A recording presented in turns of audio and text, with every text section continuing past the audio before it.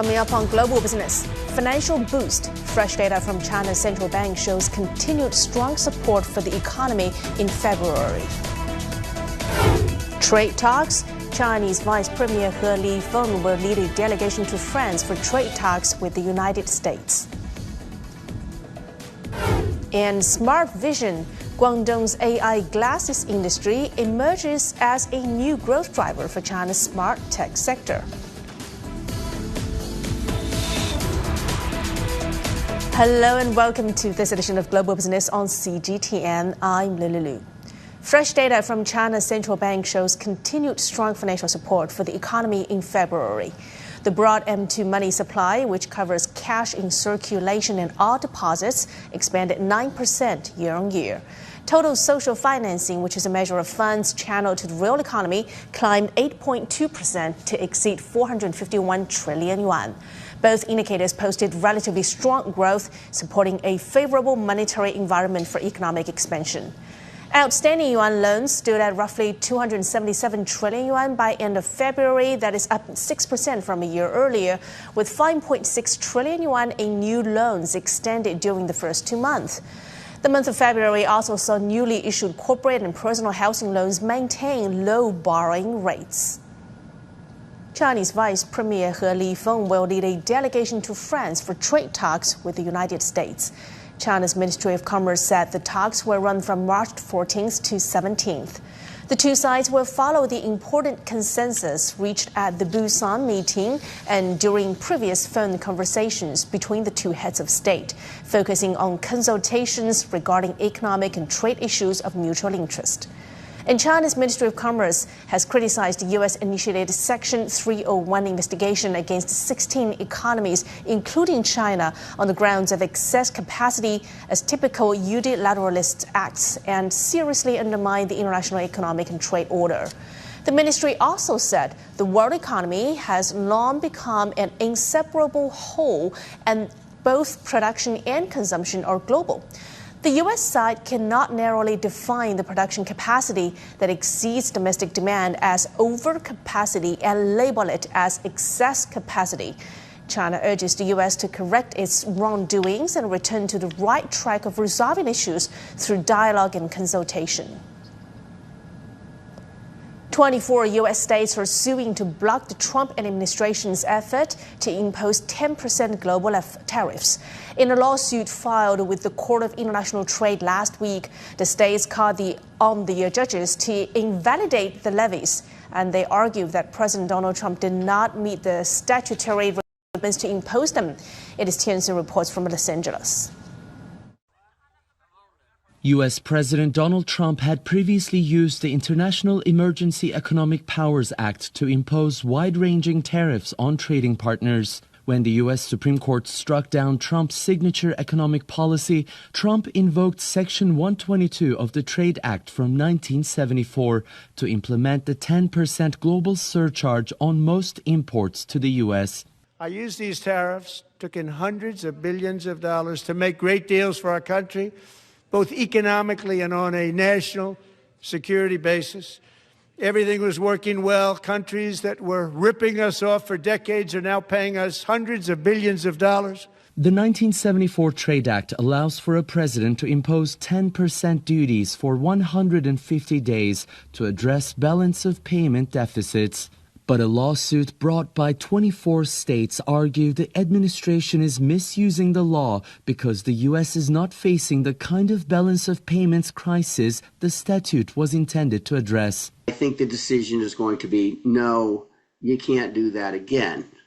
Strategically, however, I think the Trump administration is fully aware of that, and they're expecting that during the 150 days, the 120 days that the tariffs are invoked, that's how long it's going to take to get through the courts. So it's going to serve its purposes until they have some way, they figure out some mechanism by which President Trump can accomplish his purposes sitting at the trade table. President Trump says he intends to raise his across-the-board tariff rate to 15%. Despite warnings from economists and manufacturers, the levies could increase prices for American businesses and consumers. Uncertain times are not good for business. And right now we are in uncertain times as to what tariffs are, what percentage they will be, and if they will be at all. And we're looking for clarity. California and 23 other states argue Section 122 of the Trade Act of 1974 was never meant for sweeping authorization and warn the tariffs could disrupt supply chains and raise costs. The case now sets up a high-stakes legal fight over billions of dollars in trade and the limits of presidential power over tariffs. It is Tianshan, CGTN, Los Angeles. And now for more insights on China-U.S. trade, let's bring in Ms. Wang Yaojing, Associate Professor of Economics at Peking University. Ms. Wang, so the proportion of China's total exports to the U.S. has dropped by half since year 2018. How has this shift impacted both economies, and what kind of new trends are emerging in China-U.S. trade? Well, the U.S. once accounted for roughly 20% of China's exports in 2018, but that share had fallen to around 10% by 2025. Yet China's overall exports continue to grow. So the differences in numbers are partly because China's companies are expanding into other markets, especially ASEAN, the EU, and emerging economies. And this means that China is making strong efforts in diversification in trade partners to reduce dependence on a single market. And for the U.S., China's share of U.S. import dropped from about 21% in 2017 to around 13% in 2024. So we're seeing American firms shifting this sourcing towards countries such as Vietnam and Mexico. But supply chains are unlikely to completely relocate overnight. So many of these economies remain linked to Chinese upstream manufacturing. So with U.S. starting trade wars on China, the previously bilateral trade has become more triangular, reflecting a broader China plus one supply chain strategy adopted by multinational firms and towards a more diversified and network-based global trade structure. And now it seems like some American firms can get some refund from the tariffs following the court ruling that tariffs imposed under the International Emergency Economic Powers Act are unlawful. Now, the question is, which tariffs are eligible for refunds, and what kind of challenges and uncertainties do these companies face?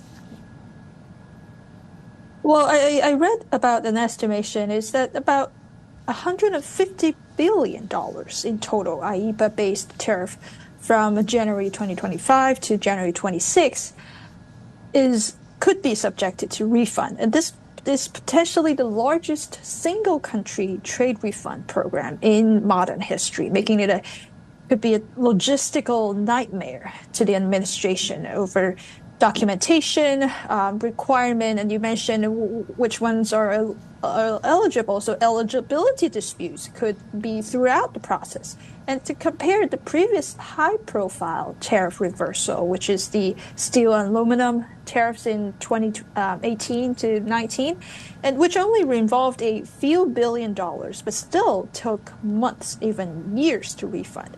So more importantly, the administration has already signed a signal to push back on this immediate payout, including invoking replacement tariffs. And this could be challenging, especially for small businesses in the U.S. and they can't file lawsuits like FedEx, and the legal cost could weigh on them just for filing the documentations. And the potential years to wait for refunds could strain on their liquidity to recover from the 2025 trade volatility. And of course, as the just mentioned, uncertainty is just bad for business to make their future investment decisions. Sounds like a long way to go before they can actually allocate the money. And we're also hearing over 20 U.S. states, Democrats and the business community in the U.S., they are constraining Donald Trump's proposed tariff replacement strategy. How influential could that be? Oh, yes. There are legal challenges which could limit executive authority. And as we are already seeing, the previous court ruling has forced the administration to rely more on traditional trade tools, such as the Section 301, which involve longer investigations and and more procedural requirements. So the U.S. manufacturers, retailers, and agriculture exporters especially could put this lobbying pressure on policymakers toward more targeted or negotiated trade measures. And political dynamics in Congress could lead to more time and political cost for the administration. So together, domestic opposition could slow or reshape new tariff initiatives, but the fundamental is not changed, which is the fact that the U.S. sees China as a major competitor, and especially as the RMB is gaining increasing roles in global trade. So yes, they will slow it, they will change how it looks like, but it will not fully stop them. Thank you so much for your insights. At all time we have for today. That's Ms. Wang Yaojing, Associate Professor of Economics, Peking University. Well, the pharmaceutical sector is emerging as a new frontier for bilateral cooperation between China and Europe. And now a leading European skin tech company has established a foothold in the Chinese market. Our reporter Wang Tianyu has more. Spain's medical dermatology leader Almiral officially launched its Shanghai office on Thursday. The move comes as China's life sciences sector sees a surge in cross-border innovation. The company's CEO says the new Shanghai office will help expand global partnerships. We think it's an excellent time to be here in Shanghai, to be in China, because there's plenty of opportunity for companies that can complement our strengths. Almiral is already partnering with Chinese biotech firm Simcere to develop breakthrough treatments for skin diseases. By tapping into local R&D, the Barcelona-based company aims to bridge the gap between European laboratory expertise and China's clinical trial efficiency. I'm very excited about the opportunity to help many patients that have dermatology conditions that still don't have a treatment available. Together with Chinese companies, Spanish companies like us, and Chinese companies, we think we can accelerate the pace of development and bring medicines that are better and bring them faster to market than until today. This collaboration isn't happening in a vacuum. China and Spain adopted an action plan in 2025 to strengthen collaboration in areas including science, technology, and innovation. This is a real breakthrough that Spain and China can collaborate and work together also in this extraordinary and new field of development. We have a lot to share with China. We have a great stronghold in pharmaceutical and technology in Spain. So I think it's a very positive move in both sides. For European firms, China is no longer merely a market. It's a vital R&D partner. Wang Tianyu, CGTN, Shanghai. And time to get a check on some other business headlines that we are following from around the world. Apple announced on Thursday it will reduce App Store commission fees in China following talks with regulators, pledging that rates for Chinese developers will not exceed those in other markets. In the meantime, oil prices dipped below $100 per barrel for both Brent and WTI after U.S. President Donald Trump issued a 30-day waiver following purchases of sanctioned Russian oil. Now the move aims to ease supply disruptions caused by U.S.-Israel attacks on Iran. And the UK economy recorded zero growth in January as the services sector stagnated. Weakness might persist in coming months due to the economic fallout from the Middle East conflict. And this is Global Business. Coming up next. Smart Vision, Guangdong's AI glasses industry, emerges as a new growth driver for China's smart technology sector.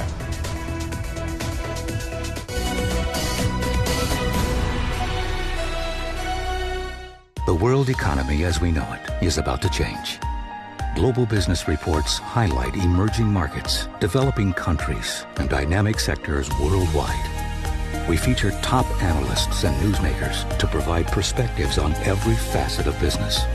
From an on-the-ground perspective, we provide you with balanced and objective assessments. Fast, sharp, and insightful. Global Business. Only on CGTN.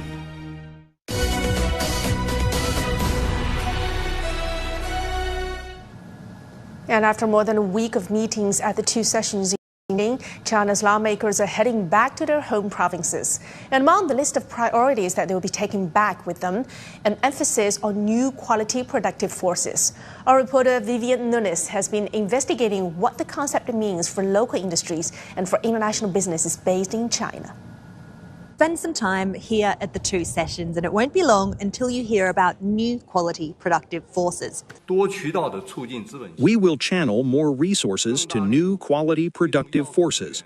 This is a key concept at the heart of China's 15th five-year plan, its economic blueprint. So let's decode what it means, both for the world's second largest economy and for the global corporations based here. First up, modernising industry. In terms of high-quality development, we can make technological breakthroughs that will enhance traditional medicine if we upgrade our resources and technology in this field.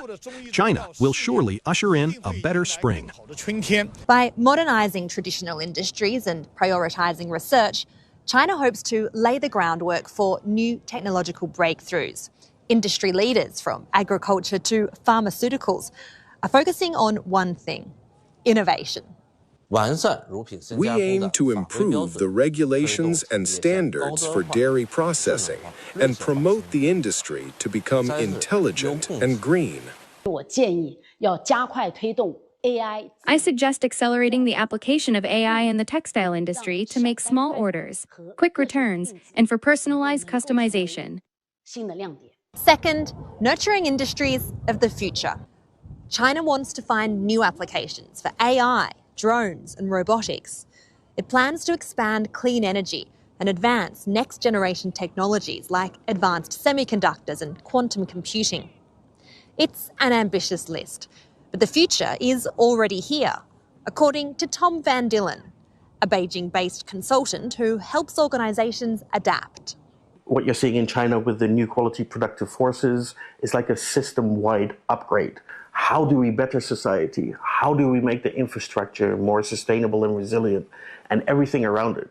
And if you do that at such a low level and at such a high level, it means that you go beyond optimization and you can really rethink industries and topics from the ground up. But it's not just Chinese firms that are taking advantage of the rapid transformation that's already underway. Last year, Airbus opened its second assembly line for the A320 in Tianjin, with plans to produce more than 70 aircraft a month by 2028.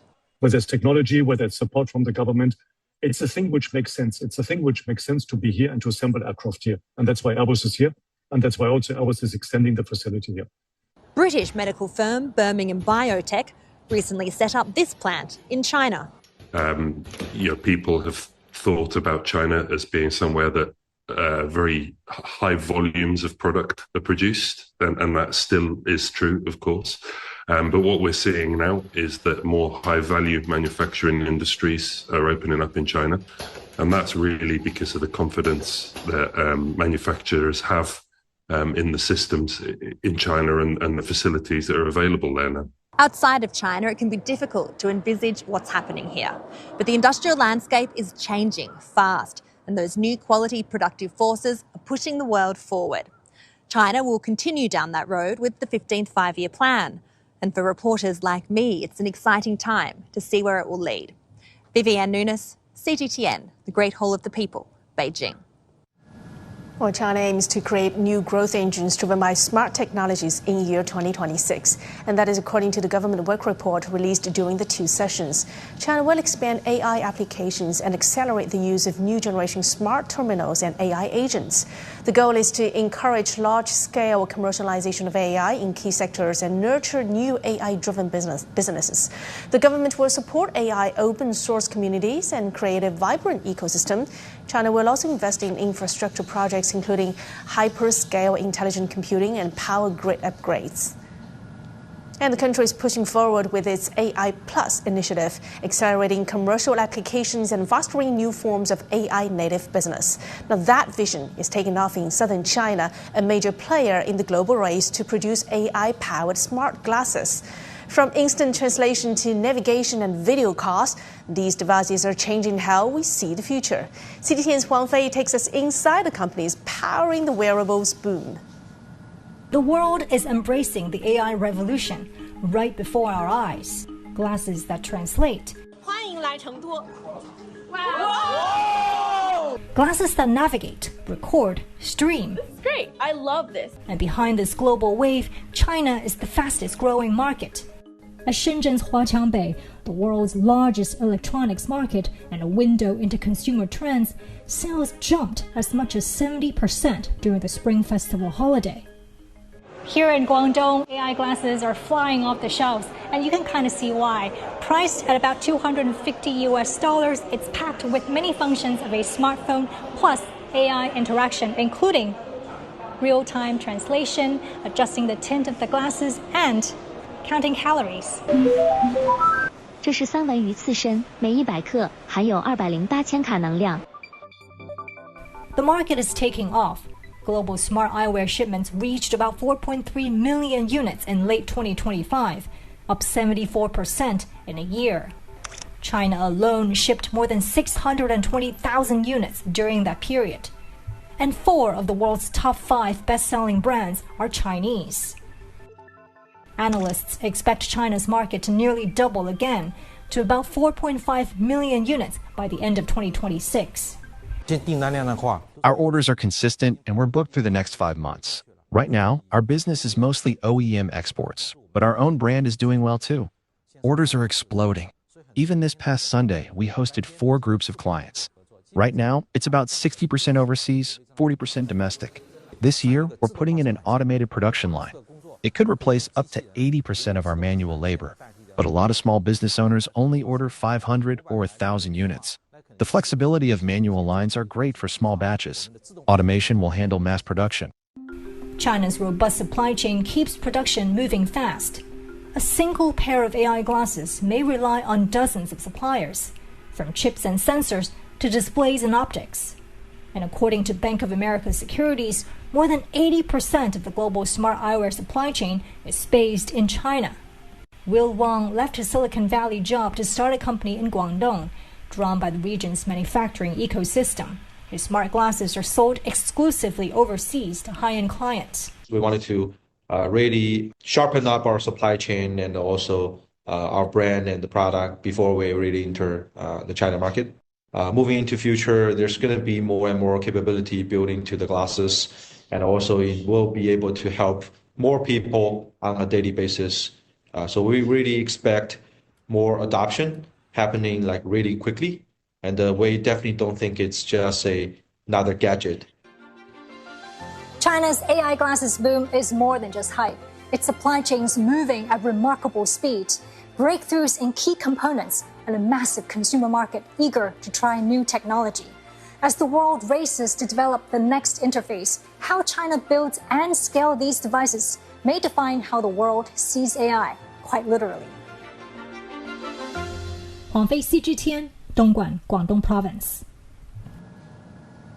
And speaking of gadgets, IFA is one of the world's oldest and most influential consumer electronics show that's held annually in Berlin. And the event has just hosted its global media press conference in Shanghai on Friday to release its 2025 summary report.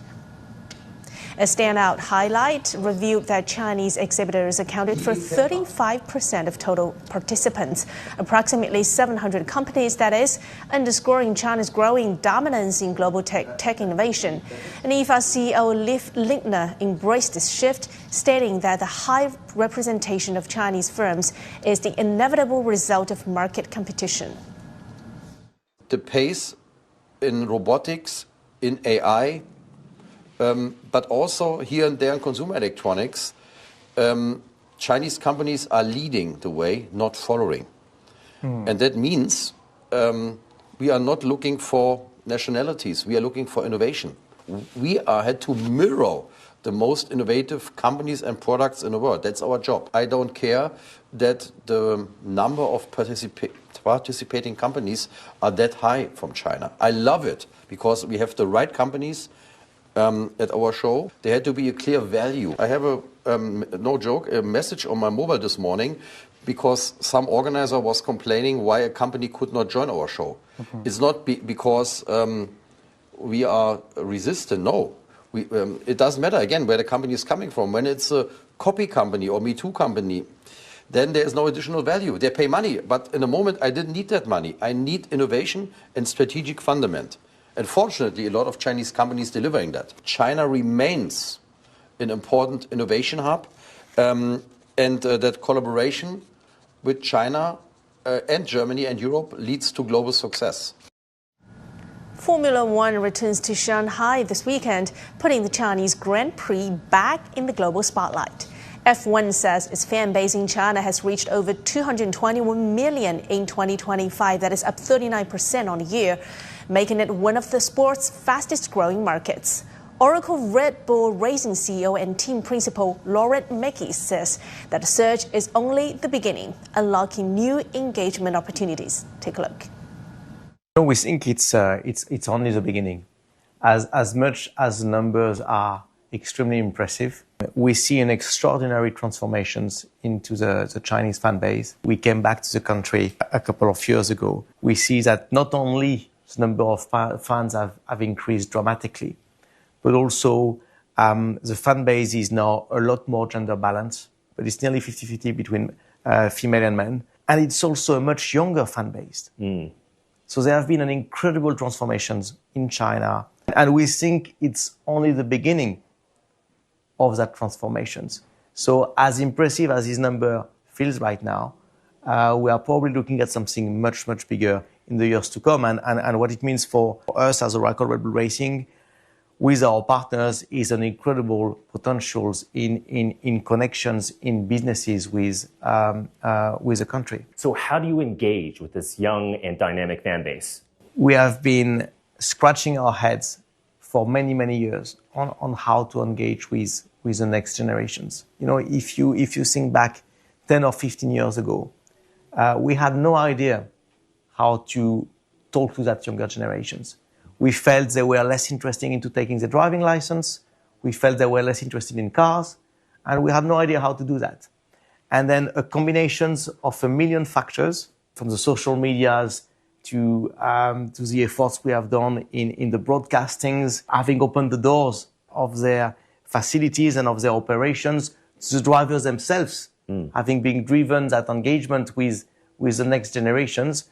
We are now in a position where we feel it's only the beginning of these connections with the younger boys and girls out there, and we are probably only scratching the surface. Laurent, let me ask you about your partnership with Tag Heuer, because this is a decades-long partnership already. Talk to us about the collaboration between Oracle Red Bull Racing and Tag Heuer beyond just branding. Anything we do in the team, we ask ourselves the questions, does it make the car faster? If it doesn't make the car faster, we simply don't do it. And it's also the way we strike our strategic partnerships. We are looking for teams, we are looking for partners, we are looking for companies that share these values of chasing performance pretty much at all costs. You take the product of that team work is the car, and you take it to a racetrack here in China, you put Max in the car, drives around. We are going to be separated by thousands of seconds with the competitions. We are helping each other on the same next technology. It's material innovations, it's design innovations, it's software innovations as well, areas where we learn from each other and we push each other. And that brings us to the end of this edition of Global Business on CGTN. You can follow us on social media platforms, including X, Facebook, and YouTube. And also search for Global Business on your favorite podcast app. I'm Lily in Beijing. Bye for now.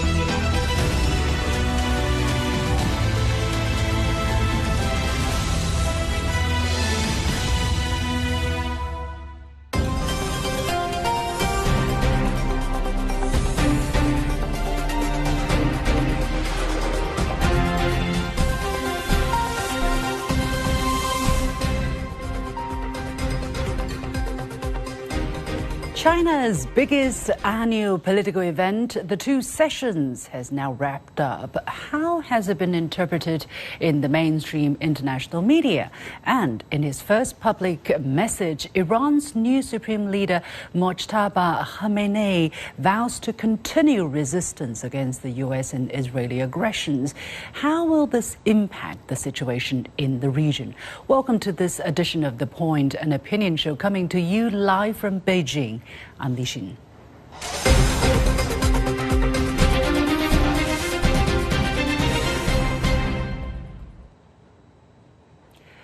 China is being seen in a different light by Western media as China's biggest political event of the year, the Two Sessions, due to a close. And there have been some big announcements regarding the country's goals and actions stretching all the way through to 2030. International media have always paid attention to the signals coming out of Beijing every year, often with skepticism, but against the backdrop of unprecedented uncertainty in the world. The interpretation and coverage this year seem to have taken a very subtle turn. What's reflected through these slightly more objective stories? What could be driving these changes? Joining us today for this topic's discussion, we have from San Diego, Chile, Jorge Heine, a former Chilean ambassador to China. Here in the studio, Lu Xiang, research fellow at the Institute of American Studies at the Chinese Academy of Social Sciences. Gentlemen, welcome to the show. First of all, a very quick look at some international headlines that I picked up during the past few days. For instance, there was, of course, a big focus on China's GDP growth target, which was announced to be between 4.5% and 5% for this year. It seems to me, however, that there are some pockets of fair and neutral headlines with subtle shifts, as I mentioned, in terms of perspectives. For instance, from Reuters, this headline reads, China says U.S. talks vital as Trump targets Beijing's key partners. From AP, this story says China hopes 2026 will be a landmark year for relationship with U.S. From PBS, China positioned itself as force for global stability and technological innovation at its annual Congress. And from CBS 19 News, China's leaders project stability despite Middle East war. Now, even the BBC, which has normally been pretty negative in terms of reporting on China, while it framed China's economy as slowing, it did acknowledge that China's focus on investing in people is worth reporting on. So let me go to Mr. Liu here. As I said, overall, still pretty negative, but how do you look at these several highlights that I picked up that seem to portray China in a somewhat neutral tone? So actually, the Two Sessions are just finished yesterday, and we see a lot of progress this year. For me, there is another one thing I would like to single out as the major progress in this year, but I'd like to mention three things. First, the leadership and the whole delegates are focusing on the high quality growth, economic growth of China. And we all know that China's economic growth constitutes about 1/3 of the world economy. So China's growth is the stabilizer for the whole world economy. The second thing is that as I watched, all delegates and leadership members are focusing on pursuing more technological and scientific advancement and breakthroughs in China. And that's also part of the high quality development. We are not focusing on numbers, we are focusing on quality, and science and technology are the basic factors for this. So you think the international media has pretty much picked up these signals objectively, Mr. Liu? Is that what you're saying? Hence the more neutral light they're putting on the story. Yes. Actually, a year ago, people would like to speak more about confrontation between China and the U.S. For the tariff things. That time, the U.S. leadership was blocking the so-called reciprocal tariff, and people, not quite many people, are nervous that tariff could hurt Chinese economic growth and the world economy. And no, and actually, after negotiation, after some ups and downs, the two countries got into consensus that confrontation is it's going to hurt both countries. And now, people are seeing more positive signals in these two sessions. Okay, Ambassador Hina, what is the situation in your part of the world? What have you picked up in terms of mainstream media coverage about the two sessions here? And are there subtle changes that you have noticed? Well, here in Chile, we have had the inauguration of a new president. So much of the media attention has been focused on that rather than on international development. But I follow international media quite closely. And what I've picked up is the following. The headline always tends to be China projects its slowest growth, GDP growth in 30 years, when China announced that it would be 4.5 to 5%. And that obviously, conveys a certain image. I mean, in some ways, it is quite logical that after you have been growing at the very high rate that China has been growing, at some point, that growth will slow down a little bit. There's nothing surprising about that. That's the first point I would like to make. Right. The second point is that once you go down from that headline, I would suggest that the coverage has been quite objective and quite detailed. And they've picked up things like, for example, what I find interesting is that this notion that China has stuck to its guns in a very uncertain environment that you mentioned.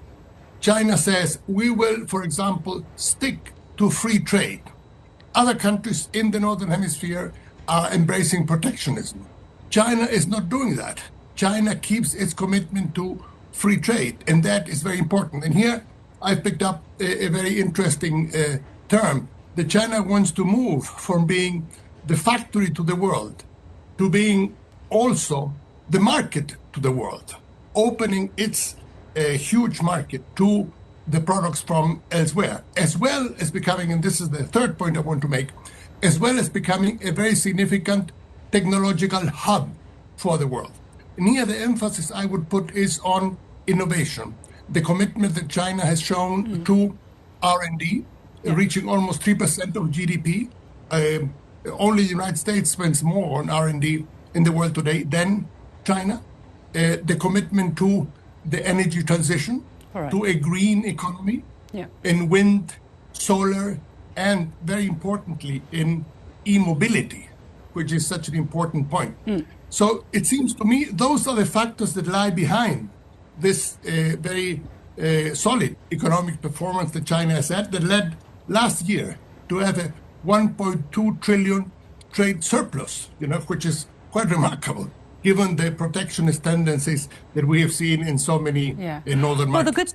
The good news really is, and very surprisingly good, is for the beginning of this year, the 2 months so far, China's import and export have both grown exponentially, almost 20%, both ways. Import and export. So that says really a lot. But Mr. Liu, still, I'm trying to understand what goes through the minds of those who are writing these stories, who are writing these minds in Western capital capitals, for instance, do you think they're looking at China and looking at what's happening in other parts of the world, whether it is Middle East, whether it's Washington, whether it's Europe, and they're saying, wow, this boring stability, this boring continuity is actually quite desirable? Is there potentially an element of that?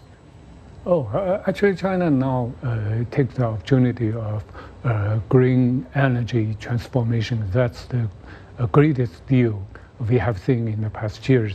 China's export now are composed mostly of technological products, not the traditional socks and shoes. So this time we see the high quality of China's economy in two fronts. First is our export. We export cars, we export chips, and buying considerably. Yeah, we also buy, and when we export a lot, we are the largest importer now. So China now is, on the one hand, we are the largest exporter, and on the other hand, we are the largest importer. And we are positively, actively promote import. We are the only country in this world who has many measures to encourage imports. Mm-hmm. So that's part of China's, that's part why people say our economy is very healthy, despite we are facing many challenges. But Jorge, I want to ask you this before we move on to the second topic. Just last year or a little while further back, people were talking about decoupling with China, China being a systematic rival, being, the challenger, the competitor. They're still talking about that. And yet, from the several headlines that I picked up, stability, it seems that there's a need for a country that is China here. Out of the windows, such words such as competitor, challenge, threat, rivalry, and the talk of military budget, increase is very much quiet this time. Sure. Yes. So my take is this. It seems to me that actions speak more than words. And the parade of Western leaders that have visited Beijing in the past few weeks. We had the Prime Minister of Canada, we had the Prime Minister of the United Kingdom, we had most recently the Chancellor of Germany. That speaks for itself. These countries realize that China is a very important economy, it's a very important market, it's a country they need to do business with. And you're quite right, all this talk about decoupling, first, it was downgraded to de-risking, which is somewhat different. And today, I would say, a number of countries are saying, well, we are really into partnering.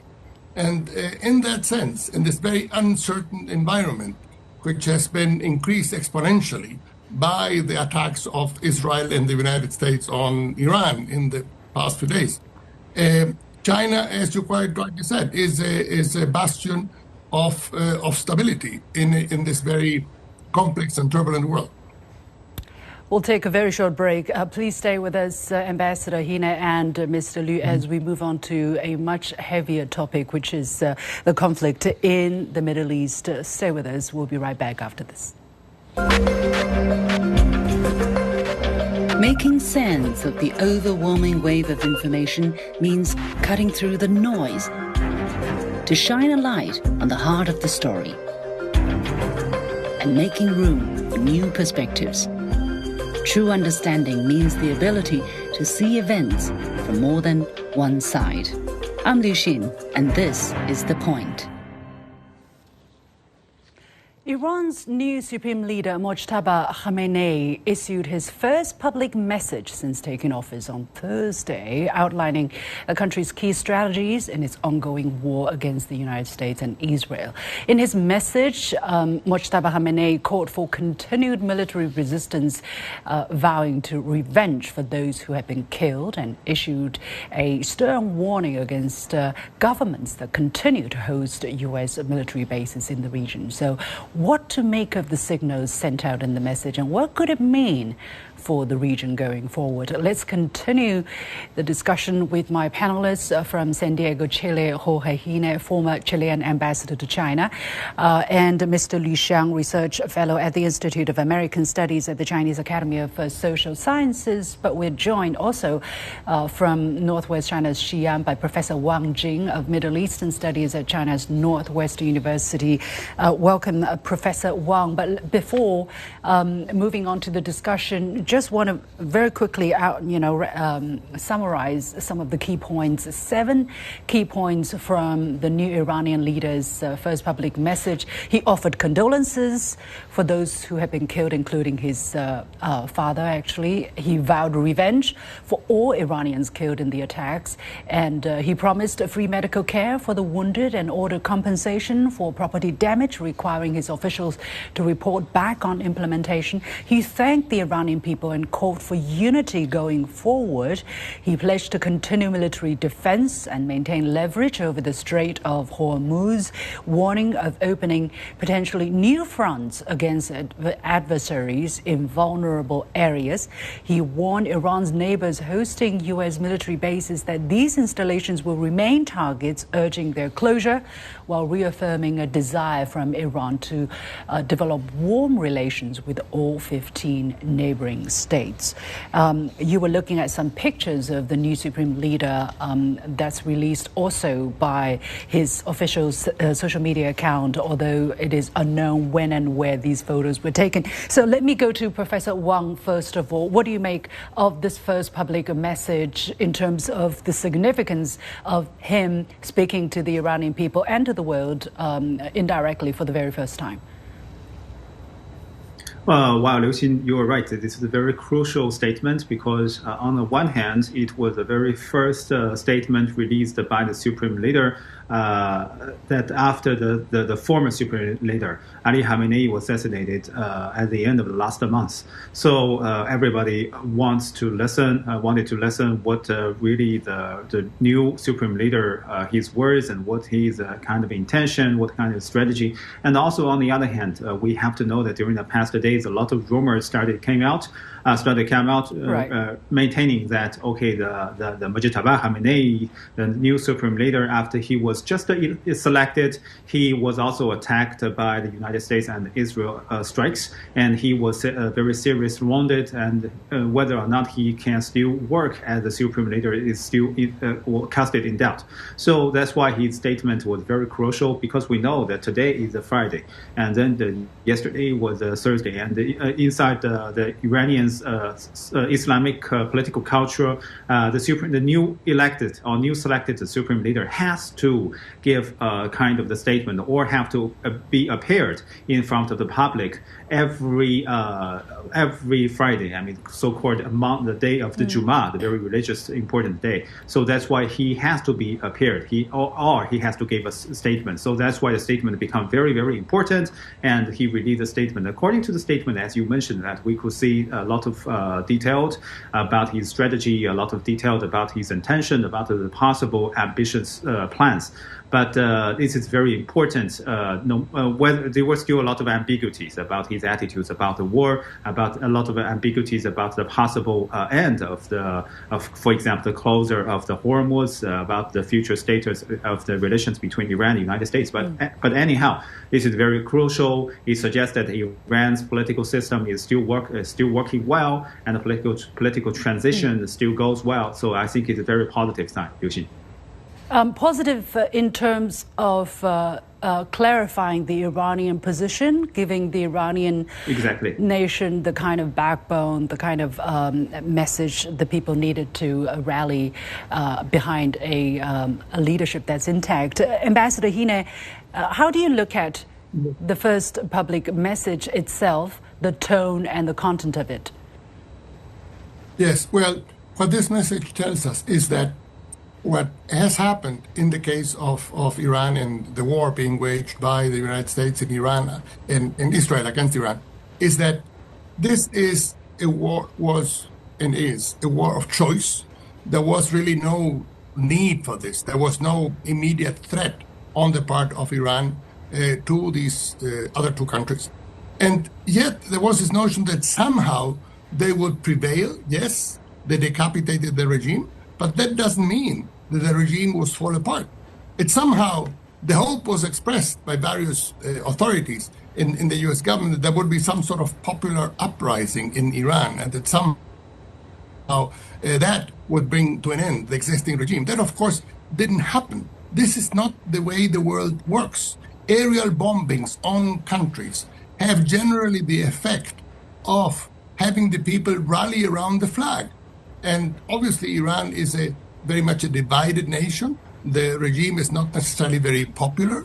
But what has happened is that a lot of Iranians are saying, well, we are not going to stand for this.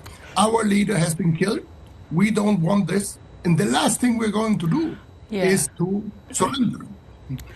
Well, the regime in Washington equally is probably not very happy, and in Israel, they're probably not going to be very happy about this news either. Mr. Liu, how do you look at their possible reaction? Because they have been claiming that this is a government that was not, supported by its people. Therefore, it's very vulnerable. The moment you strike it, it's going to collapse. Obviously, that did not happen.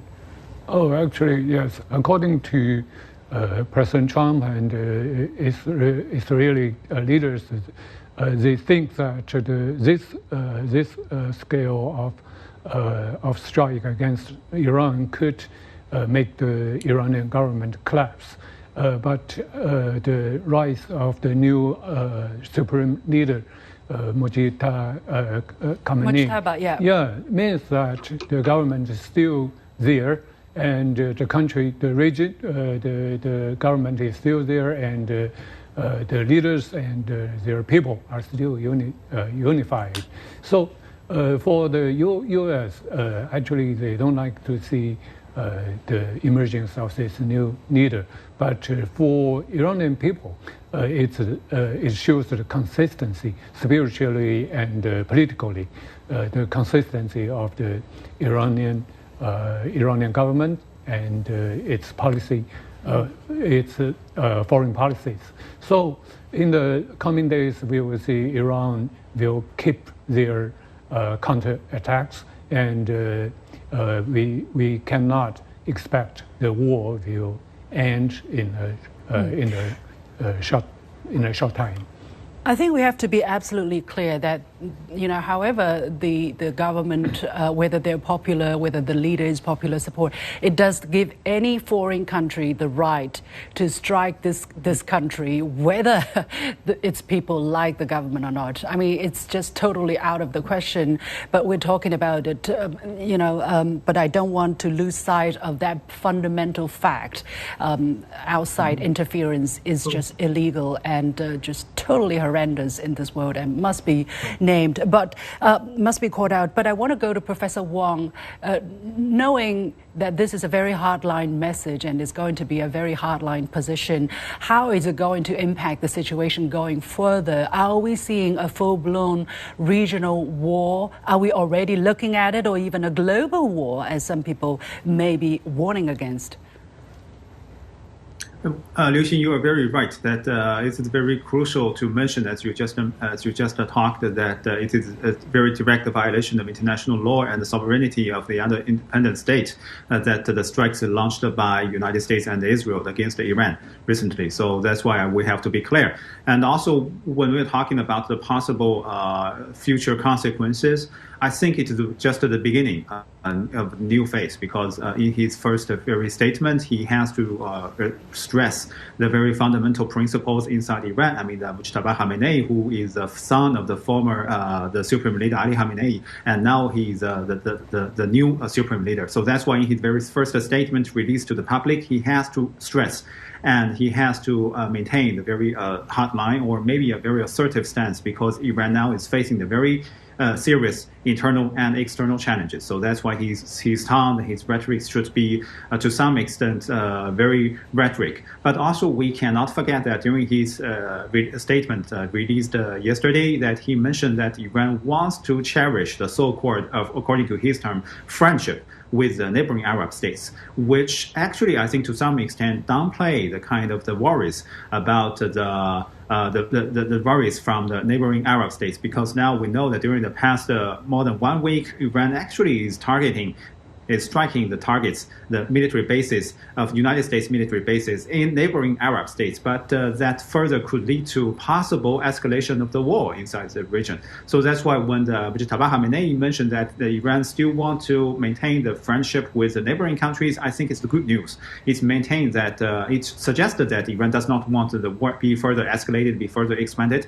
I think it will be lessened by the neighboring countries. But then, as you said, we cannot ignore the possible factors or the possible crisis for the further escalation, because now the Hormuz is still under closure.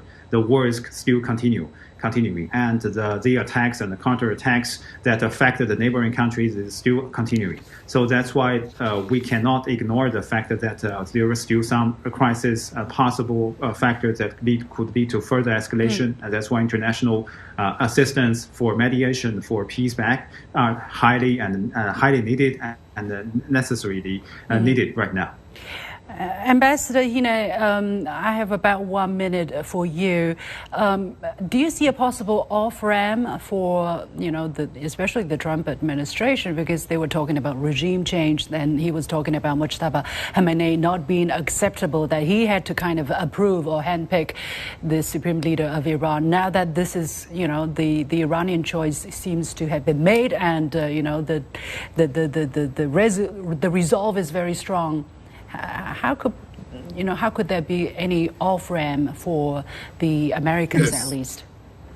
Yeah, the off-ramp is not going to be easy. I think it's going to be quite difficult. But I think the key point here is what is happening with the oil market over $100 a barrel. The Strait of Hormuz has essentially been closed. The world economy is in serious turmoil. And this is something that obviously will impact the United States, will impact U.S. public opinion. And it seems to me that is something that might lead Mr. Trump to make some sort of decision of ending this war, because markets is something he understands very well and U.S. consumers understand very well. And the price of gas at the pump in the United States in the summer is absolutely crucial for what will happen in the November midterm elections. Mr. Liu, very quickly, what kind of solution? Well, China has called for both sides, right, all sides, to stop the war and come to negotiation. But Iran at least have said it does not trust negotiations anymore. Any possibility, any possible way out, according to China's suggestion? A good question. Actually, for both U.S. and Israel on the one side and Iran on the other side, these two sides could, for them, it's very difficult for them, these two sides to negotiate and got a settlement. So a major country's mediation may be useful and helpful in for letting the two sides to cool down. So it's time for maybe it's too early to say that, but a little while later we could see some major countries mediation could be helpful. Time ran out. We have to close on this special edition of The Point. Many thanks to my guest, Jorge Hina, former Chilean ambassador to China, joining us all the way from San Diego, Chile. Mr. Li Xiang from the Chinese Academy of Social Sciences here in the studio, and Professor Wang Jing of Middle Eastern Studies at China's Northwest University. Thank you all very much. And that's it for this edition of The Point with me, Liu Xin. Thank you for watching. From all of us here on the team, bye for now.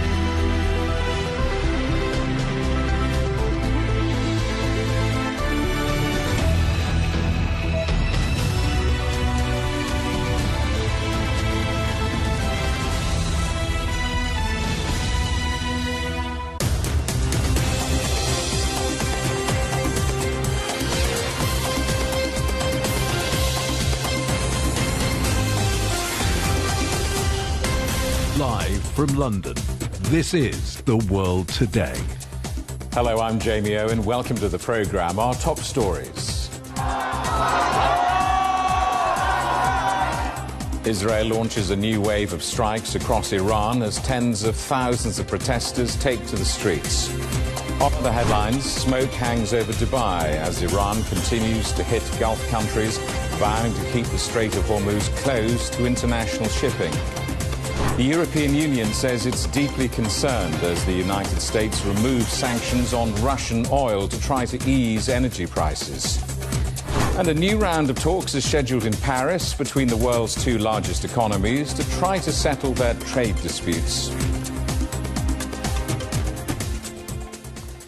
Israel says it's launched a new wave of attacks across Tehran. One person has been killed in an explosion at a rally in the Iranian capital. It was being held to mark International Quds Day, an annual event expressing support for Palestinians and condemnation of Israeli actions. Iranian drones and missile attacks have continued across northern Israel. Around 60 people were injured when a missile hit the town of Zarzir. Hezbollah has also launched attacks, carrying out rocket strikes on military positions in northern Israel and southern Lebanon. Israel has carried out new attacks on Lebanon. The residential area of Beirut was hit in the early hours of Friday, and a bridge over the Litani River has been destroyed in the strike. Israel claims it was being used by Hezbollah. Lebanese authorities say at least 25 people have been killed in the last day. Well, let's talk to our correspondent, Sefer Sarimi, who's in Tehran. Sefer, what's the latest on the ground there?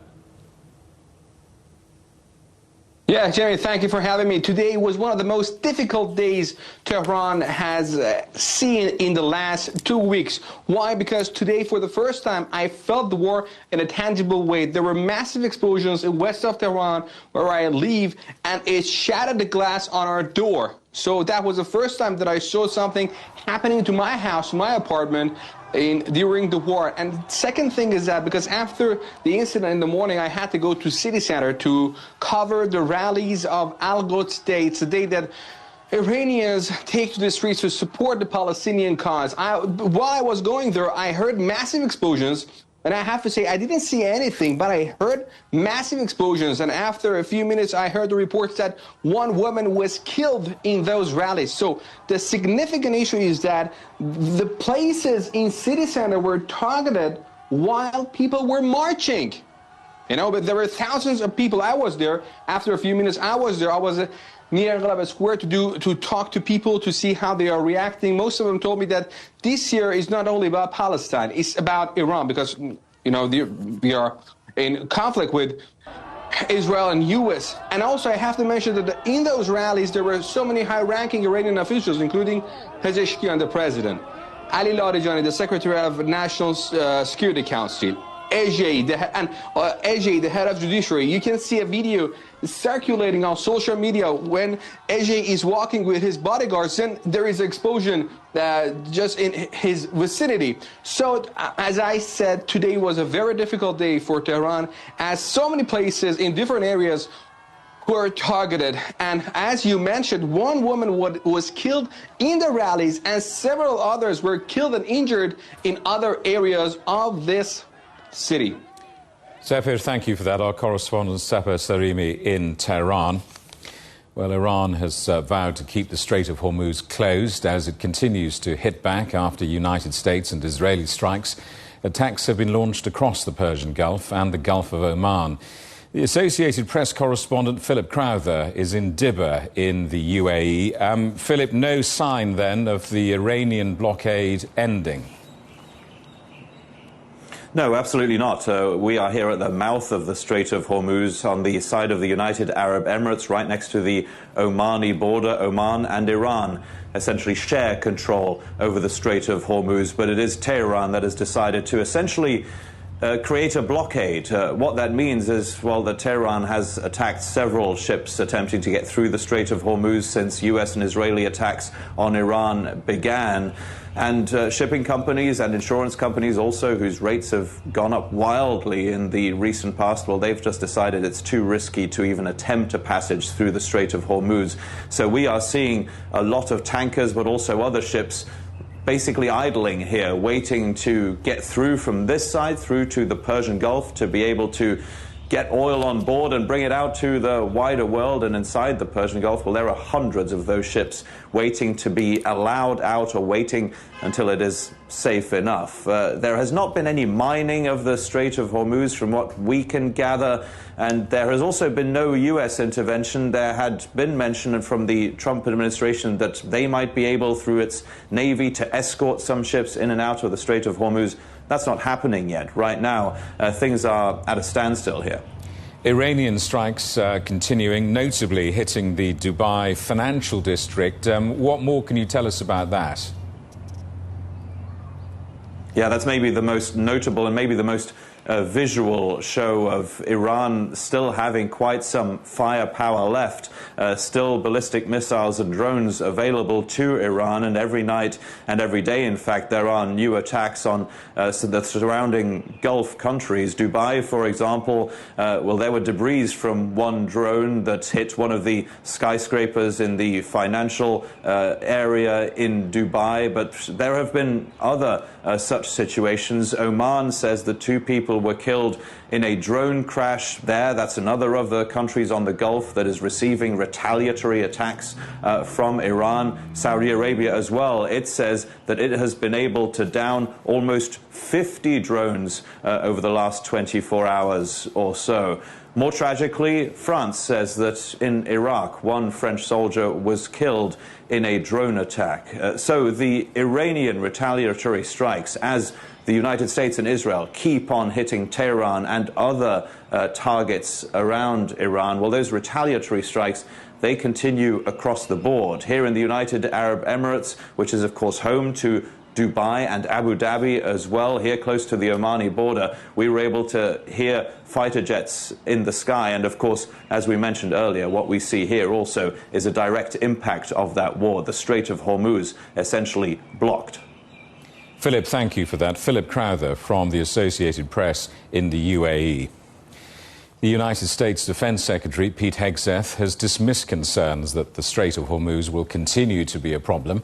He says the Pentagon is dealing with it and isn't worried about the closure. Our correspondent Tony Waterman is in Washington. Tony, what more has the Pentagon said? Well, Pete Hegseth, as you mentioned, was very dismissive, even as governments around the world are really scrambling in the last couple of days to try and contain the fallout from the Strait of Hormuz being effectively closed. They've been implementing these pricing caps on petroleum products, tapping into oil reserves, and even enacting restrictions in some places. But Hegseth said the U.S. is not going to allow the strait to remain contested, but basically told the world, don't worry about it. General Dan Kane, who is the chairman of the Joint Chiefs of Staff, was a bit more measured. He called it a tactically complex environment. And he also acknowledged that Iran still has the capability of harming commercial shipping, despite all the bombs and missiles that are being launched at it. Hegseth also said that today, so Friday, is going to be the most intense day of strikes yet, which is really echoing a social media post that the president put up in the wee hours of Friday morning. Hegseth also gave some new information on Iran's new supreme leader. We know the new so-called not-so-supreme leader is wounded and likely disfigured. He put out a statement yesterday, a weak one, actually, but there was no voice and there was no video. It was a written statement. He called for unity. Apparently killing tens of thousands of protesters is his kind of unity. Iran has plenty of cameras and plenty of voice recorders. Why a written statement? Hegseth also confirmed that 4 more U.S. service members have been killed, this time in a refueling plane crash in western Iraq. The military says that the crash was not caused by hostile or friendly fire. They are investigating to figure out what exactly brought it down, but this now brings the total number of U.S. service members killed to at least 11. The United States is also easing sanctions on Russian oil to help with the energy crisis. How significant is that?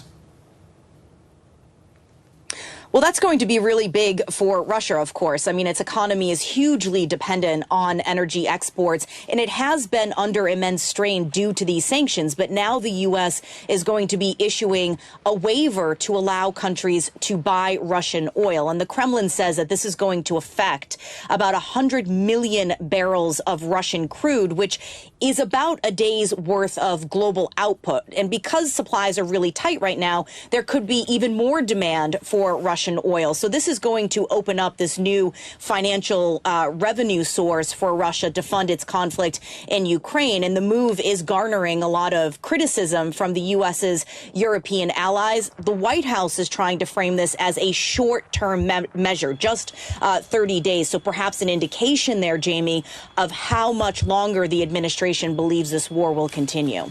Tony, thank you for that. Our correspondent, Tony Waterman in Washington. Well, let's talk more about that U.S. decision to lift sanctions on Russian oil. Christoph Ruhl is senior research scholar at Columbia University Center on Global Energy Policy and also a former chief economist for BP. Christoph, welcome. The United States temporarily lifting sanctions on Russian oil at sea. What's the importance of that distinction, at sea? It matters in at least two respects. First, as your correspondent has already mentioned, it will help to fill Russia's war chest. You have to look at the situation on oil markets before the war started.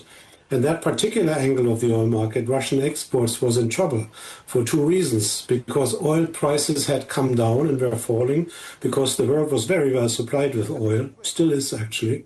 So prices fell. That cut into Russia's revenues. And secondly, the sanctions were starting to bite more seriously. The oil Russia could sell over the last 2 years or so went all to China and to India and a little bit to Turkey.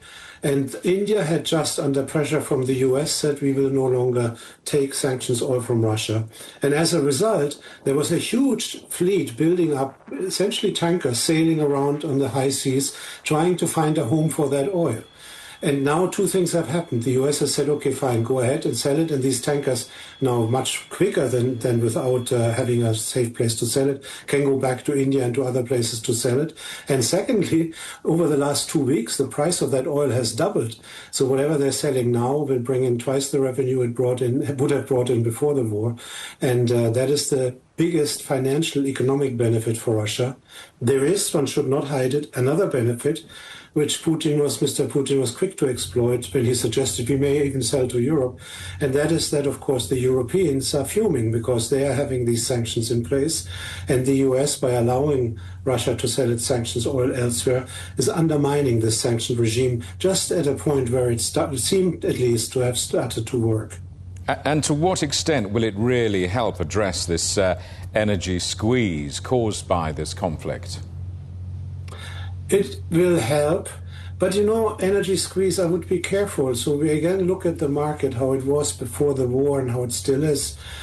All oil analysts will agree, an excess supply, too much oil, more than the oil supplied than demanded in the last, say, 6 to 12 months. There was a huge amount, as we have learned now, strategic storage in the European Union, in the US, in Asian countries, importing countries. There was a massive, massive buildup of strategic petroleum reserves in China, which has for many years now always bought oil on the market, has taken this excess supply on board, has gotten Russian deliveries when the oil price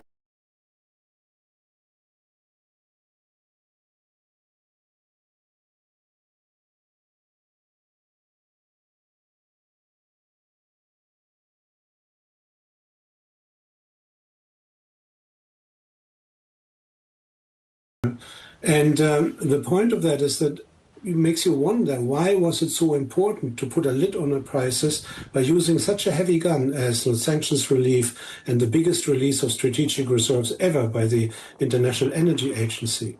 And to my mind, the answer is that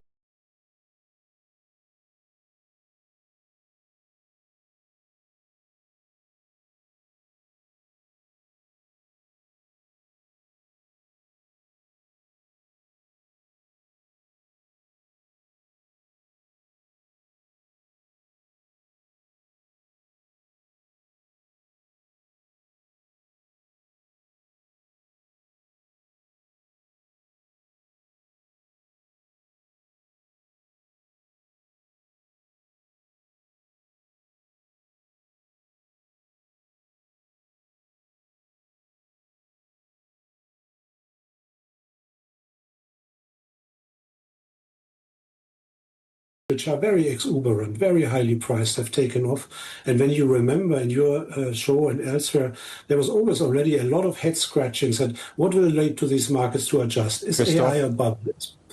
Christoph, the clock is against us, I'm afraid. I have to jump in and interrupt you. I could listen to you all day, but we have to stop it there, I'm afraid, and it's great to have you back on the programme. Christoph Ruhl, the Senior Research Scholar at Columbia University.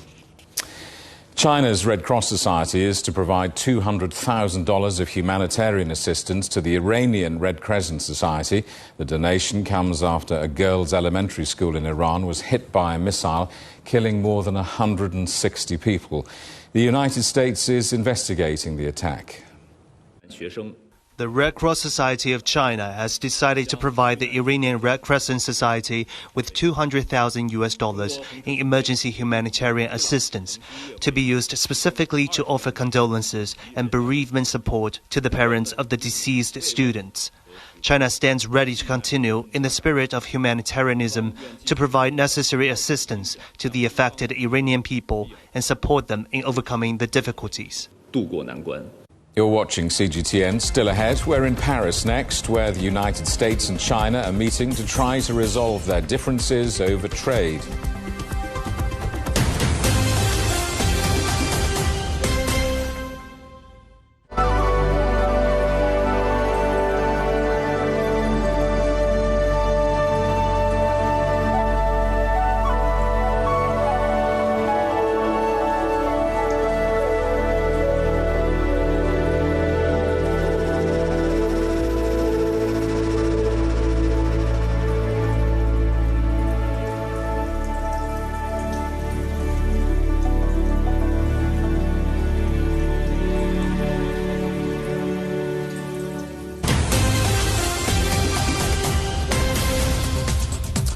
Hello, welcome back. A reminder of our top stories. Israel launches a new wave of strikes across Iran as tens of thousands of protesters take to the streets. Our other headlines, smoke hangs over Dubai as Iran continues to hit Gulf countries, vowing to keep the Strait of Hormuz closed to international shipping.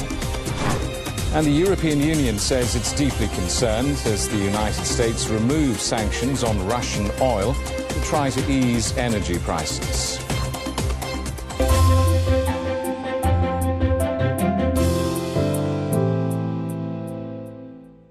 The world's two largest economies are set for a new round of trade talks in Paris over the next 4 days. China's Vice Premier, He Lifeng, will again lead the Chinese delegation. Our correspondent Li Jianhua is in the French capital. Jianhua, what do we know about these talks? Well, Jamie, as you said, another round of trade talks, and this time in Paris. So I think what you can expect will be 2 days of intensive talks between the Chinese and American delegations. It's been nearly half a year since they last talked in Malaysia, which led to a temporary trade war truce between the world's two largest economies. As for what they will talk about this time, there is no official lines at this point, but we can get some clue from Scott Besson's post on X on Thursday. He said that our team will continue to deliver results that will put America's farmers, workers and businesses first. So definitely the interests of the American farmers will be on top of the agenda, and that could involve the talks of soybean exports to China from the United States, because the imports of American soybeans is usually considered a barometer of bilateral trade ties, and China is the world's largest importer of soybeans. It imports around 100 million metric tons of soybeans every year, and the top two suppliers are Brazil and the United States. But ever since the trade ties between China and the United States soured, the imports from the United States dropped to about 15% only, and now Brazil, it accounts for about 74%. And in the first round of trade war between China and the United States back in 2018, China reduced its imports of soybeans from the United States in retaliation for the tariffs on Chinese products. So definitely that will be on top of the agenda. Also, for President Trump, the time is really sensitive. This is spring, and this is the planting season for those farmers. And also, he needs to make sure he gets support from those farmers before the midterm election. And also, the discussions on what the U.S. calls the overcapacity from China will also be one of the topics. Jianhua, back to you later in the day. For the moment, thank you. Our correspondent Li Jianhua in Paris. 2 deadly attacks in the United States have raised fears over more violence tied to the conflict in the Middle East. In Virginia, a convicted Islamic State supporter opened fire inside a university. 1 person died before the students stopped the gunman and killed him. In Michigan, a Lebanon-born U.S. citizen drove a truck into a synagogue and its preschool before being shot dead. A security guard was injured, but no staff or children were hurt. Afghanistan says 6 people, including children, have been killed in Pakistani strikes. More than a dozen were injured. The Taliban claims residential areas in Kabul were hit, as well as a fuel depot near Kandahar airport. Pakistan insists it was targeting militant hideouts. Ukraine's President Volodymyr Zelensky is in Paris for talks with his French counterpart Emmanuel Macron. This comes as they look to increase pressure on Russia, specifically targeting its shadow fleet of tankers. Earlier this week, the Kremlin said the meeting would obstruct the peace process. A 3-year-old political party led by a former rap artist has secured a landslide victory in Nepal's general election. It puts Balendra Shah on track to become the next prime minister, with a mandate to stabilise the country after deadly protests overthrew the government last year. His party secured 182 of 275 parliamentary seats. The first passenger train from the DPRK arrived in Beijing on Friday after a 6-year gap. The 24-hour train service is now running on 4 days every week after the operation resumed on Thursday. Well, let's go back now to our top story. We've been speaking to Iran's foreign ministry spokesman, who claims the country's robust political system meant a smooth transfer of power after the death of its supreme leader in US-Israeli attacks. The fact that the Assembly of Experts was quick enough to pick the next supreme leader, I think, was very telling. It means that the political system, despite all the odds, despite all the critical situation that we are facing, is very stable, efficient, and able to conduct the governance of Iran. Mr. Baghoui, many countries are asking for restraint to prevent the conflict from spreading across the Middle East. What role does Iran have to play to maintain regional stability under the current circumstances? I think asking for self-restraint from Iran as a country that is under attack is truly unfair, to put it very mildly.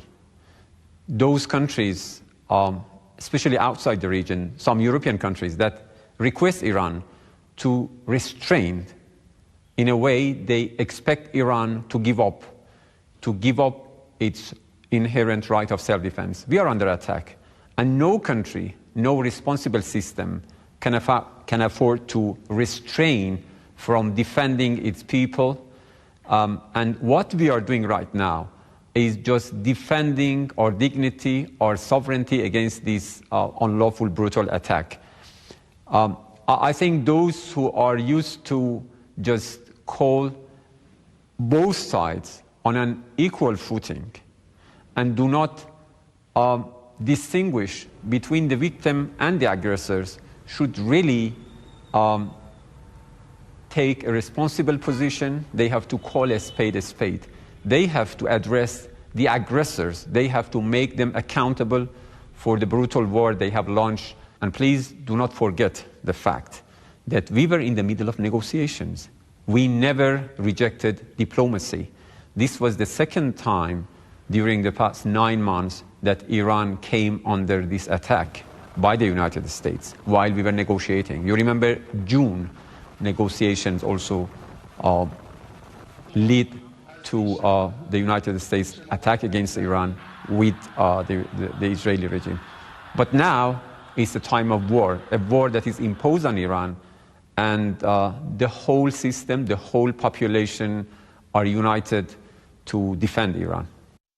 Chinese athletes continue to dominate the medals table at the Winter Paralympics in Italy, with 30 so far, including 12 gold. Most of them are in para-biathlon. Team US is second and the host Italy in third position. The alpine skiing and ice hockey competitions continue, so more medals are on the way. And China's Paralympic skier Guo Yujia finished 8th in the women's para-biathlon sprint pursuit. Guo won gold at the Beijing Paralympic Winter Games in 2022. She's been speaking to us about the challenges of competing in Milan this year and how sport has changed her life. Indeed, the course in Milan is quite challenging. You could say that every uphill and every downhill section, really the nature of the course itself, is a significant challenge for us. So everyone has been training very actively on snow, preparing specifically for Milan. We focus on every slope, every corner and every gradient, doing targeted training for each part of the course. When I first started this sport, I was only 11 years old. I began in 2015, and at that time I was still very young. I'm from Hebei, and for the first training camp I had to travel all the way to Heilongjiang to Harbin. It was very far from home. My parents sent me there, and after that they left me. They told me that I had to be strong. They said that in the team I would have to learn to protect myself and to grow up little by little. During the first few years of training, I was still young, and I often wondered why it was so exhausting. Every time I pushed myself to my physical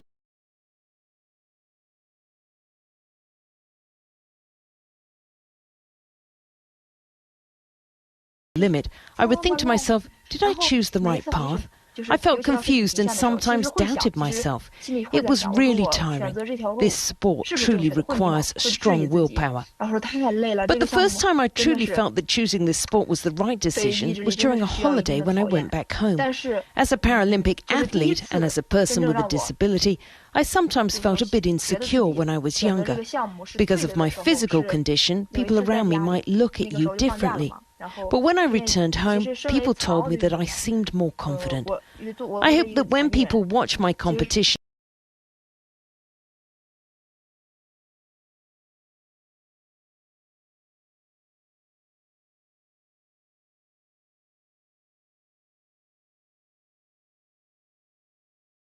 countries vowing to keep the Strait of Hormuz closed to shipping.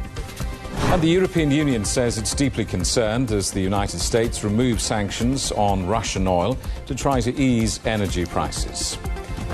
And that is the world today. Thank you for watching. For now, from all of the team in London, it's goodbye.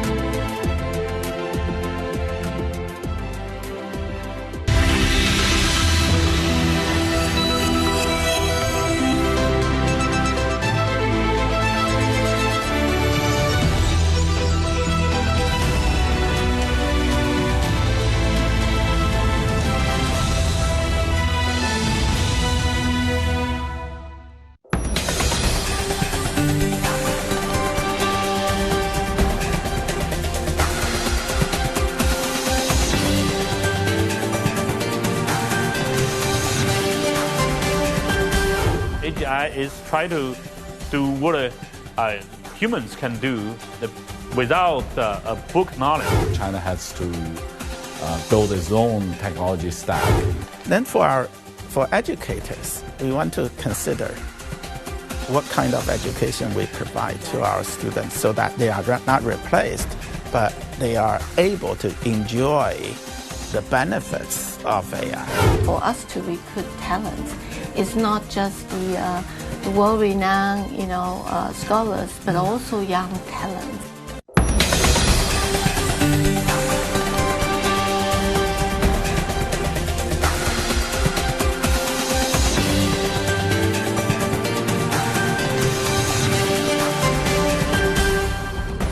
Welcome to World Insight with me, Tian Wei. Here is our special program, The Vision, covering China's annual political season in Beijing. As the country's political season this year draws to a close, here's a closer look at China's 15th five-year plan, how the two sessions spell out the nation's commitment to innovation and advanced technology. China's national legislature and top political advisory body have doubled down on boosting domestic demand and building a robust market, while keen on homegrown advanced technology and innovation. So how can the Chinese economy fully benefit from all of these measures? On China's artificial intelligence-driven AI Plus strategy, I asked the Songchun Zhu, director of the Beijing Institute for General Artificial Intelligence. On drawing top global talents, we will hear from Nancy Yip, the president of Hong Kong University of Science and Technology. On business innovations, particularly in food and beverage industry, we have Zhang Yichen, the chairman and CEO of City Capital Holding. And on sound economic strategies, we will go one-on-one with Professor Bai Chong'en, the dean of the School of Economics and Management from Tsinghua University. Robots can dance. They can even practice kung fu. But how can they have a heart? In technical terms, that question points to something far deeper, building cognitive architectures and value systems that allow machines not just to act, but to understand and decide. When I want insights into that frontier, I turn to Professor Zhu Songchuan. He's a leading figure in China's national push toward artificial general intelligence, or AGI. Recently, I visited him and his team at the Beijing Institute for General Artificial Intelligence. And it was a fascinating experience. Seeing it firsthand, I watched embodied AI evolve beyond mere tools into increasingly capable agents, shaped by extensive training and real-world interaction. Basically, what we are showing here is the upper body of a humanoid robotic system with dual arms, and with a focus on precise object manipulations. And the application here is it's an industry kind of scenario where a robot trying to pick up some object from a mobile belt to the bin, and pretty much emulate, some kind of logistic and other manufacturing applications. What do I need to learn? I mean, pretty much just nothing you need to learn. Okay. You just perhaps you just do the drill together. Grab. We can learn it. Yeah, right now. You basically just hold it. Hold it. Just pick it one.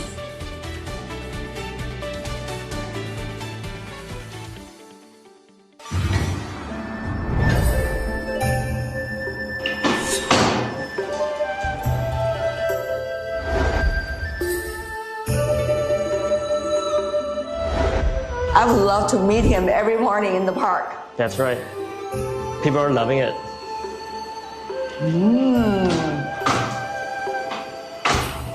Oh, so the head also moves together with the motion. Wow.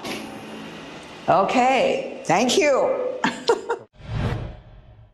There has been so much debate about what exactly is AGI.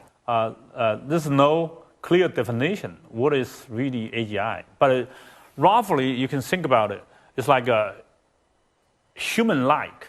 Right now, AGI becomes like a term for a buzzword or soundbite for fundraising for some big companies.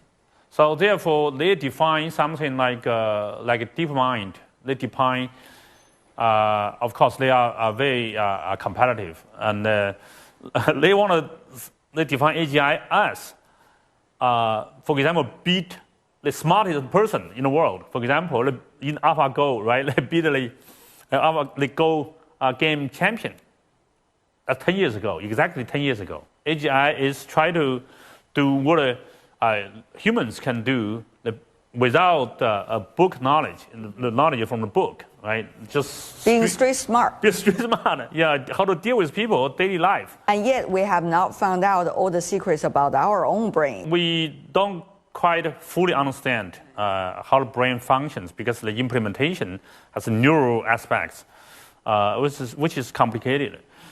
But we understand AGI from a mathematical term, which is where I started with.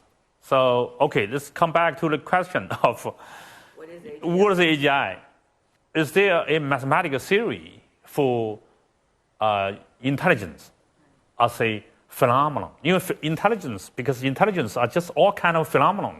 You can do this, you can do that, and you know, there are different type of intelligence. Pretty much like a physicist, they have different atomic physics, astrophysics, and so on, different scales. So we wonder whether there exists such a unified mathematical framework that can explain all phenomena. Of course, not only explain, but you have to build it. That's an engineering issue. That's what my job is about.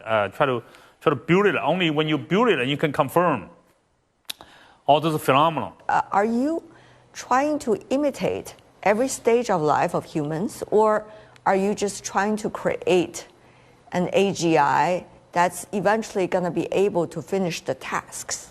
So I think my goal is the later, right? Try to create AGI to finish the tasks. Right. But very interestingly, you found out certain things I never thought about before. For example, I had two girls, right? I raised up. They grown up, Real girls. quite easily. Very capable ladies. Right. They grow up without too much of my, they show up certain capabilities or show certain personality over different age. So that's common to humans. We didn't think too much. Why?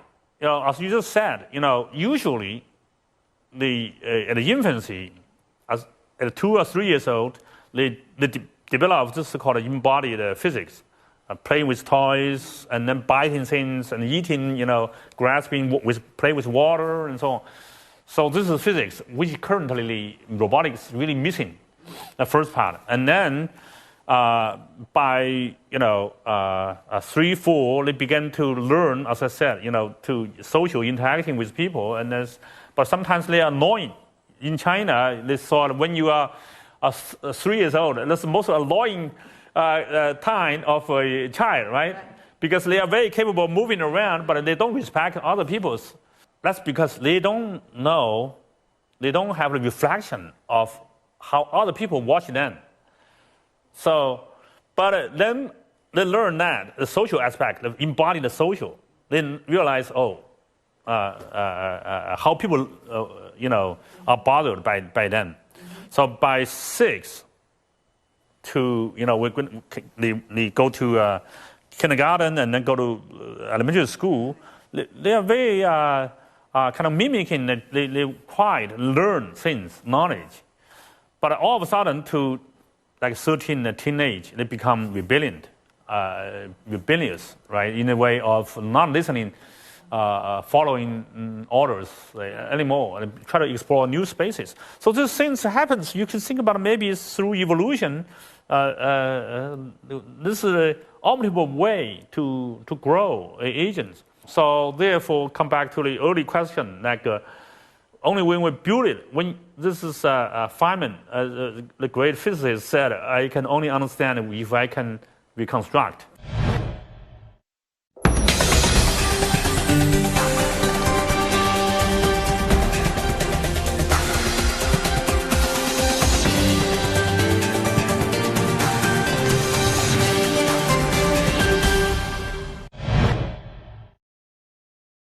There are so many players that in the U.S., they're only the big ones. In China, given the U.S. is trying to cut China off from the semiconductor, AI chips and so on and so forth.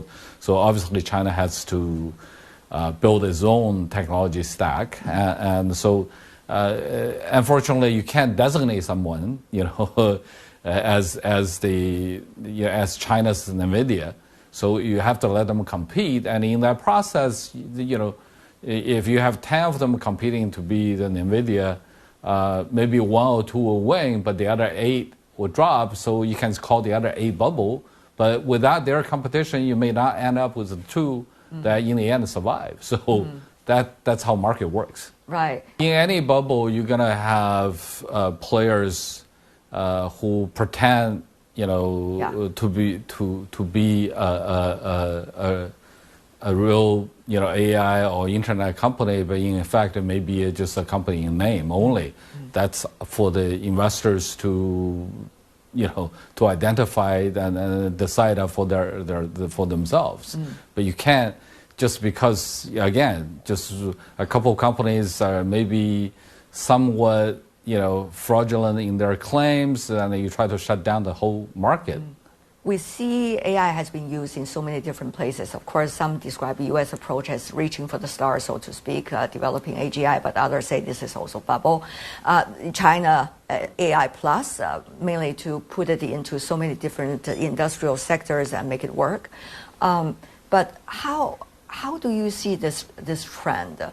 And meanwhile, how do you see particularly AI recently in the latest geopolitical conflicts that has been used in military operations intensively? What does that mean for future investment opportunities worldwide? Well, first, I think the rumors of how AI was deployed in the U.S. military operations, I have no knowledge of that. Even whatever is being reported, there are others who say that's gross exaggeration. So I'm not really going to comment on that.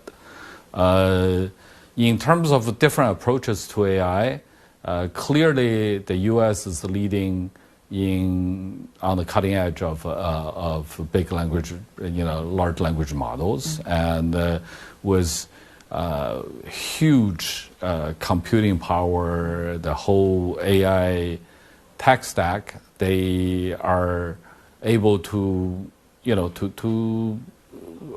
build amazing models.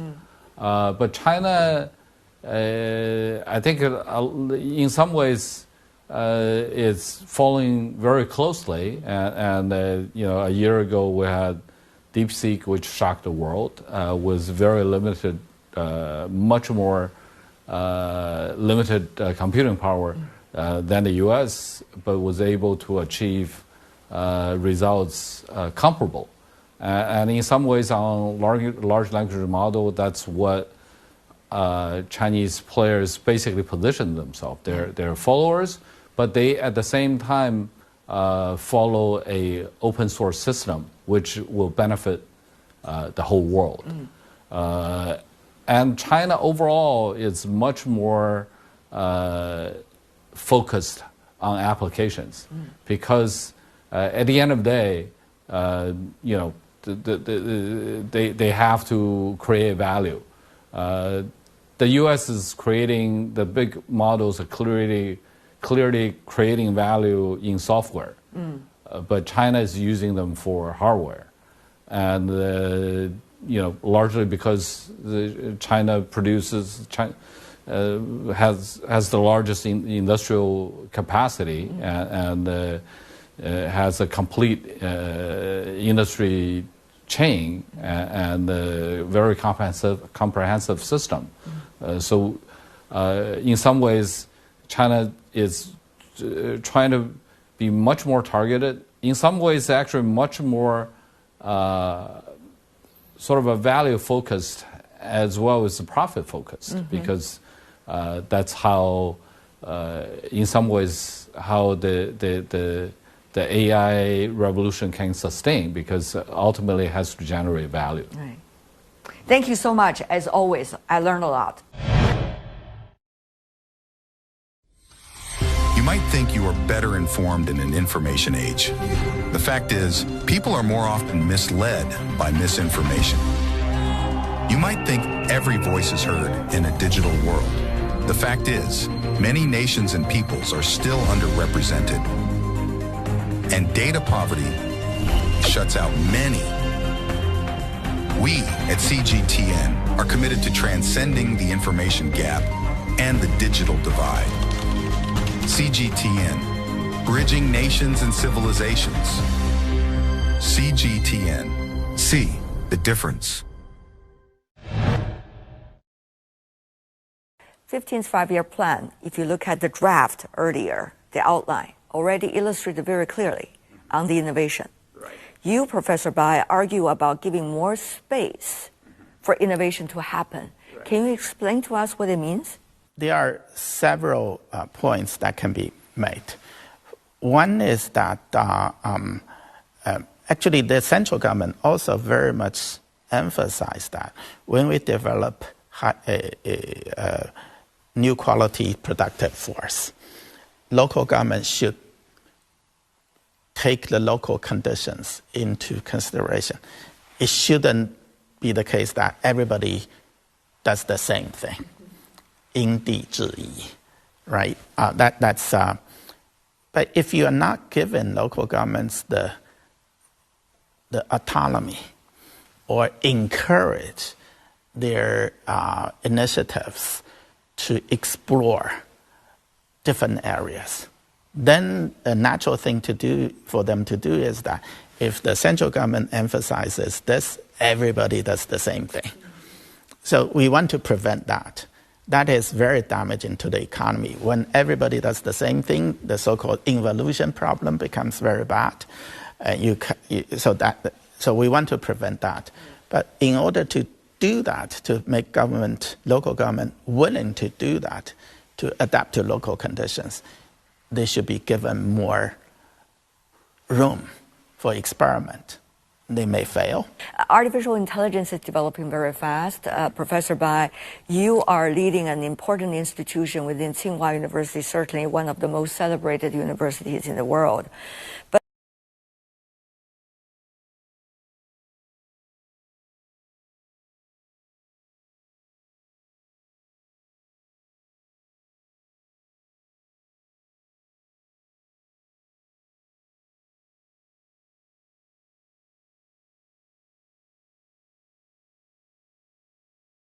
issue.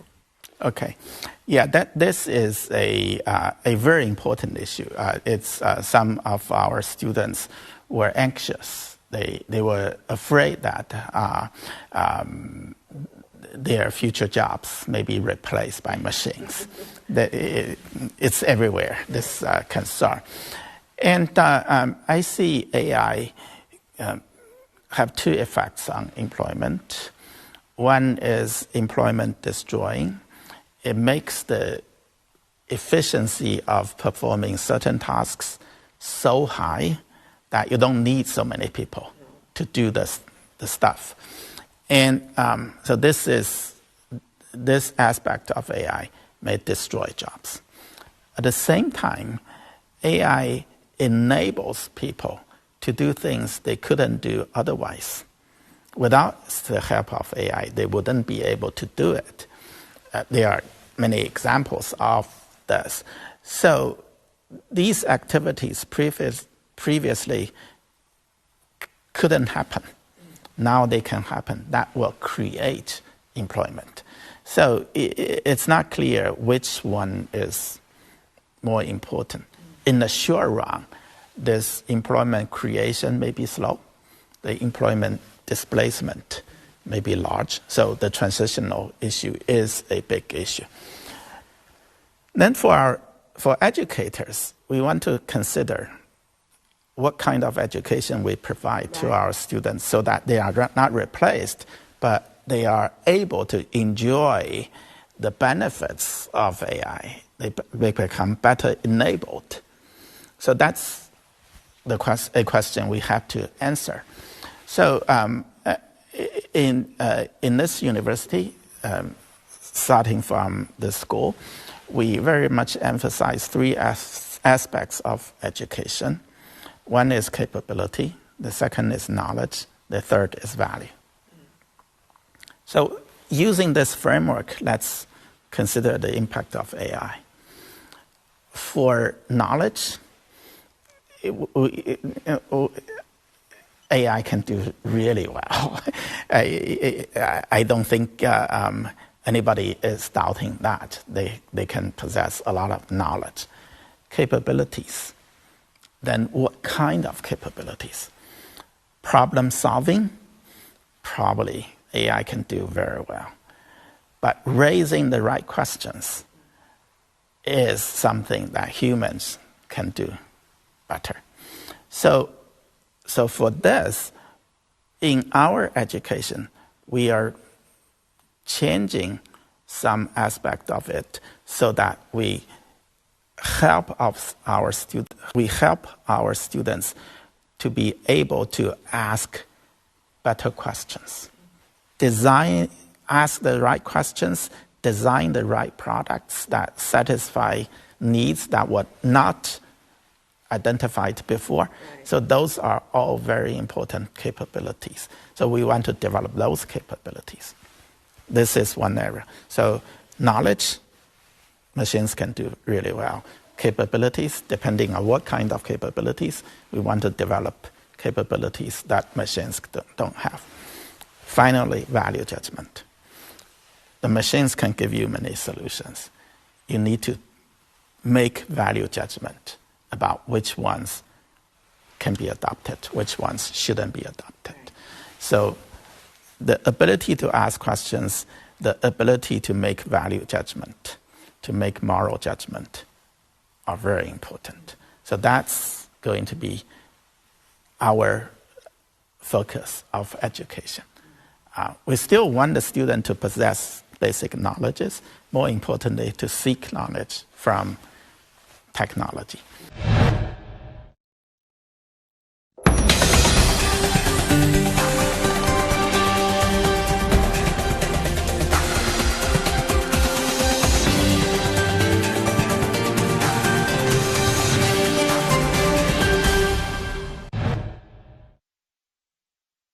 Now, 15th five-year plan, what do you think is the most important one step ahead for Hong Kong this time?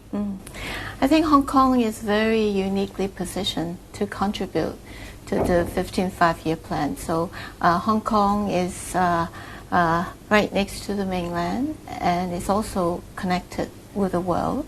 Hong Kong obviously has the unique advantage, being part of China, and yet it can act as a bridge between mainland and the rest of the world. So in Hong Kong, we all know that it's very international. The legal system is also globally, aligned. It is an international financial center, and importantly, Hong Kong has top universities. 5 universities are ranked top 100 in the world. So in terms of nurturing talents, that's part of the goal of the 15th five-year plan. I think Hong Kong can certainly, make significant contributions.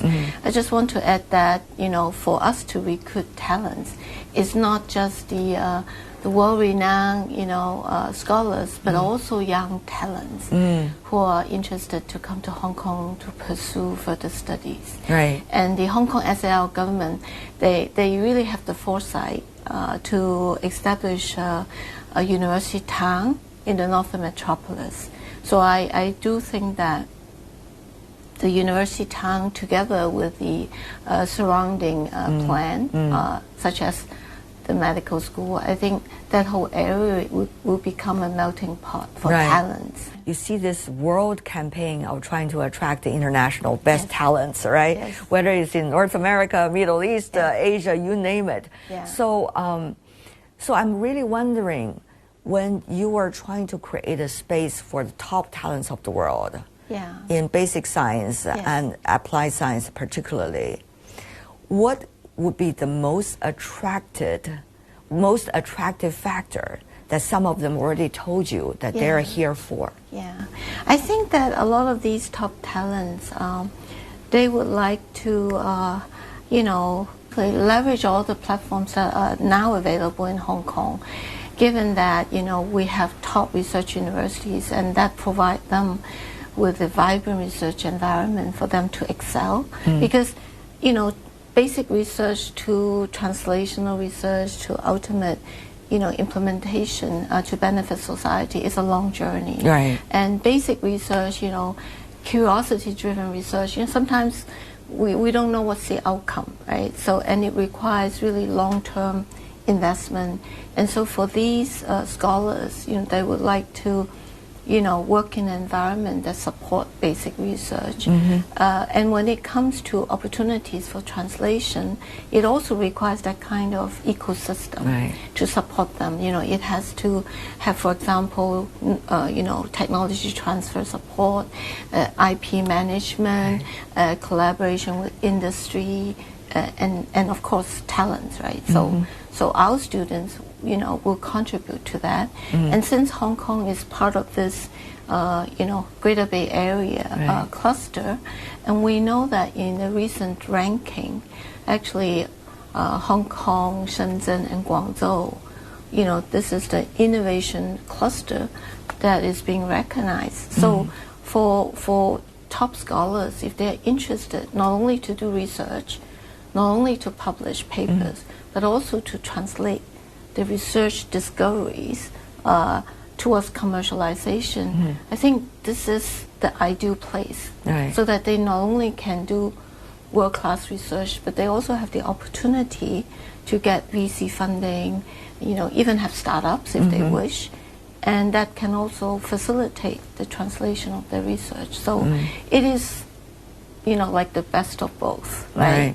So that the top scholars can really achieve what they aspire to do. And given, the current very complex geopolitical dynamics, right? A lot of these scholars are attracted to come to this part of the world. And again, HKUST has experience in that. I mean, these are, not just Chinese scholars. These are non-Chinese scholars. They are now at renowned institutions, for example, in the US.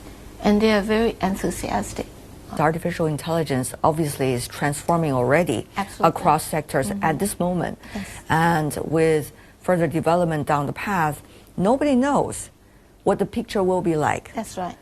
Even about the relations between AI and human. Yes. What's likely to be the division of labor. Yeah. For any university these days, one of the biggest challenges, I would assume, Professor Ye, is to think about how can I get my students prepared for different options. That's right. How are you doing it? Yeah, I do think that the students need adaptable skills.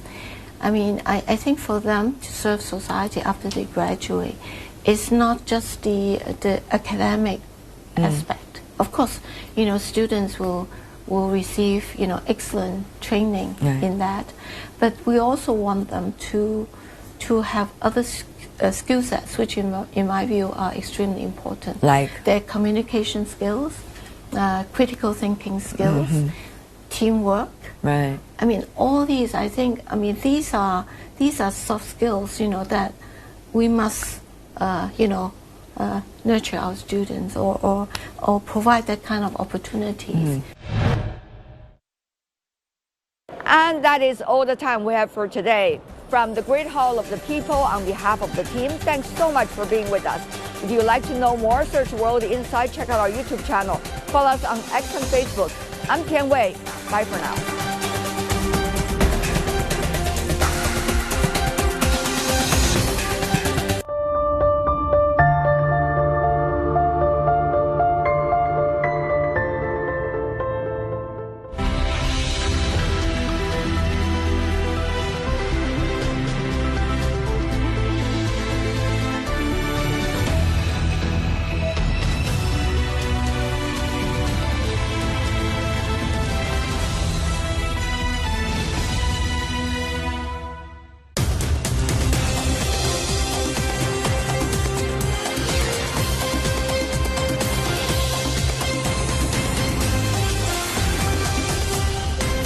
Live from London, This is The World Today. Hello, I'm Jamie Owen. Welcome to the programme. Our top stories. Israel launches a new wave of strikes across Iran as tens of thousands of protesters take to the streets.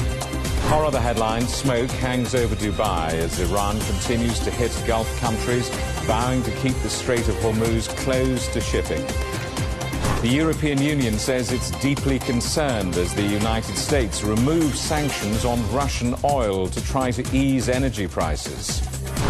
And a new round of talks in Paris between the world's two largest economies to try to settle their trade disputes.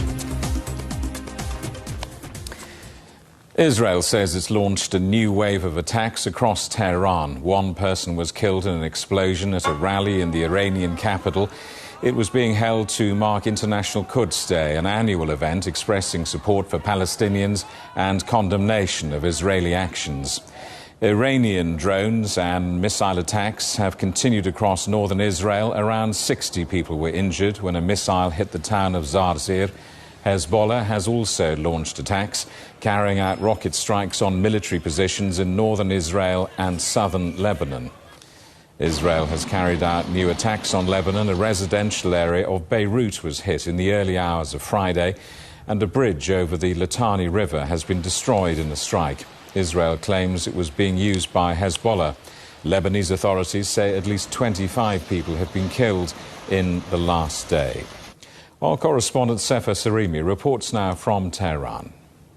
Today was one of the most difficult days Tehran has seen in the last 2 weeks. Why? Because today, for the first time, I felt the war in a tangible way. There were massive explosions in west of Tehran, where I live, and it shattered the glass on our door. So that was the first time that I saw something happening to my house, my apartment, during the war. And second thing is that because after the incident in the morning, I had to go to city center to cover the rallies of Al-Quds Day. It's a day that Iranians take to the streets to support the Palestinian cause. While I was going there, I heard massive explosions. And I have to say, I didn't see anything, but I heard massive explosions. And after a few minutes, I heard the reports that one woman was killed in those rallies. So the significant issue is that the places in city center were targeted while people were marching.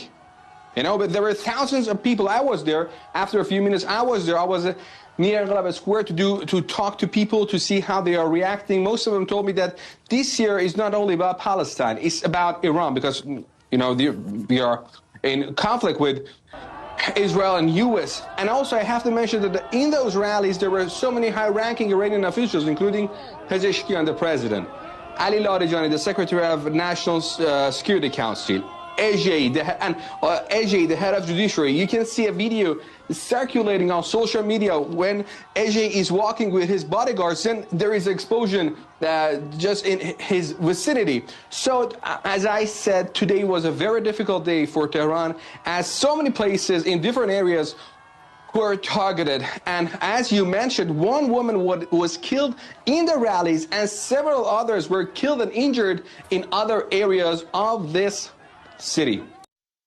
Iran has vowed to keep the Strait of Hormuz closed as it continues to hit back after United States and Israeli strikes. Attacks have been launched across the Persian Gulf and the Gulf of Oman. The Associated Press correspondent Philip Crowther is in Dibba in the UAE.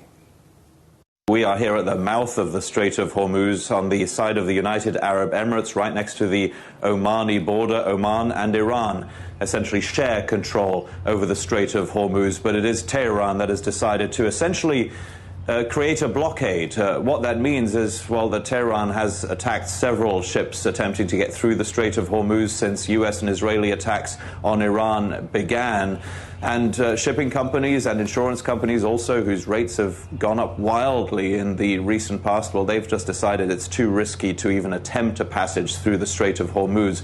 So we are seeing a lot of tankers, but also other ships basically idling here, waiting to get through from this side through to the Persian Gulf to be able to get oil on board and bring it out to the wider world and inside the Persian Gulf. Well, there are hundreds of those ships waiting to be allowed out or waiting until it is safe enough. There has not been any mining of the Strait of Hormuz from what we can gather, and there has also been no U.S. intervention. There had been mention from the Trump administration that they might be able, through its Navy, to escort some ships in and out of the Strait of Hormuz.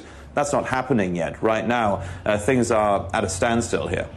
Iranian strikes continuing, notably hitting the Dubai financial district. What more can you tell us about that? Yeah, that's maybe the most notable and maybe the most visual show of Iran still having quite some firepower left. Still ballistic missiles and drones available to Iran, and every night and every day, in fact, there are new attacks on the surrounding Gulf countries. Dubai, for example, well, there were debris from one drone that hit one of the skyscrapers in the financial area in Dubai, but there have been other such situations. Oman says that 2 people were killed in a drone crash there. That's another of the countries on the Gulf that is receiving retaliatory attacks from Iran. Saudi Arabia as well. It says that it has been able to down almost 50 drones over the last 24 hours or so. More tragically, France says that in Iraq, 1 French soldier was killed in a drone attack. So the Iranian retaliatory strikes, as the United States and Israel keep on hitting Tehran and other targets around Iran, well, those retaliatory strikes, they continue across the board. Here in the United Arab Emirates, which is, of course, home to Dubai and Abu Dhabi as well, here close to the Omani border, we were able to hear fighter jets in the sky. And of course, as we mentioned earlier, what we see here also is a direct impact of that war. The Strait of Hormuz essentially blocked. All 6 crew members aboard a United States military refueling aircraft that crashed in western Iraq on Thursday are now confirmed to have died. Washington has not said why the plane crashed, but stated that no hostile or friendly fire was involved. The U.S. Defense Secretary Pete Hegseth has dismissed concerns that the Strait of Hormuz will continue to be a problem. He says the Pentagon is dealing with it and isn't worried about the closure. Our correspondent Tony Waterman is in Washington. Well, Pete Hegseth, as you mentioned, was very dismissive, even as governments around the world are really scrambling in the last couple of days to try and contain the fallout from the Strait of Hormuz being effectively closed. They've been implementing these pricing caps on petroleum products, tapping into oil reserves, and even enacting restrictions in some places. But Hegseth said the U.S. is not going to allow the strait to remain contested, but basically told the world, don't worry about it. General Dan Kane, who is the chairman of the Joint Chiefs of Staff, was a bit more measured. He called it a tactically complex environment. And he also acknowledged that Iran still has the capability of harming commercial shipping, despite all the bombs and missiles that are being launched at it. Hegseth also said that today, so Friday, is going to be the most intense day of strikes yet, which is really echoing a social media post that the president put up in the wee hours of Friday morning. Hegseth also gave some new information on Iran's new supreme leader. We know the new so-called not-so-supreme leader is wounded and likely disfigured. He put out a statement yesterday, a weak one, actually, but there was no voice and there was no video. It was a written statement. He called for unity. Apparently killing tens of thousands of protesters is his kind of unity. Iran has plenty of cameras and plenty of voice recorders. Why a written statement? The United States is also easing sanctions on Russian oil to help with the energy crisis. How significant is that? Well, that's going to be really big for Russia, of course. I mean, its economy is hugely dependent on energy exports, and it has been under immense strain due to these sanctions. But now the U.S. is going to be issuing a waiver to allow countries to buy Russian oil. And the Kremlin says that this is going to affect about 100 million barrels of Russian crude, which is about a day's worth of global output. And because supplies are really tight right now, there could be even more demand for Russian oil. So this is going to open up this new financial revenue source for Russia to fund its conflict in Ukraine. And the move is garnering a lot of criticism from the U.S.'s European allies. The White House is trying to frame this as a short-term measure, just 30 days. So perhaps an indication there, Jamie, of how much longer the administration believes this war will continue. Well, as the United States eases sanctions on Russian oil, Ukraine's President Zelensky is calling for more pressure on Moscow.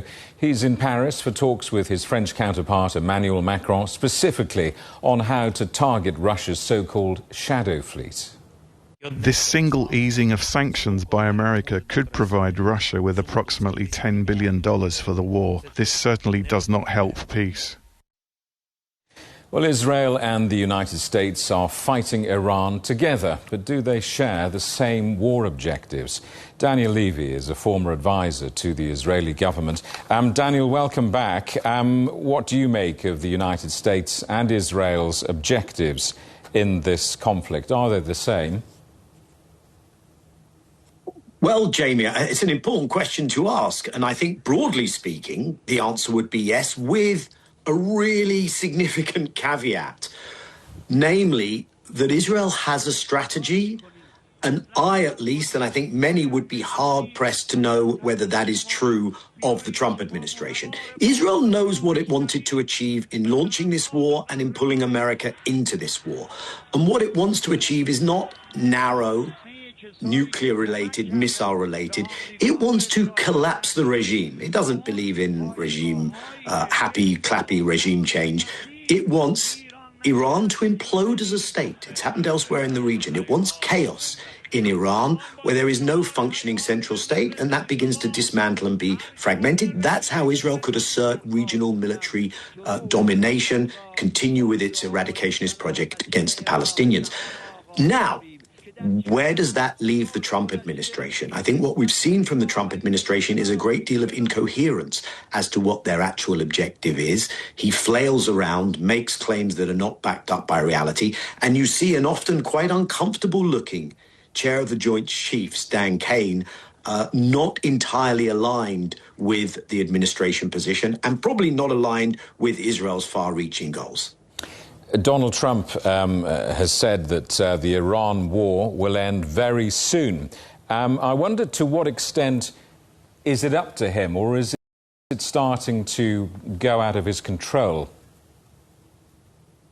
Right. So first of all, let's acknowledge whenever the markets are looking a little bit too dicey, when oil's nudging over that $100 mark, Trump has to intervene again to try and get control of the economic fallout and to spread that message of it's okay. But he can only do that for so long. He's not going to open the Straits of Hormuz. He's taking an economic hit. Russia looks on, is enjoying this. I think there's plenty of reasons for lots of other places not that friendly to the US to enjoy watching the US being dragged against its own strategic priorities into a war in the Middle East. And politically, it's not going well for him. Can he end the war?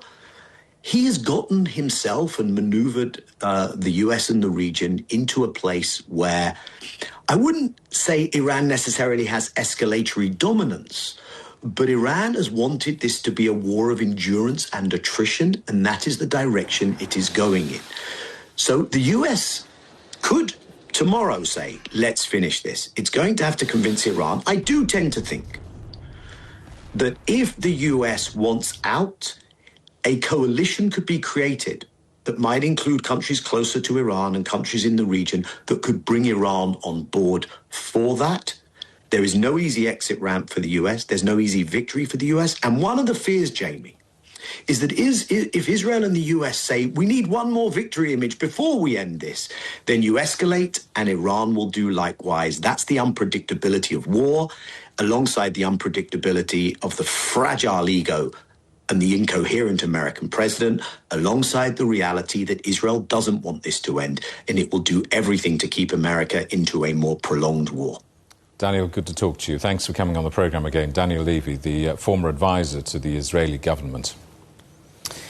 China's Red Cross Society is to provide $200,000 of humanitarian assistance to the Iranian Red Crescent Society.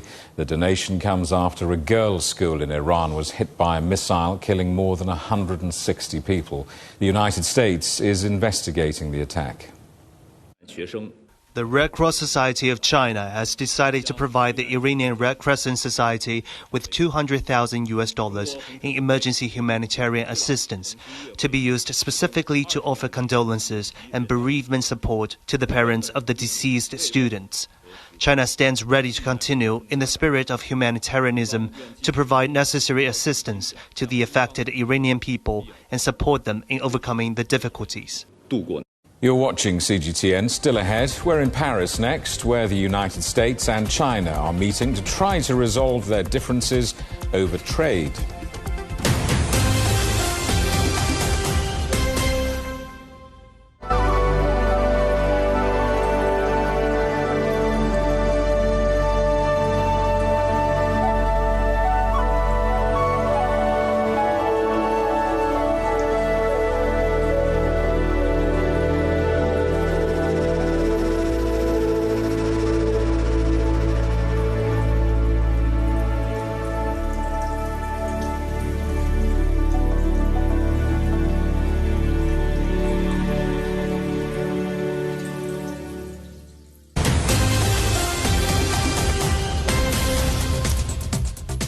Hello, welcome back. A reminder of our top stories. Israel launches a new wave of strikes across Iran as tens of thousands of protesters take to the streets.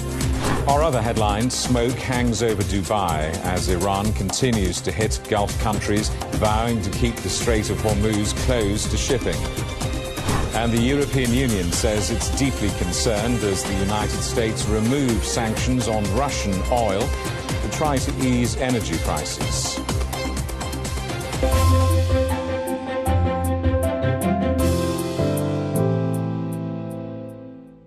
The world's two largest economies are set for a new round of trade talks in Paris over the next 4 days. China's Vice Premier He Lifeng will again lead the Chinese delegation. Our correspondent Li Jianhua is in the French capital. Another round of trade talks, and this time in Paris. So I think what you can expect will be 2 days of intensive talks between the Chinese and American delegations. It's been nearly half a year since they last talked in Malaysia, which led to a temporary trade war truce between the world's two largest economies. As for what they will talk about this time, there is no official lines at this point, but we can get some clue from Scott Besson's post on X on Thursday. He said that our team will continue to deliver results that will put America's farmers, workers and businesses first. So definitely the interests of the American farmers will be on top of the agenda, and that could involve the talks of soybean exports to China from the United States, because the imports of American soybeans is usually considered a barometer of bilateral trade ties, and China is the world's largest importer of soybeans. It imports around 100 million metric tons of soybeans every year, and the top two suppliers are Brazil and the United States. But ever since the trade ties between China and the United States soured, the imports from the United States dropped to about 15% only, and now Brazil, it accounts for about 74%. And in the first round of trade war between China and the United States back in 2018, China reduced its imports of soybeans from the United States in retaliation for the tariffs on Chinese products. So definitely that will be on top of the agenda. Also, for President Trump, the time is really sensitive. This is spring, and this is the planting season for those farmers. And also, he needs to make sure he gets support from those farmers before the midterm election. And also, the discussions on what the U.S. calls the overcapacity from China will also be one of the topics. Two deadly attacks in the United States have raised fears of more violence tied to the conflict in the Middle East. In Virginia, a convicted Islamic State supporter opened fire inside a university. One person died before the students stopped the gunman and killed him. In Michigan, a Lebanon-born U.S. citizen drove a truck into a synagogue and its preschool before being shot dead. A security guard was injured, but no staff or children were hurt. Afghanistan says 6 people, including children, have been killed in Pakistani strikes. More than a dozen were injured. The Taliban claims residential areas in Kabul were hit, as well as a fuel depot near Kandahar airport. Pakistan insists it was targeting militant hideouts. A 3-year-old political party led by a former rap artist has secured a landslide victory in Nepal's general election. It puts Balendra Shah on track to become the next Prime Minister with a mandate to stabilise the country after deadly protests overthrew the government last year. His party secured 182 of 275 parliamentary seats. A damaged oil pipeline in Ukraine has raised the political temperature in Europe. Hungary and Slovakia have both accused Kyiv of deliberately delaying repairs to the Druzhba line in a row that's threatening European unity and energy supplies. Our correspondent Pablo Gutierrez reports now from Bratislava. In late January, oil stopped flowing through the Druzhba pipeline, a Cold War route that has long supplied Slovakia and Hungary with Russian crude. Ukraine says Russian drone attacks damaged the line and repairs are underway, but Bratislava and Budapest question the delay. It's definitely more than an energy issue. It's a geopolitical issue, and it's an issue of solidarity and cohesion of the European Union. In response, Slovakia halted emergency electricity exports to Ukraine. Hungary blocked new European Union sanctions on Russia and a support package for Kyiv worth more than $100 million. Throughout the Ukraine conflict, EU and US exemptions allowed Slovakia and Hungary to continue importing Russian oil as most of Europe diversified away. When I was a minister, I remember how we asked once again to prolong the exemption, and I didn't feel very well about this, but it was technically necessary at that time. But some people say that wasn't the case and that other options were available.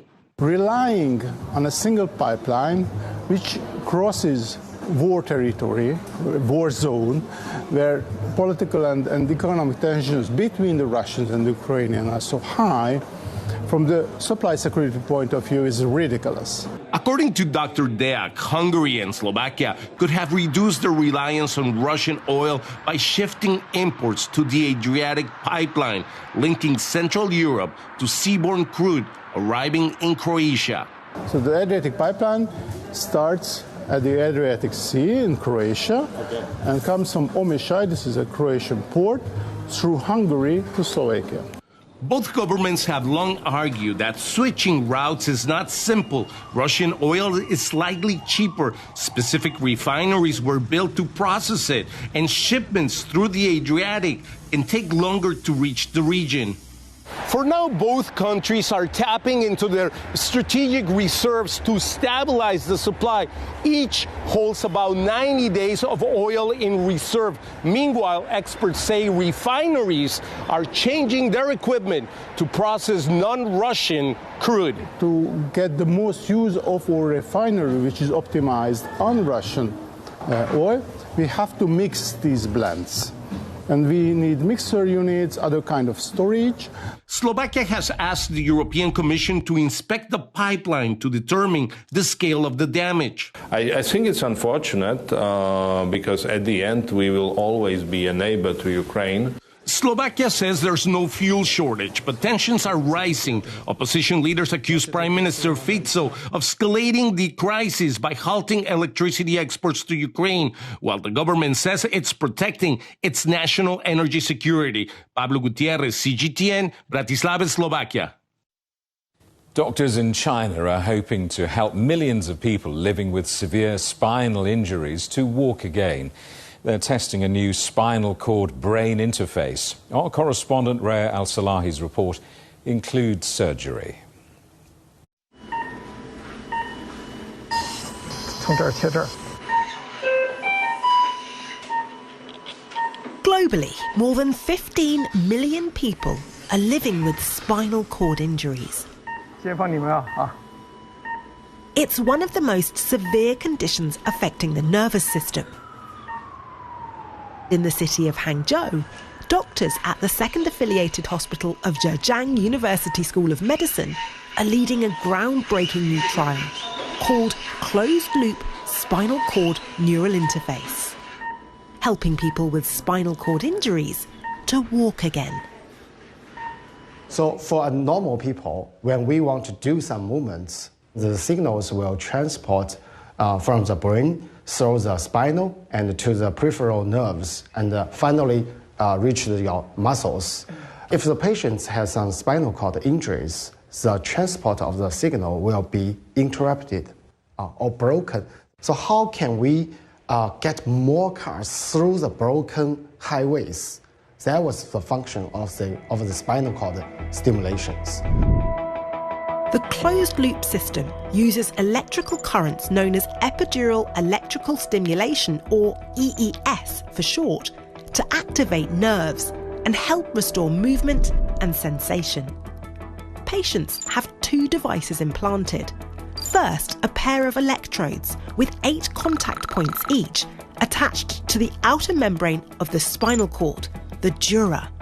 These are linked using wires to an impulse generator implanted in the abdomen, which then sends impulses to the electrode to boost weakened signals from the brain. This is the electrode we're going to put in.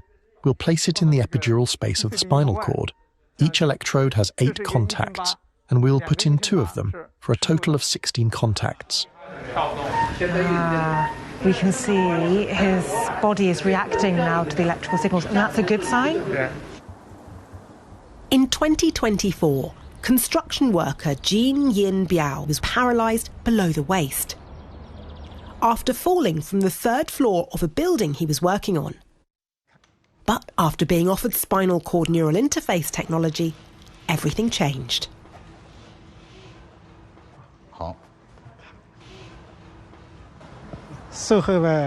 After the operation, I could put on my shoes and clothes by myself. I can also go out to socialise with others. So far, 10 people from around the world have had the surgery. Clinical feedback and rehabilitation data are now helping the team refine the technology. I think for the patients themselves, their hope is they can get the functions from their body. You talk with them, what you want the most? Their answer is, I want to rewalk again. I want to stand up again.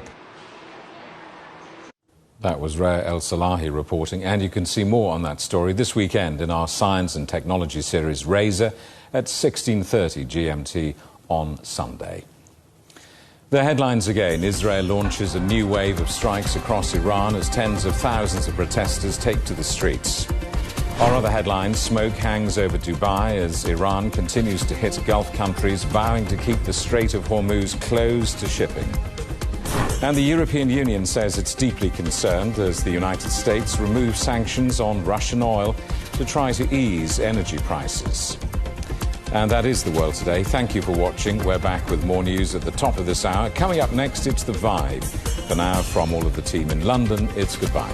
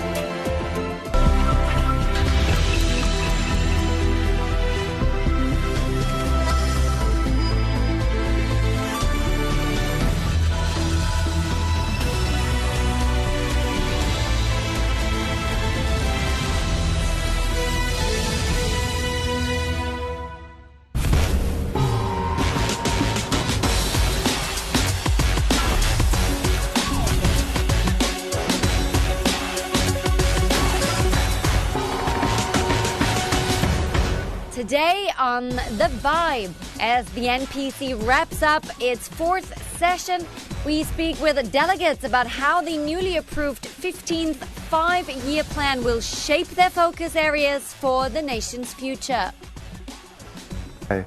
CGTN 观众大家好，我是袁和平。 Wuxia's epic comeback with Blades of the Guardians smashing 1.3 billion RMB globally. We sit down with legendary choreographer Yuan Wu-ping for an exclusive on shaping the martial arts masterpiece. Shanghai Speed Fever. Before the F1 race even begins, a city transforms. A reporter joins the checkered flag carnival sweeping Shanghai's waterfront in a celebration of speed. And ancient trees, modern lessons. In southwest China, a forest of 1,700-year-old giants is revealing surprising insights for today's conservation efforts.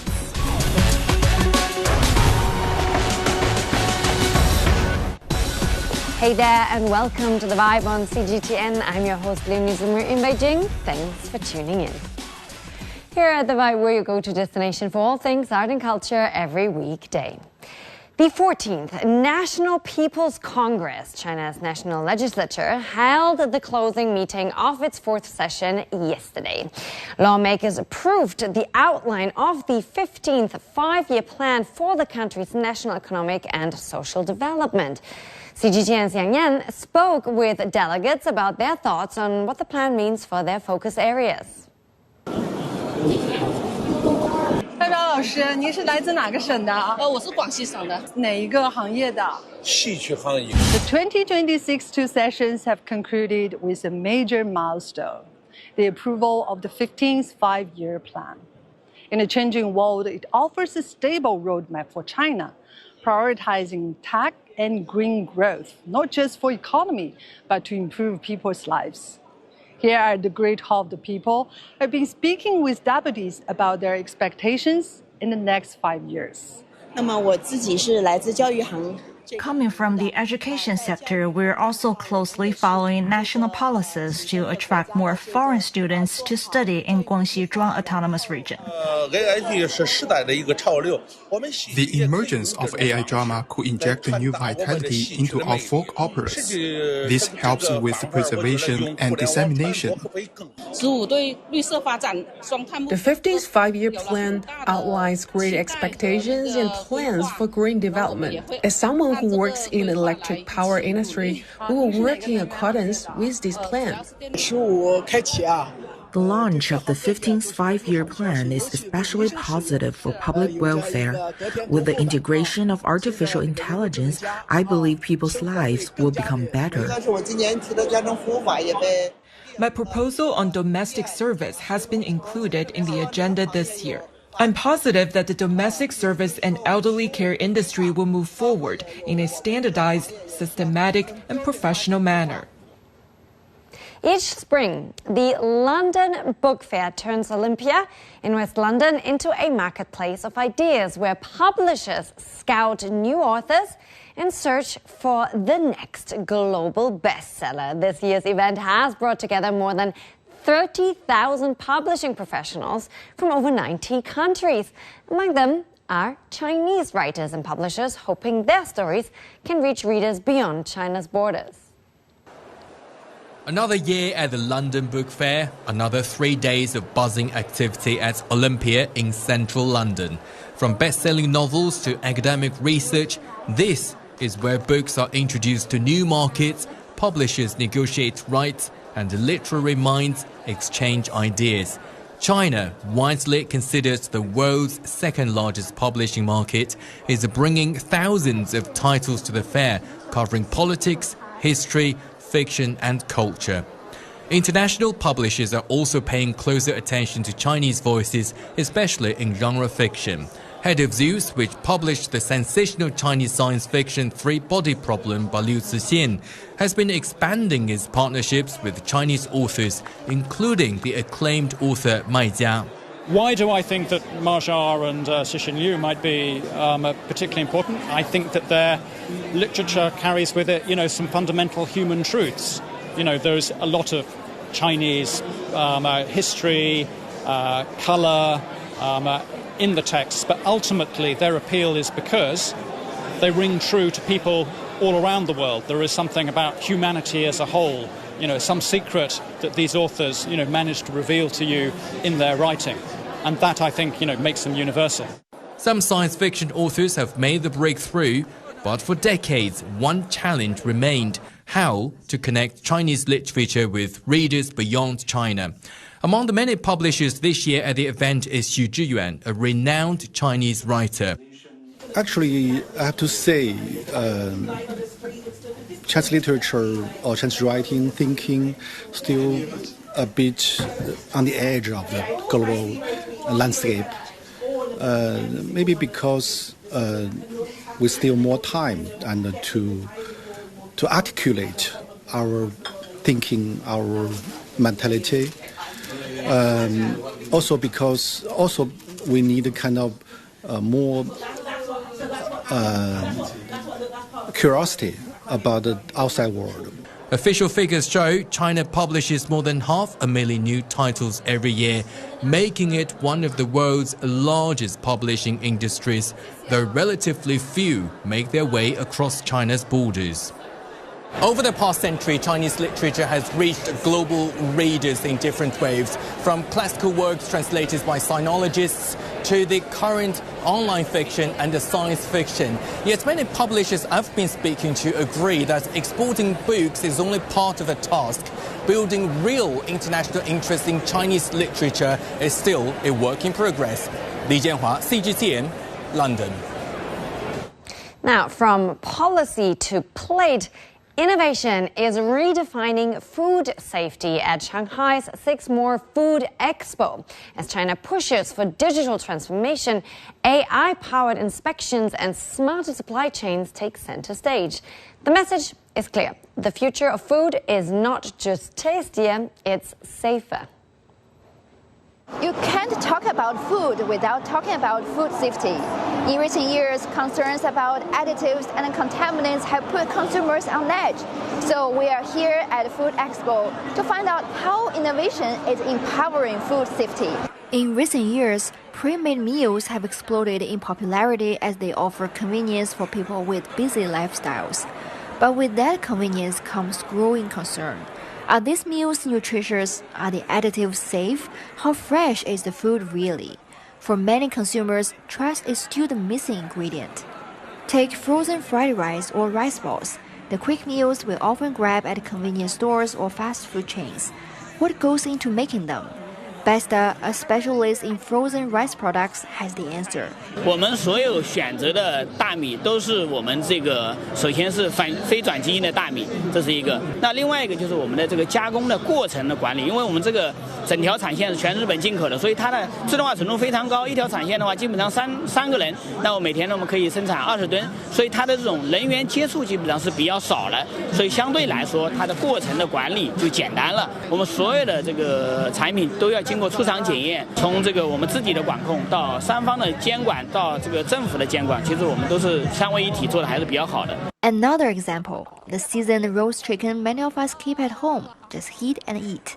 我们对于这个烤鸡啊、鸡胸肉这一块，都是用的一些冰鲜原料啊。然后再一个就是在生产过程中，它的温控其实是非常的这个严格的，要在一定的标准之下，不能高于这个温度，就是怕有这个微生物的滋生。在这个转运、冷冻、储藏的过程，一定是保证在零下18摄氏度，这是整个一体环节下来。包括我们在生产过程中，我们的品控部门也是对每一个环节进行一些检查检测，包括原料的全检。China released a draft national food safety standard for pre-made dishes in February, aiming to provide clearer definitions and tighter oversight of the rapidly expanding industry. The new standards will also strengthen controls on contaminants and food additives. At this year's National 2 sessions, food safety has been one of the key topics. Beyond stricter regulations, delegates are calling for smarter, more digitalized solutions to move the industry forward.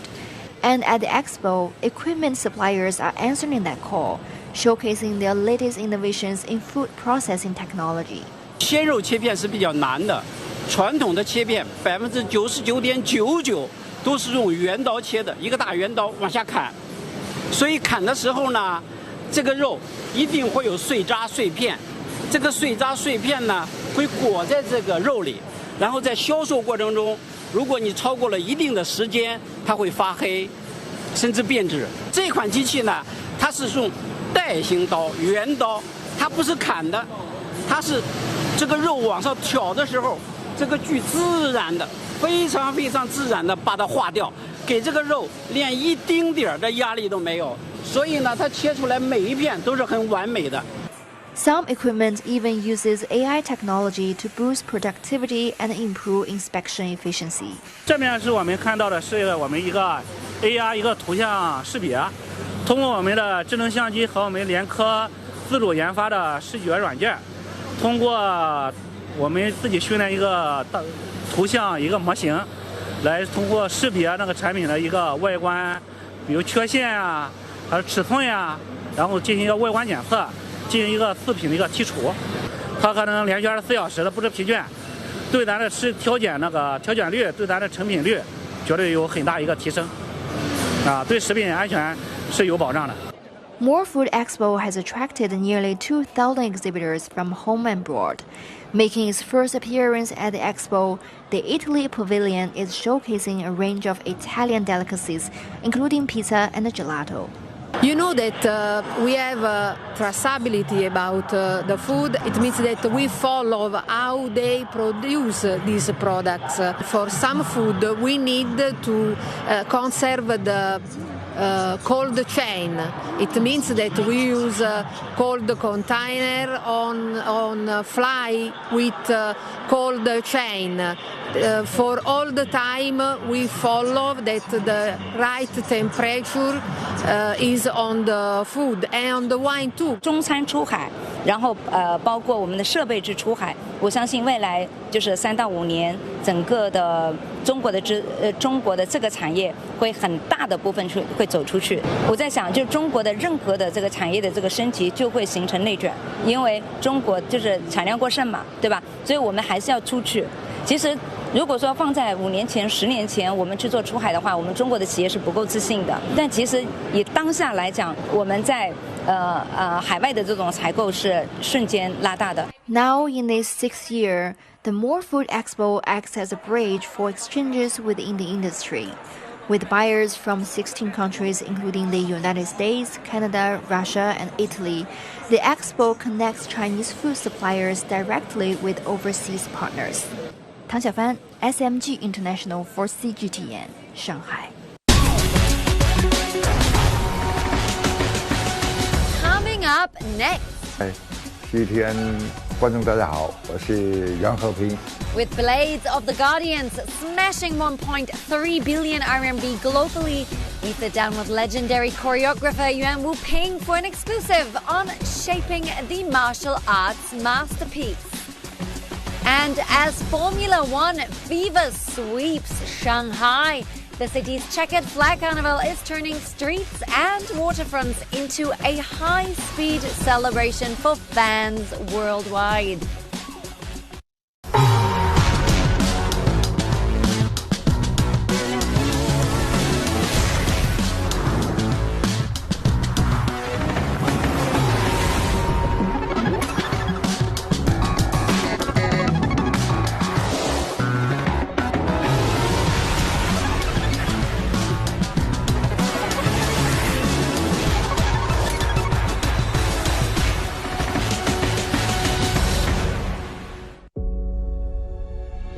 Facing the unknown is always difficult.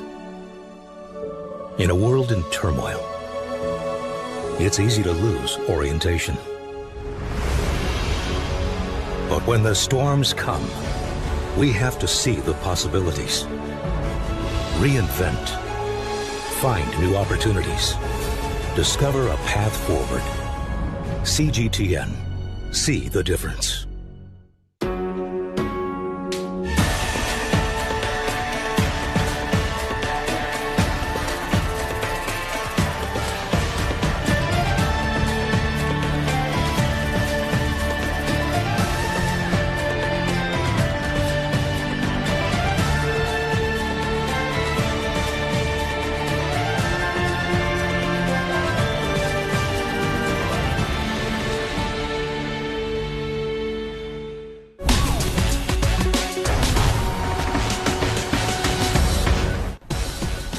watching The Vibe. So good to have you with us because we have more stories for you.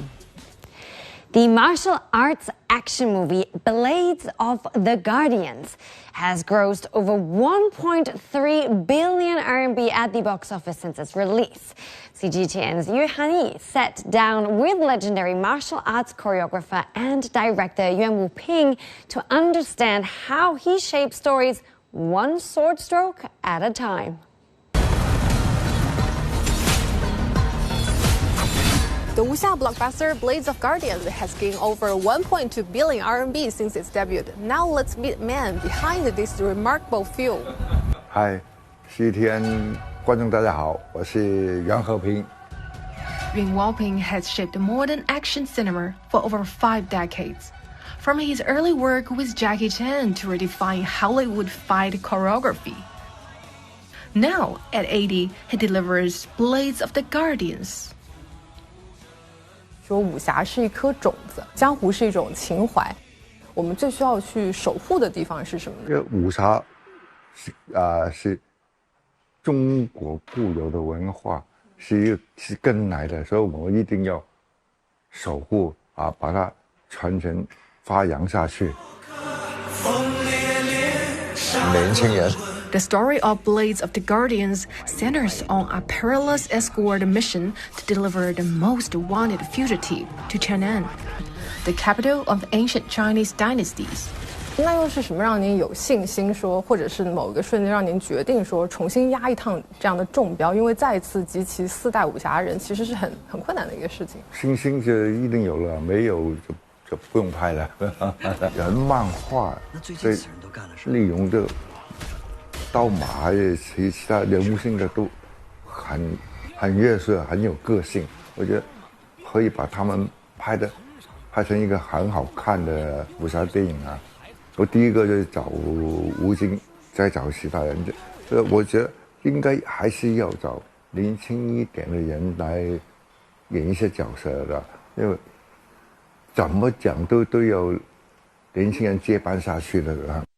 在演员全齐了，我就觉得没有拍我就觉得是值得的。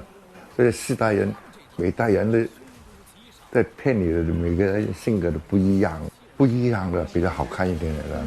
而且不同年纪才拼成了这个江湖嘛。对，江湖不可能都是一个年纪的人。对，不是江湖。有马车，知识郎要坐马车。一代大荣。最大的挑战是什么呢？最怕演员会病倒，因为那天气太热了，有40度、50度天气，地表温度都60多度的这样。来呀！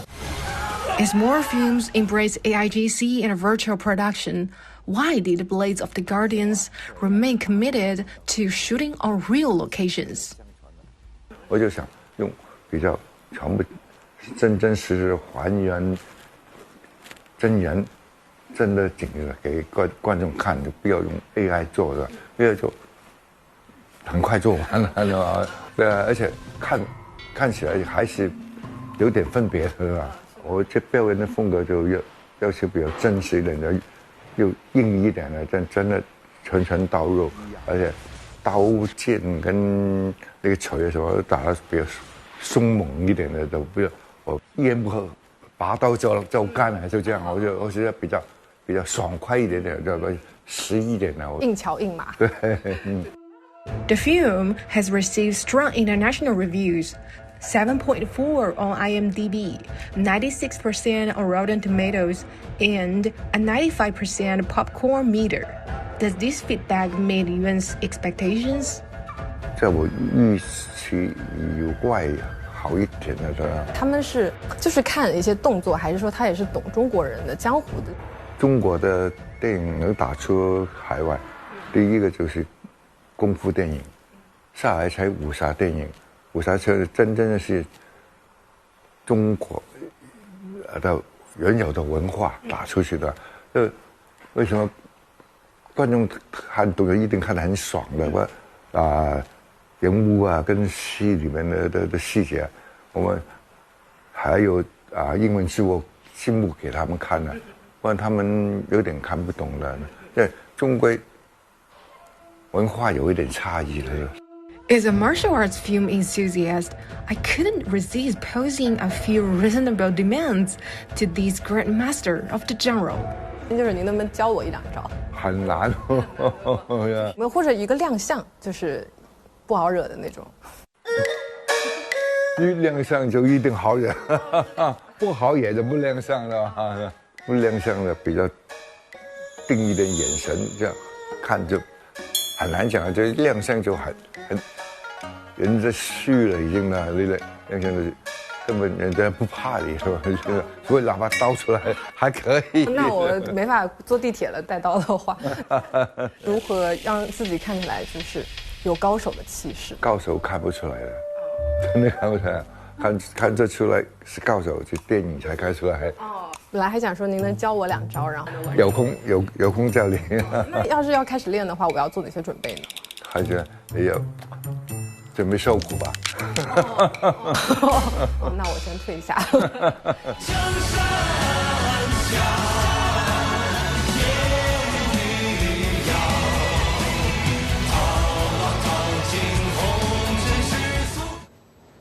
Good to know. It's not about the pose, it's about the glance. Great lesson there.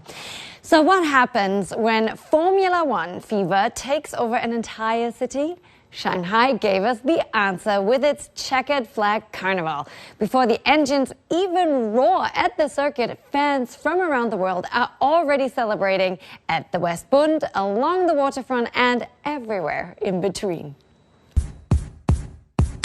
For F1 fans around the world, the main event happens at the Shanghai International Circuit.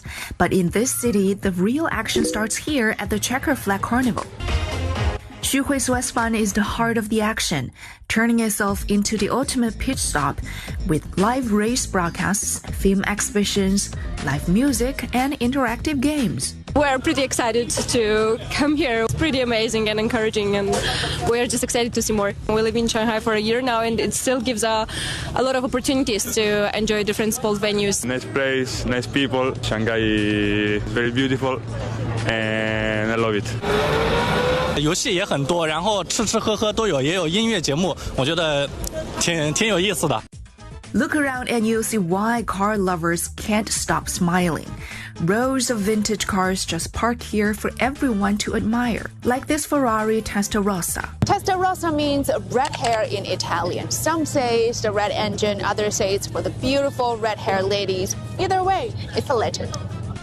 Here's something you don't see every day, a racer car made from bottles. That's this carnival. Unexpected, creative, always entertaining, and more merch than you can carry. 我期待的就是今年凯迪拉克如果有一位车手状态不好的话，能够让周冠宇上来开几场，我觉得也是挺好的。我今天就拿了一个他这个上赛的一个冰箱贴吧，然后想带回去送给朋友。今年我们会有周冠宇的一些产品，比方说像这件红色的 T 恤，上面有中国周这样的字样。然后另外我们还会有一些上赛场后面将会上新的，提前可以在这边买到徽章、冰箱贴、小包，然后包括一些桌布。有看了差不多20年 F1 了吧？中国就培育出周冠宇这样的车手是非常不容易的，又有那个 F1 电影，感觉看 F1 的人也变多了。那今年会去看比赛吗？会的，就是已经买好票了。去年的时候在北外滩的时候就参加过一次，然后这一次也是看完澳大利亚揭幕战，然后就立刻就过来了。See this super license booklet? Collect stamps around the city and you unlock more than 150 discounts on food, shopping, and entertainment. Eat, shop, and play, all while chasing checker flags. 我们希望能够通过这样一种赛车文化淋漓尽致的这样一种演绎能吸引更多的观众、爱好者以及路人一起加入进来，加入到这场赛车之城的全程狂欢当中。张悦 SMG International for CGTN. In southwest China, a forest of ancient trees has survived for more than 17 centuries. And today, the story of how these towering giants endured is offering new insight into how conservation efforts can work in the modern era. Tao Yuan reports. These two ancient trees have stood here for nearly 17 centuries. They are Phoebe zhennan, a tree species native to China. In this park in Yingjing County in southwest China, nearly 200 ancient trees still grow. Many are believed to be the descendants of these two towering Phoebe kings. There's a popular saying these days, 100 years is the limit for a human life, but for an ancient tree, 100 years is only the beginning. Phoebe Zhennan was once among the most prized timbers in China. For centuries, its golden-grained wood was highly valued in royal architecture, used in the pillars, beams, and furnishings of imperial landmarks such as the Forbidden City and the Temple of Heaven. Which means most trees like these were cut down to build palaces. But these two managed to escape that fate. Yingjing County didn't have water transport routes in the past, so it was very difficult to cut and ship Phoebe timber out of here. Another reason is that ancient people used to have a very simple belief. Villagers would come here to pray during important life events like weddings or funerals. In their eyes, these ancient trees were sacred. Today, these giants are protected under China's regulation on ancient and famous trees. Each one has its own conservation ID. Scientists regularly monitor their health, and seedlings are being cultivated to expand the forest. Look at these saplings. They're 2 to 3 years old. And that tree behind me is 1,500 years old. Not the oldest one in this park, but they told me it's one of the most handsome ones. It really gives you perspective what it takes for babies like these to grow into that. What's striking is that this park is not a nature reserve. Strictly speaking, it's not even a formal protected area. Instead, it falls under a concept known as OECM, Other Effective Area-Based Conservation Measures. The concept was first proposed around 2010. The idea was to introduce OECMs to complement existing protected areas and expand conservation across a larger landscape. Recognizing and protecting places like this is becoming increasingly vital.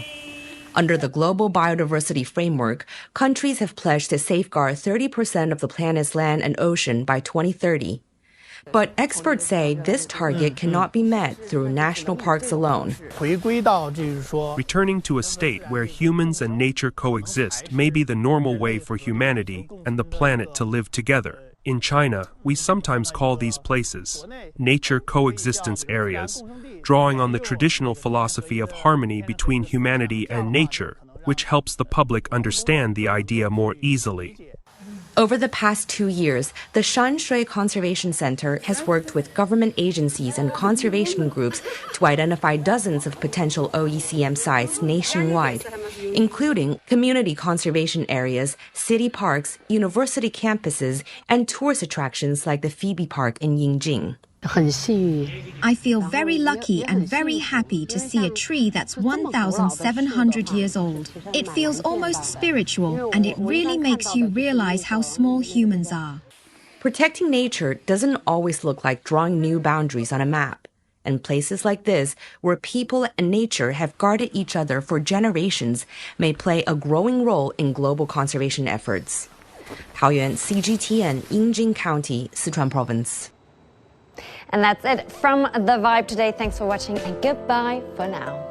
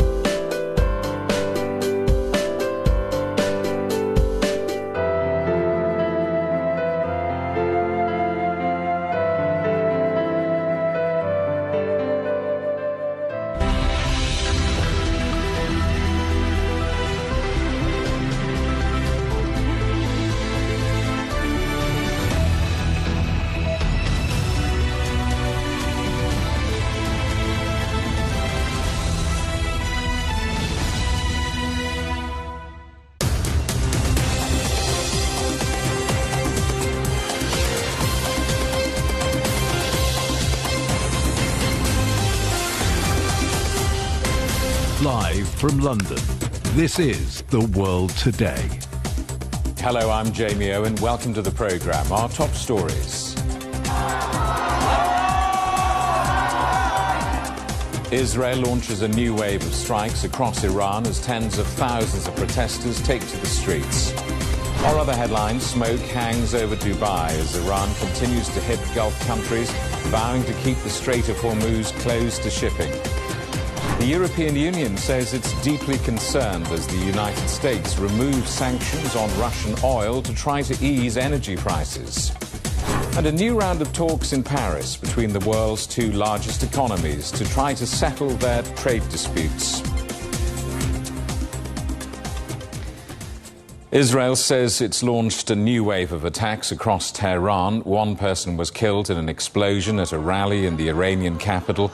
It was being held to mark International Quds Day, an annual event expressing support for Palestinians and condemnation of Israeli actions. Iranian drone and missile attacks have continued across northern Israel. Around 60 people were injured when a missile hit the town of Zazir. Hezbollah has also launched attacks, carrying out rocket strikes on military positions in northern Israel and southern Lebanon. Israel has carried out new attacks on Lebanon. A residential area of Beirut was hit in the early hours of Friday, and a bridge over the Litani River has been destroyed in the strike. Israel claims it was being used by Hezbollah. Lebanese authorities say more than 770 people have now been killed since the start of March. Our correspondent Sepa Sarimi reports now from Tehran. Today was one of the most difficult days Tehran has seen in the last 2 weeks. Why? Because today, for the first time, I felt the war in a tangible way. There were massive explosions in west of Tehran, where I live, and it shattered the glass on our door. So that was the first time that I saw something happening to my house, my apartment, during the war. And second thing is that because after the incident in the morning, I had to go to city center to cover the rallies of Al-Quds Day. It's the day that Iranians take to the streets to support the Palestinian cause. While I was going there, I heard massive explosions. And I have to say, I didn't see anything, but I heard massive explosions. And after a few minutes, I heard the reports that one woman was killed in those rallies. So the significant issue is that the places in city center were targeted while people were marching. You know, but there were thousands of people. I was there. After a few minutes, I was there. I was near Ghalaba Square to talk to people, to see how they are reacting. Most of them told me that this year is not only about Palestine, it's about Iran, because, you know, we are in conflict with Israel and U.S. And also I have to mention that in those rallies, there were so many high-ranking Iranian officials, including Pezeshkian, the president, Ali Larijani, the secretary of National Security Council, Ejei, the head of judiciary. You can see a video circulating on social media when Ejei is walking with his bodyguards, and there is an explosion just in his vicinity. So, as I said, today was a very difficult day for Tehran, as so many places in different areas were targeted. And as you mentioned, one woman was killed in the rallies, and several others were killed and injured in other areas of this city. Iran has vowed to keep the Strait of Hormuz closed as it continues to hit back after United States and Israeli strikes. Attacks have been launched across the Persian Gulf and the Gulf of Oman. The Associated Press correspondent Philip Crowther is in Dibba in the UAE. We are here at the mouth of the Strait of Hormuz on the side of the United Arab Emirates, right next to the Omani border. Oman and Iran essentially share control over the Strait of Hormuz, but it is Tehran that has decided to essentially create a blockade. What that means is, well, that Tehran has attacked several ships attempting to get through the Strait of Hormuz since U.S. and Israeli attacks on Iran began. And shipping companies and insurance companies also, whose rates have gone up wildly in the recent past, well, they've just decided it's too risky to even attempt a passage through the Strait of Hormuz. So we are seeing a lot of tankers, but also other ships basically idling here, waiting to get through from this side through to the Persian Gulf to be able to get oil on board and bring it out to the wider world and inside the Persian Gulf. Well, there are hundreds of those ships waiting to be allowed out or waiting until it is safe enough. There has not been any mining of the Strait of Hormuz from what we can gather, and there has also been no U.S. intervention. There had been mention from the Trump administration that they might be able, through its Navy, to escort some ships in and out of the Strait of Hormuz. That's not happening yet. Right now, things are at a standstill here. Iranian strikes continuing, notably hitting the Dubai financial district. What more can you tell us about that?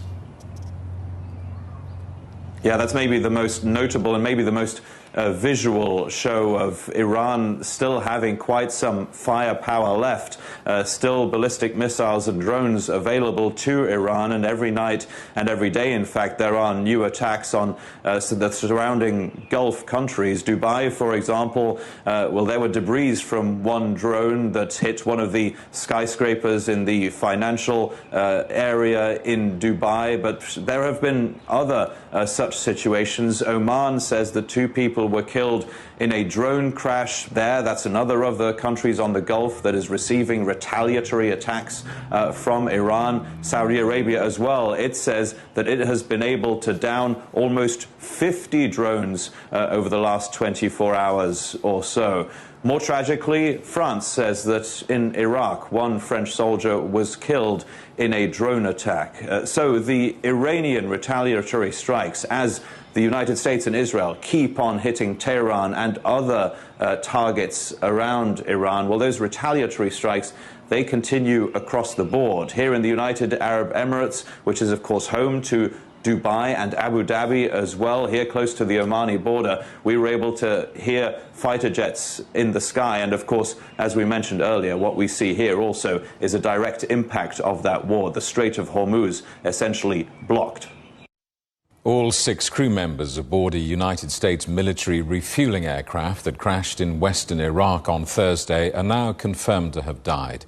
Washington has not said why the plane crashed, but stated that no hostile or friendly fire was involved. The U.S. Defense Secretary Pete Hegseth has dismissed concerns that the Strait of Hormuz will continue to be a problem. He says the Pentagon is dealing with it and isn't worried about the closure. Our correspondent Tony Waterman is in Washington. Well, Pete Hegseth, as you mentioned, was very dismissive, even as governments around the world are really scrambling in the last couple of days to try and contain the fallout from the Strait of Hormuz being effectively closed. They've been implementing these pricing caps on petroleum products, tapping into oil reserves, and even enacting restrictions in some places. But Hegseth said the U.S. is not going to allow the strait to remain contested, but basically told the world, don't worry about it. General Dan Kane, who is the chairman of the Joint Chiefs of Staff, was a bit more measured. He called it a tactically complex environment. And he also acknowledged that Iran still has the capability of harming commercial shipping, despite all the bombs and missiles that are being launched at it. Hegseth also said that today, so Friday, is going to be the most intense day of strikes yet, which is really echoing a social media post that the president put up in the wee hours of Friday morning. Hegseth also gave some new information on Iran's new supreme leader. We know the new so-called not-so-supreme leader is wounded and likely disfigured. He put out a statement yesterday, a weak one, actually, but there was no voice and there was no video. It was a written statement. He called for unity. Apparently killing tens of thousands of protesters is his kind of unity. Iran has plenty of cameras and plenty of voice recorders. Why a written statement? The United States is also easing sanctions on Russian oil to help with the energy crisis. How significant is that? Well, that's going to be really big for Russia, of course. I mean, its economy is hugely dependent on energy exports, and it has been under immense strain due to these sanctions. But now the U.S. is going to be issuing a waiver to allow countries to buy Russian oil. And the Kremlin says that this is going to affect about 100 million barrels of Russian crude, which is about a day's worth of global output. And because supplies are really tight right now, there could be even more demand for Russian Russian oil. So this is going to open up this new financial revenue source for Russia to fund its conflict in Ukraine. And the move is garnering a lot of criticism from the U.S.'s European allies. The White House is trying to frame this as a short-term measure, just 30 days. So perhaps an indication there, Jamie, of how much longer the administration believes this war will continue. Well, as the United States eases sanctions on Russian oil, Ukraine's President Volodymyr Zelensky is calling for more pressure on Moscow. He's in Paris for talks with his French counterpart Emmanuel Macron, specifically on how to target Russia's so-called shadow fleet. This single easing of sanctions by America could provide Russia with approximately $10 billion for the war. This certainly does not help peace. The German Chancellor says he'll oppose any move to ease sanctions on Russian oil. Friedrich Merz says 6 members of the G7 has expressed a very clear opinion that it was not the right thing to do. Israel and the United States are fighting Iran together, but do they share the same war objectives? Daniel Levy is the former advisor to the Israeli government. Israel has a strategy. And I, at least, and I think many would be hard-pressed to know whether that is true of the Trump administration. Israel knows what it wanted to achieve in launching this war and in pulling America into this war. And what it wants to achieve is not narrow, nuclear-related, missile-related. It wants to collapse the regime. It doesn't believe in regime, happy, clappy regime change. It wants Iran to implode as a state. It's happened elsewhere in the region. It wants chaos in Iran, where there is no functioning central state, and that begins to dismantle and be fragmented. That's how Israel could assert regional military domination, continue with its eradicationist project against the Palestinians. Now, where does that leave the Trump administration? I think what we've seen from the Trump administration is a great deal of incoherence as to what their actual objective is. He flails around, makes claims that are not backed up by reality, and you see an often quite uncomfortable-looking chair of the Joint Chiefs, Dan Kane, not entirely aligned with the administration position and probably not aligned with Israel's far-reaching goals. Donald Trump has said that the Iran war will end very soon. I wonder, to what extent is it up to him, or is it starting to go out of his control?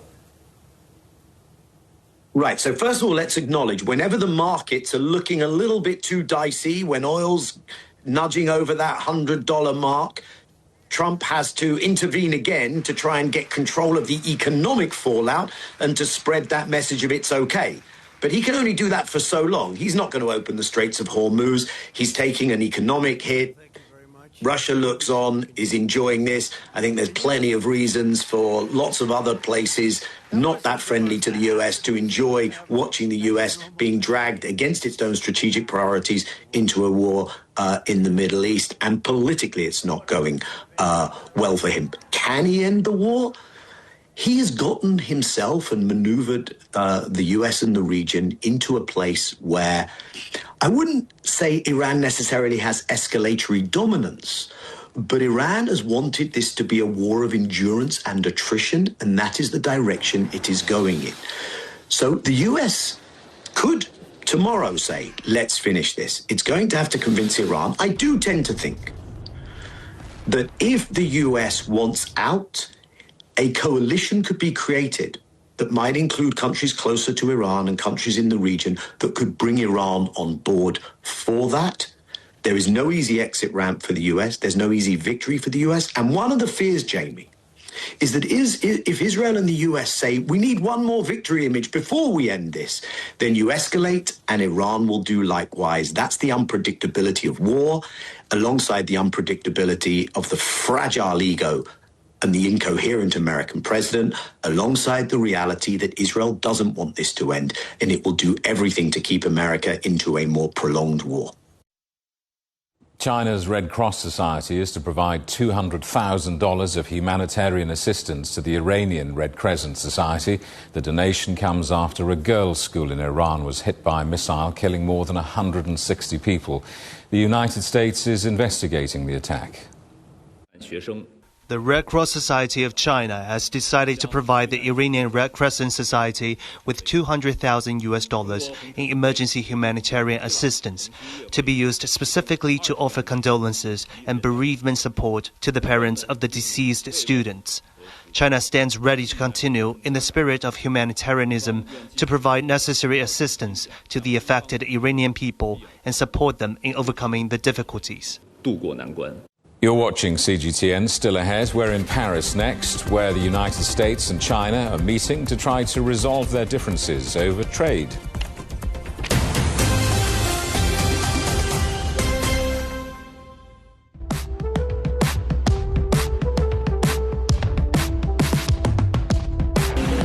Welcome to This Way Forward.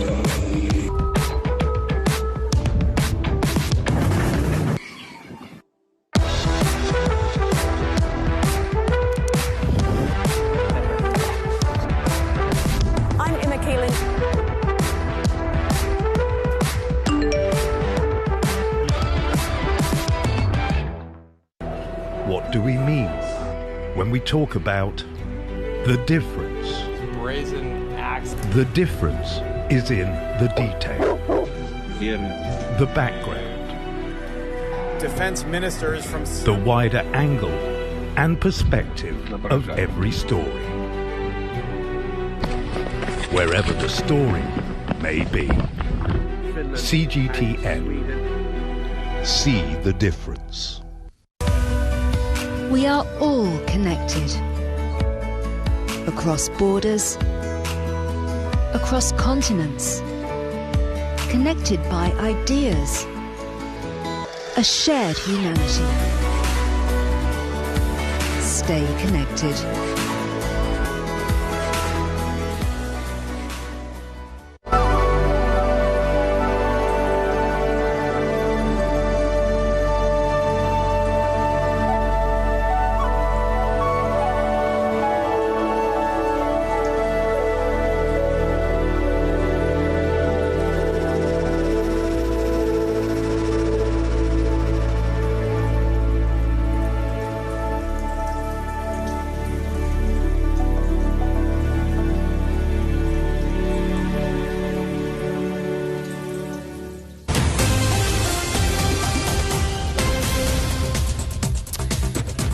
Hello, welcome back. A reminder of our top stories. Israel launches a new wave of strikes across Iran as tens of thousands of protesters take to the streets. Our other headlines: smoke hangs over Dubai as Iran continues to hit Gulf countries, vowing to keep the Strait of Hormuz closed to shipping. And the European Union says it's deeply concerned as the United States removes sanctions on Russian oil to try to ease energy prices.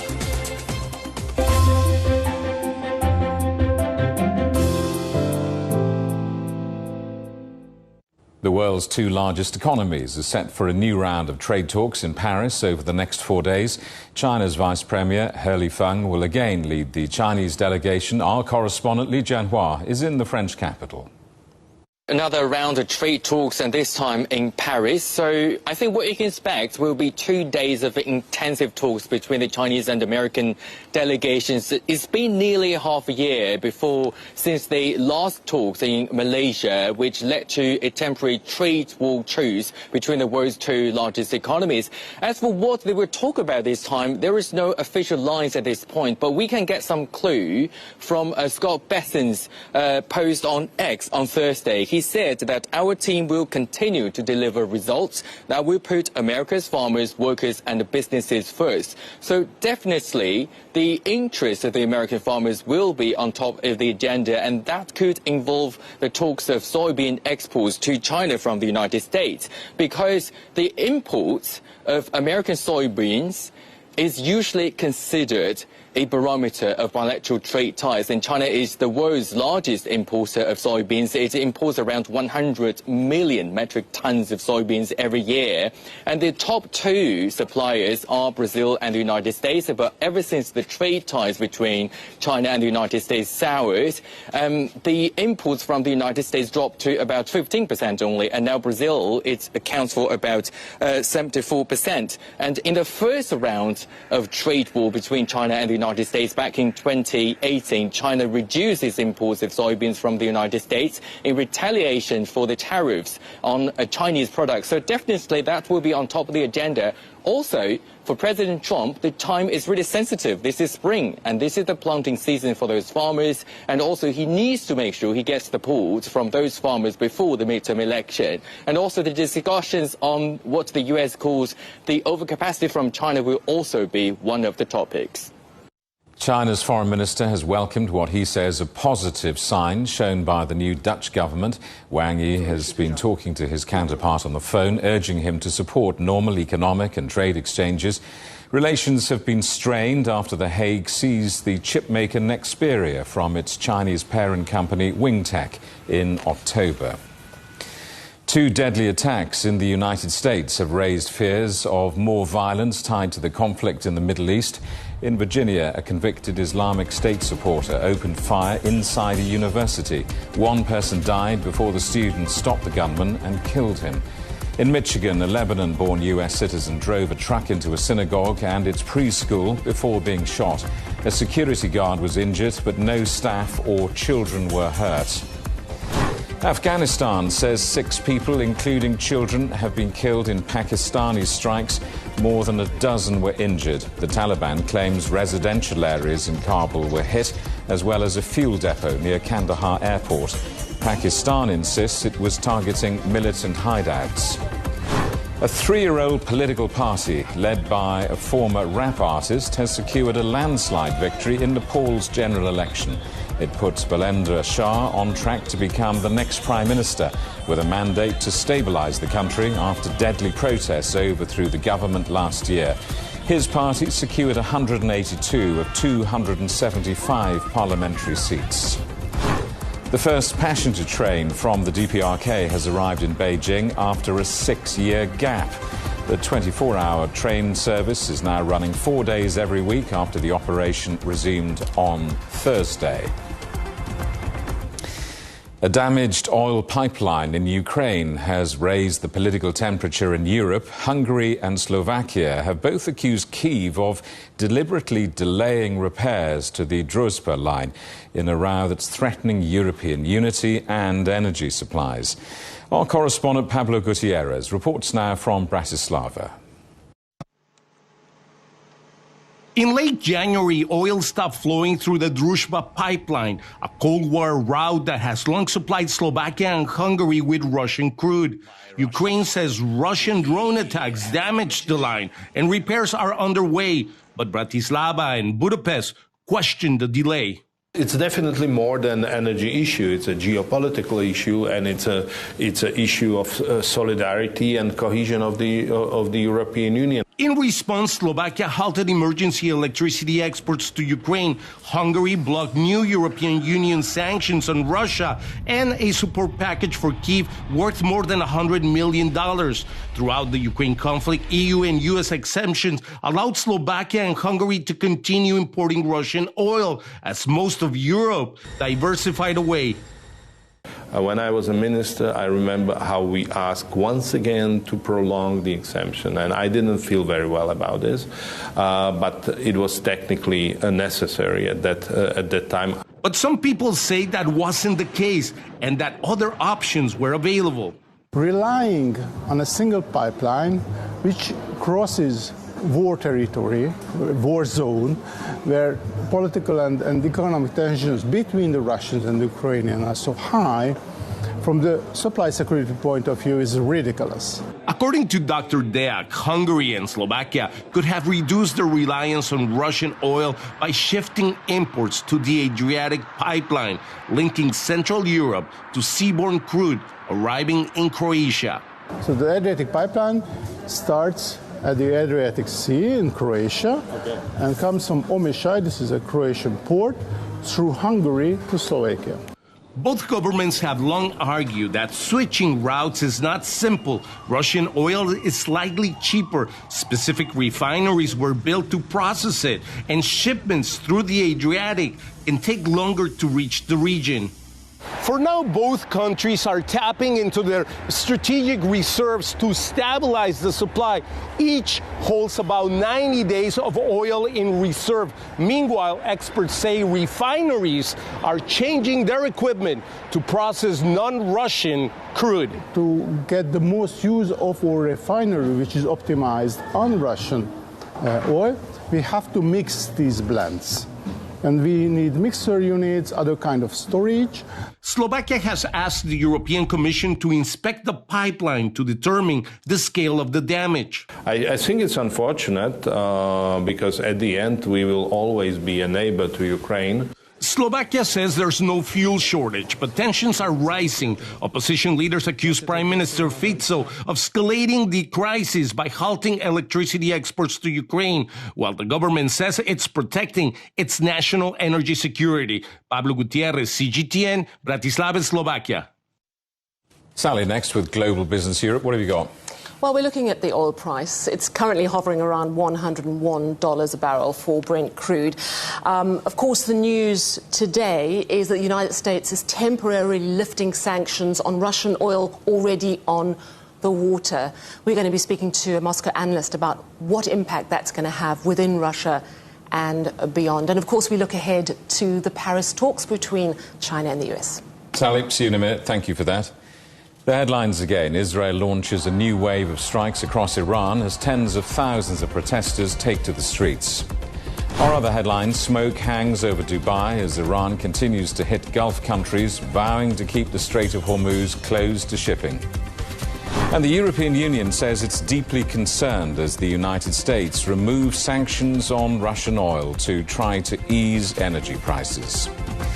And that is the world today. Thank you for watching. Coming up next, it's Sally with Global Business Europe. For now, from all of the news team in London, it's goodbye.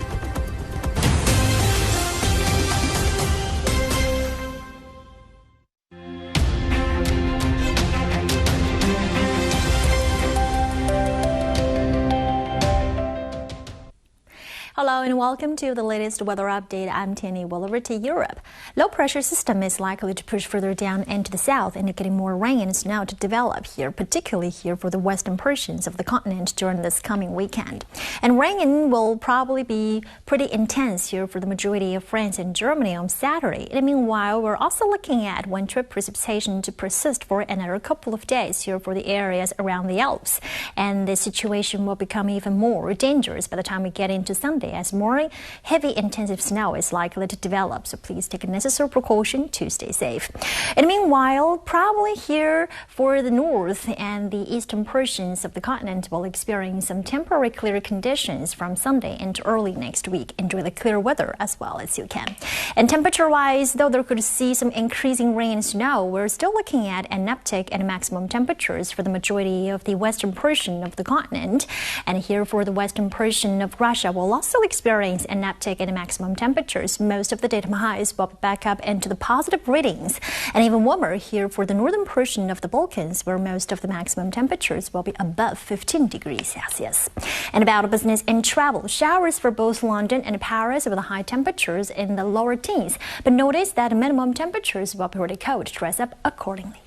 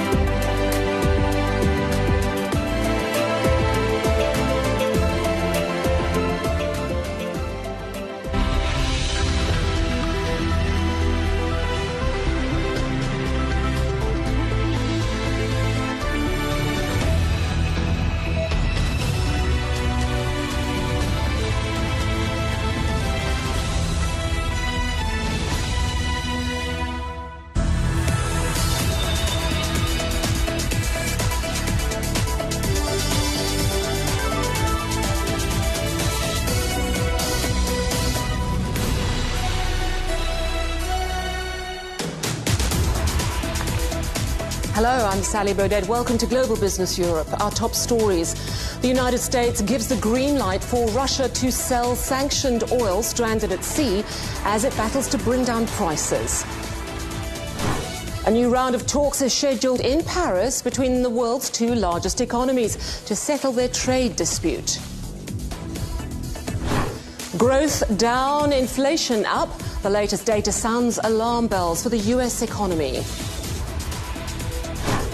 And how about a holiday in space? We'll look at whether space tourism is the next frontier or just a billionaire's playground.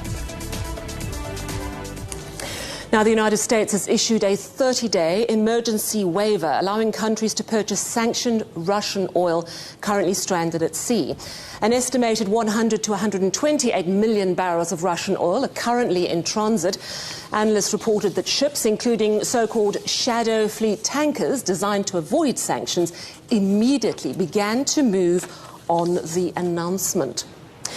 Now, it's hoped the sell-off will bring down oil prices that have rocketed since the start of the conflict with Iran, sending Brent crude soaring past $100 a barrel. It fell briefly following Trump's announcement before rising back up around the $100 threshold. Let's now speak to Chris Wiefer, the CEO of Macro Advisory, an independent business consultancy in the Eurasia region. He joins us from Moscow. Chris, thank you so much for your time. How significant is this temporary lifting of sanctions for the Russian oil sector? Well, I guess there's two answers to that. First of all, of course, Russia will make a great deal more money by selling the oil that has been stranded, as you say, and also selling it at close to the market price, because since the US sanctions were tightened late last year, Russia has A, struggled to sell all of its exports, but B, has been selling at significant discounts. So now we can calculate that this measure will probably mean an additional $10 billion in the month of March compared to what Russia earned in January and in February. And then the second reason for optimism is that, you know, this is the first move by the US to relieve sanctions against Russia. It shows there's a measure of cooperation between the two, which we've been hearing anyway, and it's generated some optimism that maybe it'll be the start of, you know, some process that could lead to maybe an end to the conflict and the start of easing sanctions more generally. So two key reasons. Yeah, that makes sense, that this could be the first step towards a more general lifting of those sanctions, particularly if this oil crisis continues. I wonder if you could just give us a sense of how much damage the sanctions against Russian oil have actually done, given that we know there have been some workarounds on the part of Russia. Well, there are some countries that have benefited from the sanctions, and of course, China, India have been the biggest buyers of Russian oil that previously would have gone to Europe, but it's now going to those two big Asian buyers, and the same with gas. And typically Russia has been selling at a discount to global markets. So that has helped, if you like, the energy costs in China, India, Turkey, and South Africa, one or two other countries. So they've benefited. But the European economy has correspondingly been hit because Europe used to get this relatively well-priced energy, oil and gas from Russia, has substantially cut it out and is now paying more for its energy from the US and from other markets. Russia's economy, of course, has suffered. It has not collapsed. It's not in any danger of collapsing. But clearly the loss of revenue has hurt the economy, but it's not led to a crisis. So you've had this shift in energy from Europe to Asia. Quick question, I have to just ask you, the oil price, it actually is still around $101 a barrel. Do you think this move really is going to make any difference to stabilize, bring down the price?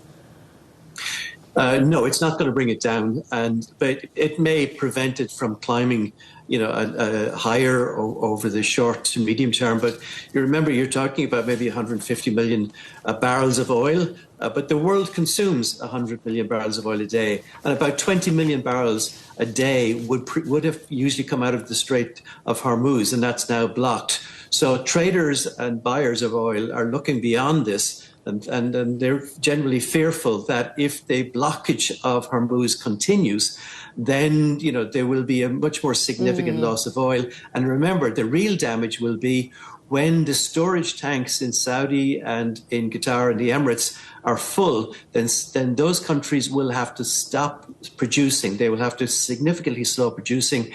And it takes a very long time to restore that production, even when the strait reopens. So traders are looking at this much longer term, and that's why the price is staying high. Yeah, makes sense. The longer this goes on, the more fears that it's going to be a long-term issue. Thank you so much, Chris Weaver, CEO of Macro Advisory based there in Russia. Well, the spike in crude prices was triggered by that closure of the Strait of Hormuz, a vital shipping channel. 20% of the world's oil goes through this waterway. Iran's new supreme leader, of course, vowing to keep it closed. Let's speak now to Associated Press correspondent Philip Crowther.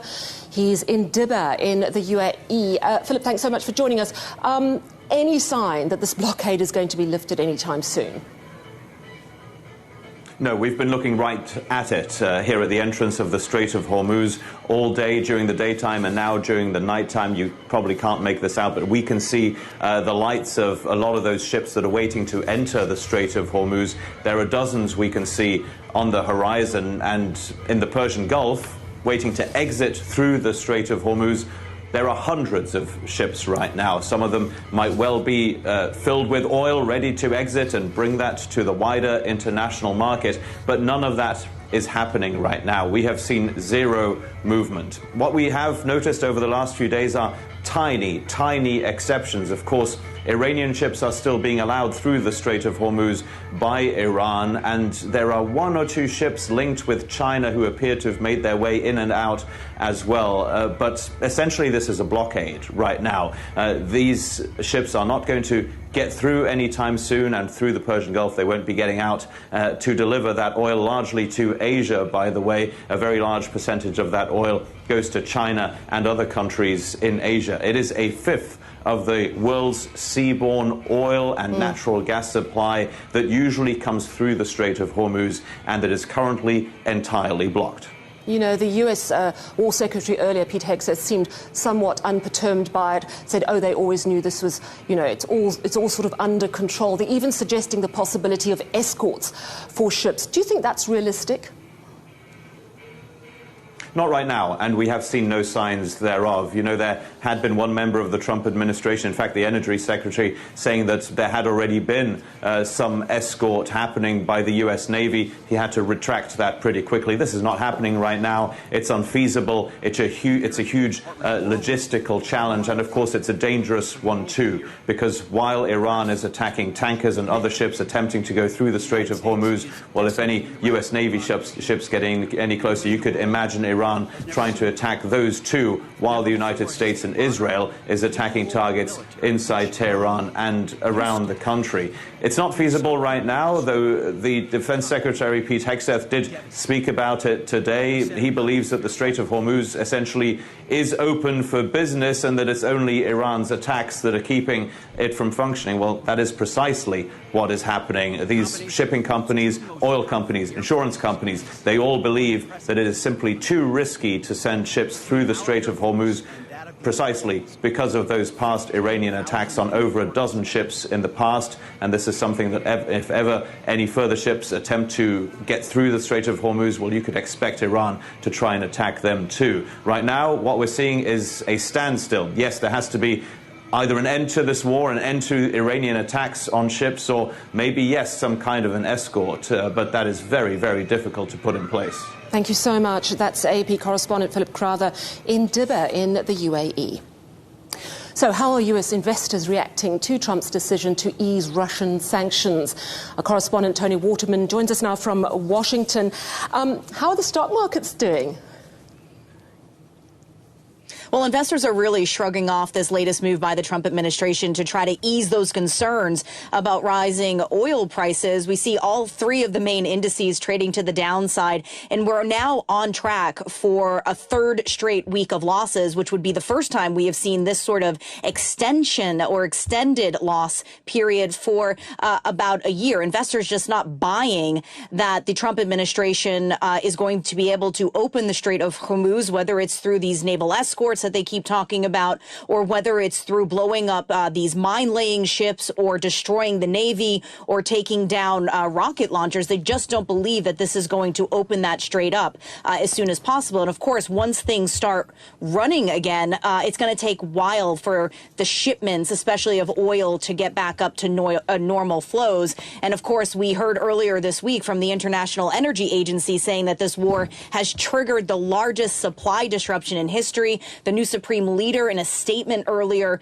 this week also saying that he plans on keeping the strait closed, and investors seem to be paying very much attention to that. Tony, also some data coming out of the US suggesting that the economy is under pressure.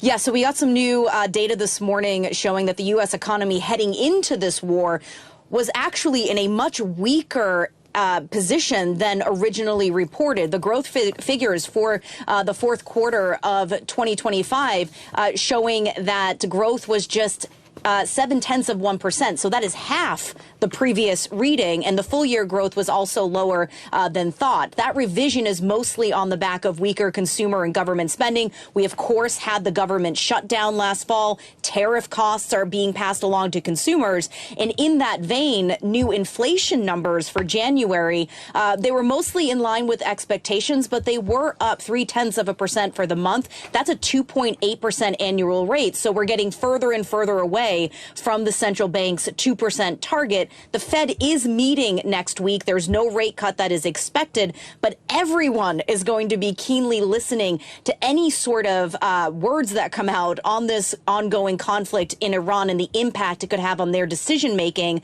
on future rate cuts or rises. Of course, they're going to be contending with a lot of inflation because of these rising oil prices. Thank you so much. That is Tony Waterman coming to us from Washington.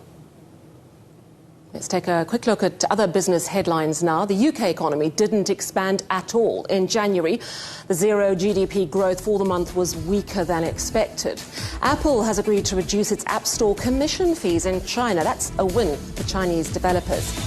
Chinese regulators have given the go-ahead to a cutting-edge brain implant designed to help paralyzed people. And China has announced tariffs of just over 30% on some types of rubber from India, Japan and Canada following an investigation into alleged dumping. This is Global Business Europe still ahead. Just for billionaires, we'll look at whether space tourism will ever become affordable for everyone.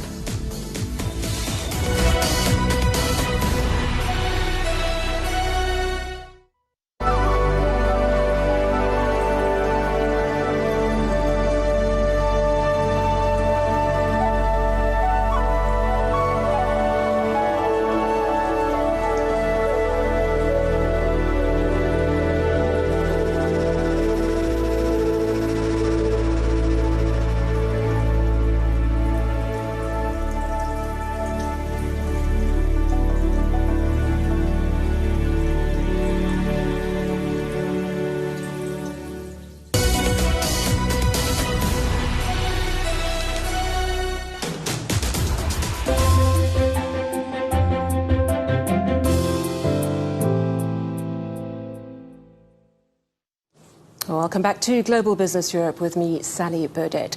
Now, the world's two largest economies are set for a new round of trade talks in Paris over the next 4 days. China's delegation will be led by Vice President He Feng. The US side will be headed by Treasury Secretary Scott Bessent. Washington has opened fresh trade probes into 16 economies, including China, EU and India, which Beijing has slammed as a unilateralist act. Our correspondent Li Zhenhua joins us now from the French capital. Zhenhua, hello. What can you tell us about this latest round of talks?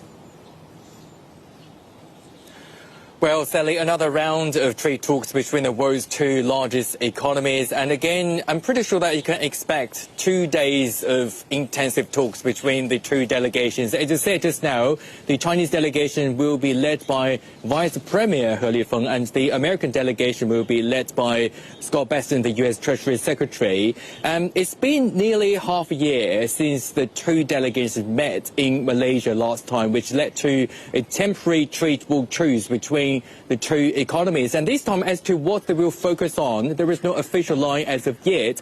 But according to a post on X by Scott Bessent on Thursday, he said, I'm quoting him, "Our team will continue to deliver results that put America's farmers, workers and businesses first." So apparently the exports of soybean from the United States to America will be high on the agenda. It has been widely reported already, and China is the world's largest importer of soybean, and America's exports of soybean to China have fallen sharply ever since the trade tie between the world's two largest economies started to sour back in 2018 during Donald Trump's first presidency. And also the time is really, really sensitive for President Trump, because he needs to make sure that the soybean farmers will support his party during the midterm elections in November. And of course, discussions over what the US said China's overcapacity will also be discussed.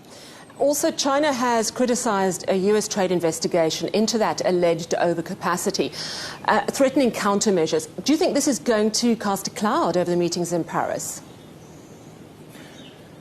Well, Sally, you know, the short answer is yes. And US President Donald Trump needs leverage when it comes to trade talks. He is a deal maker, apparently. But in February, the US Supreme Court ruled that his unilateral tariffs on the world unlawful, and only days before that, the U.S. Trade Representative announced the Section 301 investigations into 16 trading partners, with China on top of the list, and also the European Union and also some Southeast Asian countries.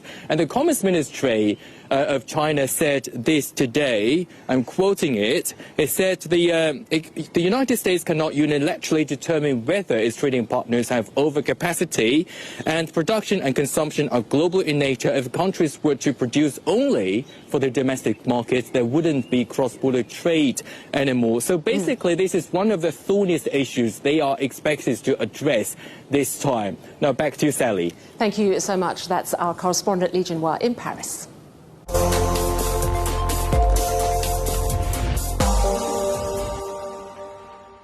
Now, space tourism forecast to be worth more than $6 billion a year from 2030, but with eye-watering ticket prices, trips to space remain a distant dream for most of us.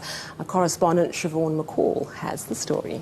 Thanks, Sally. Well, think of space tourism and something like the Blue Origin celebrity flight last year might come to mind.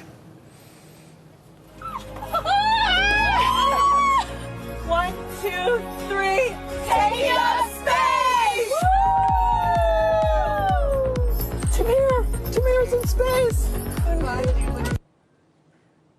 Or the Virgin Galactic tourist flight that included an 80-year-old who paid $250,000 for a ticket 18 years before he took the journey. Well, going into space means passing this, the Kármán line, which marks its edge 100 kilometers above mean sea level. With tickets costing hundreds of thousands of dollars, many people see space tourism as just a billionaire's playground. But experts say there's more to it, and that space tourism has wider benefits, including opportunity to conduct experiments, and the money put into the industry by billionaires allows for more exploration, while moments like the Blue Origin celebrity flights raise public interest. Recently, China's Li Hong-1 successfully completed its maiden suborbital flight. The spacecraft has a 100% reusable capsule designed to reduce launch costs. It's been hailed as a milestone in the future of space tourism. And what else could be on the horizon? Well, this company is planning a luxury hotel with rooms for 400 guests and a spa and a cinema room. There was a suggestion it would open in 2027, but construction hasn't started. Or what about a stay on the moon? Well, this hotel is supposed to open in 2032, and deposits cost as much as $1 million. But do people even want to travel to space? In this article on Market Watch, a US survey found that the majority of people thought space travel would be commonplace by the 2070s, but 65% were quite happy staying on Earth. And if you're quite happy to watch from afar, then maybe this is your best option. NASA is offering to fly your name to the moon. It'll be on an SD card in the forthcoming Artemis 2 mission, and they'll send you a digital boarding card. Here's my one. More than 1.5 million people have signed up. Well, Quinton Parker is Professor and Director of the Laboratory for Space Research at the University of Hong Kong. It's likely to be, I think, at least 20 or 30 years, I think, before, what you would call ordinary, like middle-class budgets, say, would be available. And if you're talking about, what SpaceX does with Starship, going to the International Space Station as paying customers, you're talking about $50 million US per seat there. So I think a mass accessibility for ordinary people really relies on driving down costs through reusable rocket technologies, really, where you get economies of scale, and competition that drive down things to where, upper middle class or people might be able to afford a trip to space in the next 10 to 20 years. Now, if you're talking about hotels, space hotels where you would stay. I mean, I remember the 2001 A Space Odyssey, they had this incredible space hotel. I think it's probably going to be late century, really, I think, before that takes off, certainly a decade or two. So you say cost seems like it is the main factor. Are there any other factors as well? Yes, I mean, there are quite a few. I mean, space travel is inherently very risky and dangerous. There's all sorts of reasons for that. Current rockets that go up, there's a few % failure rate. They blow up on the launch pad, or they blow up in orbit, or something goes wrong and the solar panels don't deploy, or whatever it is, and satellites fail. So current risks are probably around about 1%. Whereas if you look at airline travel, you're talking about 0.0001% problem with air travel. It's super, super safe. Then you've kind of got regulatory hurdles, certifications from governments about, yes, you're allowed to fly for public use, etc. Then you've got, if you're going up for periods of time, you're not a trained astronaut, then there are health risks that need to be carefully assessed.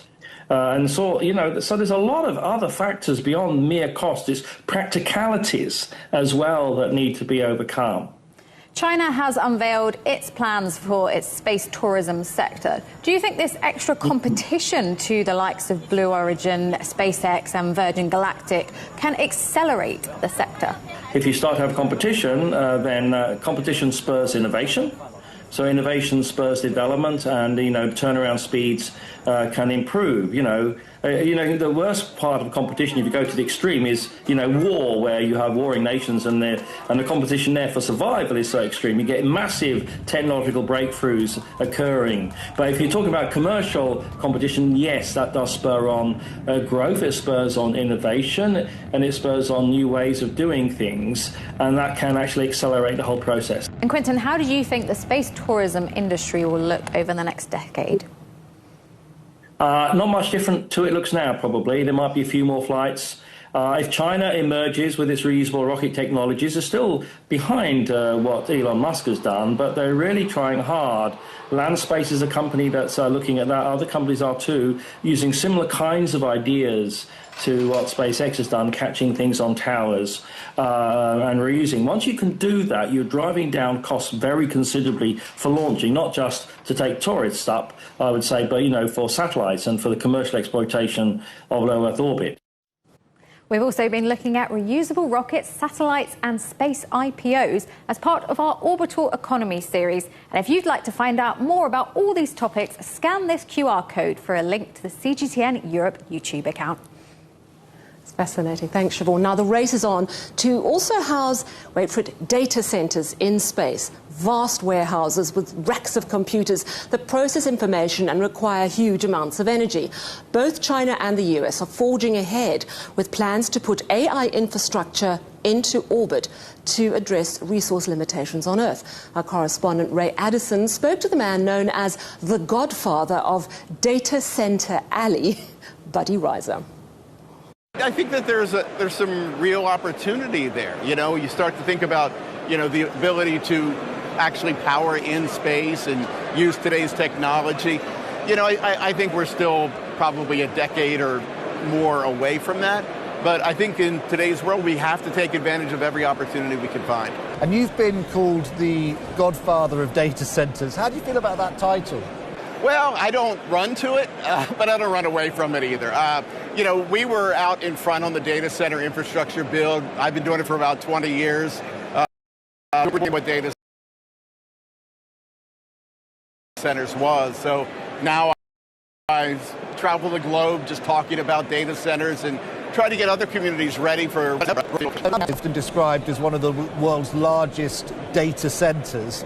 How are you preparing for the next wave of AI-driven demand? The demand is out there, and trying to meet that demand is one of the big challenges that both power companies and communities have right now. What lessons have you learned, or could you learn, from how other countries are dealing with those energy demands on data centers? There's a real disconnect right now between the power needs of data centers, sustainability goals, and the ability to build the grid in a way that makes sense for everyone.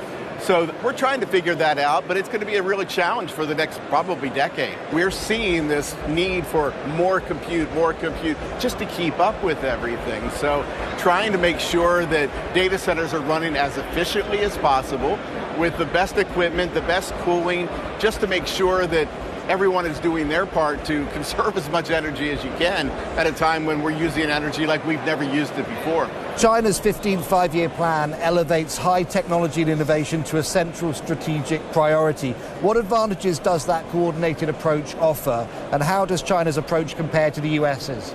I think that having a coordinated countrywide approach is important. China, we don't know exactly what's going on, what's in the plan, how far they are, and all those things. But the United States, it's more community by community, state by state. The current administration and the previous administration have both said this is an important initiative, but there's no real cohesive plan to deliver on this. There's no real cohesive plan to deliver on the energy needs. And when you look at what you can use AI for at this moment in time, it's pretty incredible, it seems to me.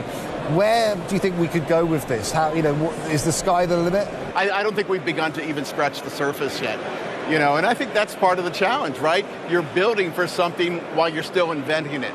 And so trying to understand what the ultimate needs are going to be is going to be tough, but we need that infrastructure today. And so that's kind of what we're seeing. We're seeing that big infrastructure build, and with the idea that this is going to get monetized and this is going to continue to grow and continue to drive our economy for decades, not hundreds of years to come. Your headlines once more. The United States gives the green light to Russia to sell sanctioned oil stranded at sea as it battles to bring down oil prices. A new round of talks scheduled in Paris between the world's two largest economies to settle their trade disputes. And growth down, inflation up. The latest data sounds alarm bells for the US economy. And that's it for Global Business Europe. Thanks so much for watching. Up next on CGTN is Africa Live. We'll see you again tomorrow, same time, same place. From all of us here in London, goodbye.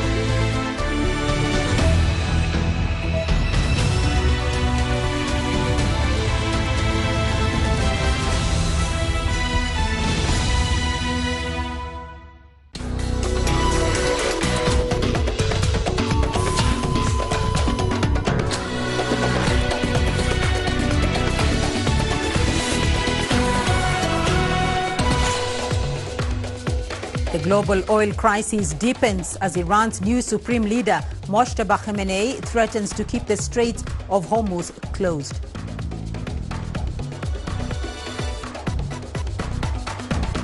Death toll from floods and landslides in southern Ethiopia climbs above 100. And Ghana says it is preparing to submit a UN resolution on slavery reparations. I'm Beatrice Marshall in Nairobi. Welcome to Africa Live. We'll bring you the details on those stories in just a moment. But first, here's Uche Okoronko with the day's business headlines. Uche. Thank you, Beatrice. And here is a look at what's coming up on Africa Live Biz. Oil prices climb above $100 a barrel again on Thursday as the U.S. eases sanctions on Russian oil. And the rising cost of jet fuel places immense pressure on domestic airlines in South Africa. Of course, all of that coming up within the program. For now, it is back to you, Beatrice. Uche, thank you.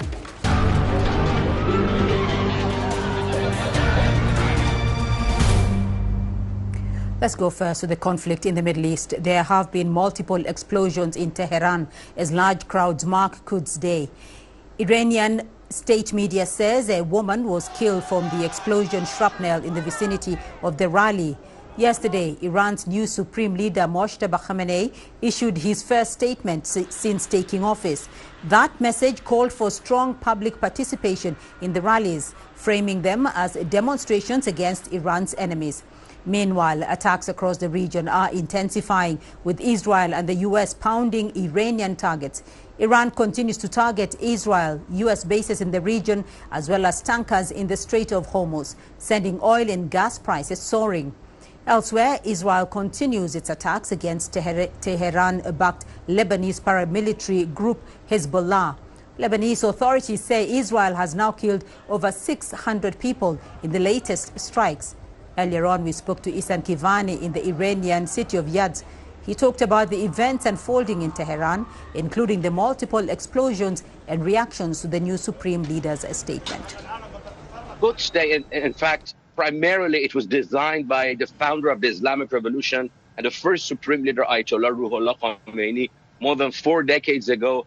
And it was a kind of symbolic international day to raise awareness against Israeli atrocities in Palestine. So every year we have seen hundreds of thousands of Iranian people, as well as other Muslims around the world, to take to streets and commemorate this International Quds Day.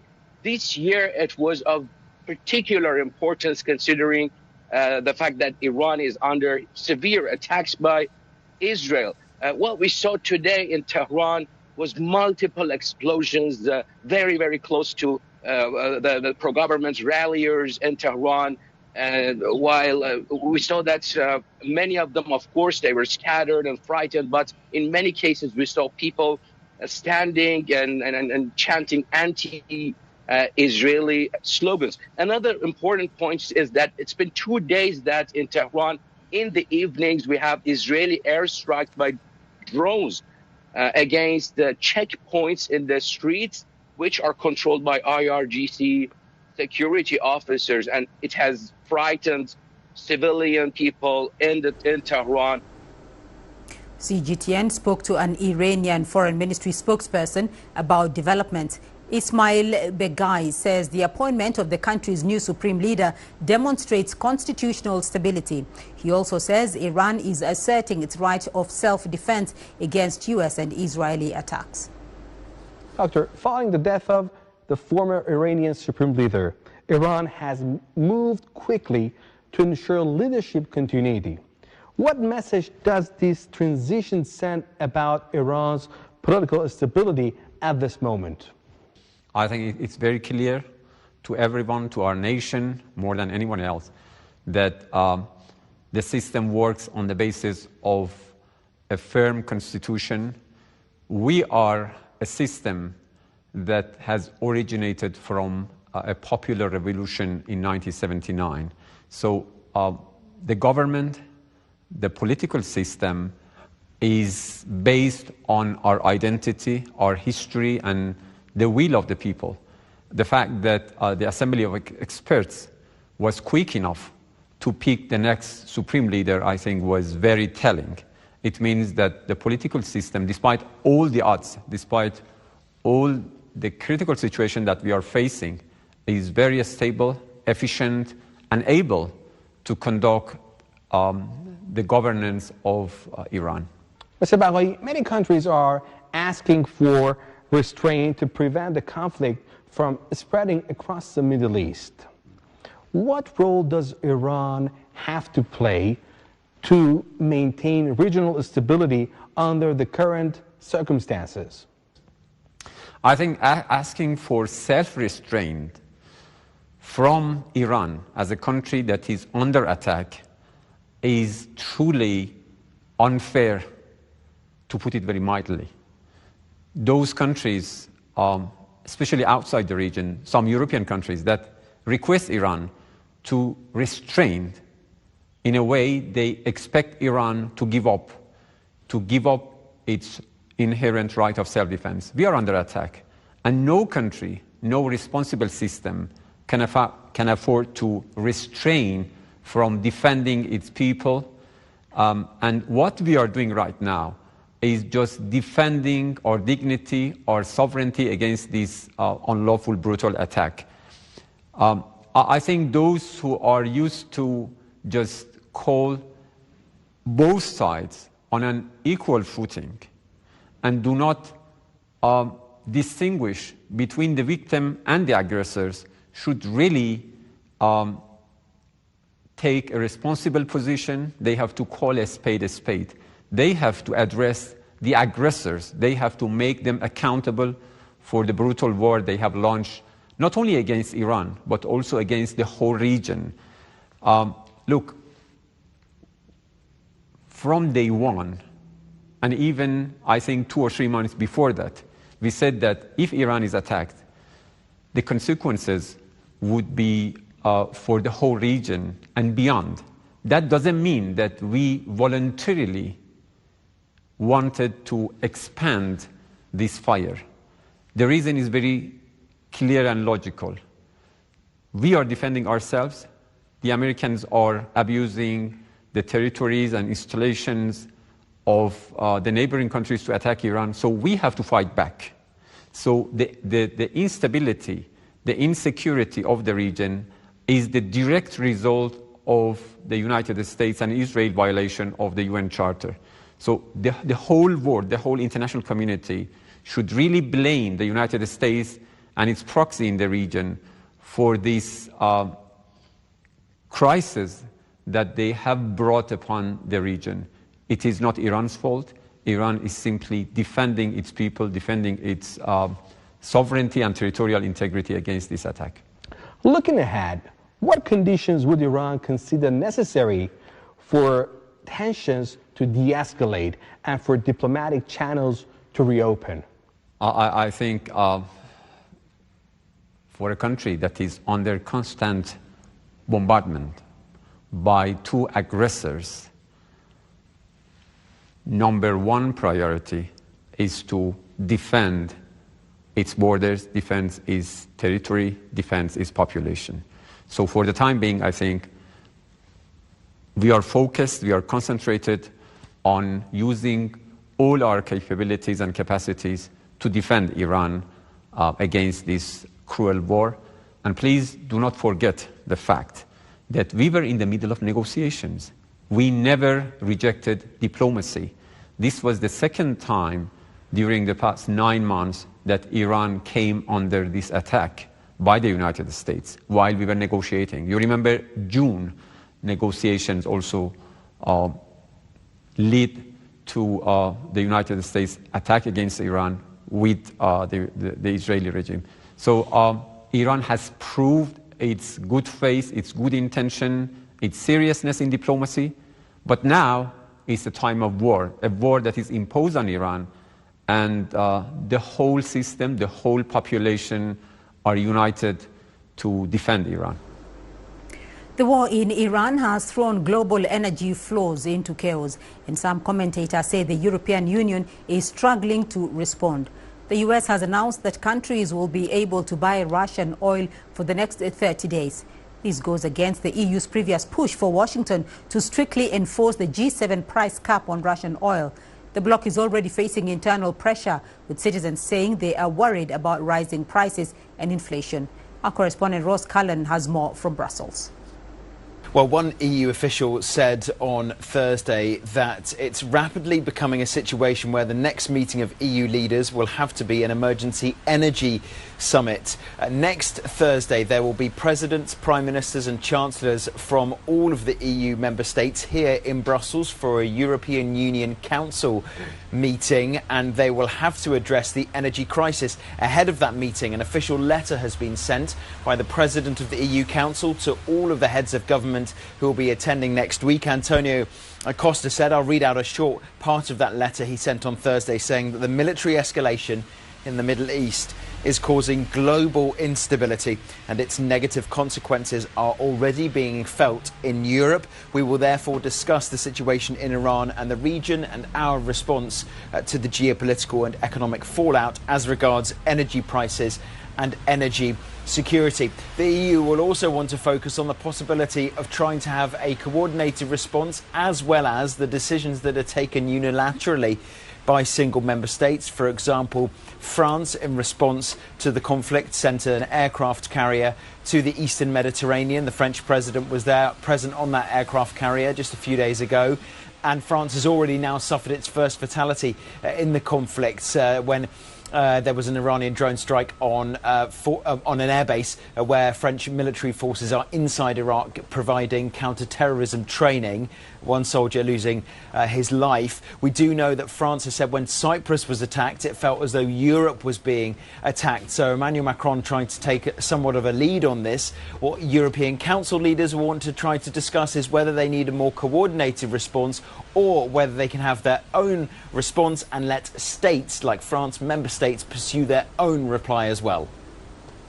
The U.S. has temporarily relaxed its sanctions on Russian oil. The waiver allows countries to purchase Russian oil products until April the 11th as concerns grow over soaring oil prices and inflation. Dasha Chanishova has more from Moscow. Moscow says the U.S. waiver allowing the countries to buy sanctioned Russian oil could affect up to 100 million barrels of crude. Russia's economic envoy Kirill Dmitriev was commenting on Washington's decision to issue a new general license permitting the sale of Russian crude oil and petroleum products that were loaded onto vessels before sanctions took effect. Under the waiver, those shipments can be delivered and sold until the 11th of April. According to the U.S. Treasury Department, the license applies specifically to cargoes loaded before the sanctions deadline that are currently being transported by sea. Dmitriev said that the waiver amounts to recognition by the United States that the global market cannot remain stable without Russian oil. According to Dmitriev, further easing of restrictions on Russian energy carriers looks increasingly inevitable despite resistance from the European Union. Energy analysts say the temporary measure could help stabilize markets in the short term by allowing existing cargoes to reach their buyers. However, they know that waiver does not alter the broader sanctions framework aimed at restricting Russia's oil revenues. Russia remains one of the world's largest oil exporters, and its energy trade has been under close scrutiny since Western countries imposed sanctions following the start of Russia's special military operation in Ukraine in 2022.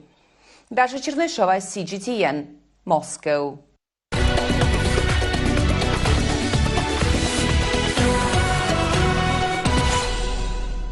And to East Africa now, where 6 health workers from the Kigoma District Council in western Tanzania have died and 3 others remain missing after their boat capsized on Lake Tanganyika during strong winds. Local authorities reported that 9 people were rescued and are receiving treatment in hospital. They said the capsize happened early on Friday morning in the Ujiji municipality. They were traveling aboard a council-owned boat en route to Kagunga village to provide vaccination services. Search and rescue operations are ongoing. Let's go now to Ethiopia. The death toll from a landslide triggered by heavy rainfall in the south has climbed to more than 100. However, authorities are warning that the number could rise as search teams continue digging through debris for the many still missing. The disaster destroyed homes and displaced hundreds of families in Gamo zone and prompted authorities to urge residents living in danger-prone areas to evacuate immediately as heavy rains continue. Becca Atoma has more from Addis Ababa. Search and rescue efforts are continuing in parts of Gamo zone in the South Ethiopia region after a landslide buried homes and communities following days of intense rainfall. The official death toll as of Friday morning stood at 70, though some reports by local media suggest the number could be as high as 120. Local residents are still digging through muds and debris in search of missing people. Local officials say around 190 houses were destroyed, while 575 households, about 3,500 people, have fled their homes, with officials calling for humanitarian assistance to help displaced families and support ongoing search efforts.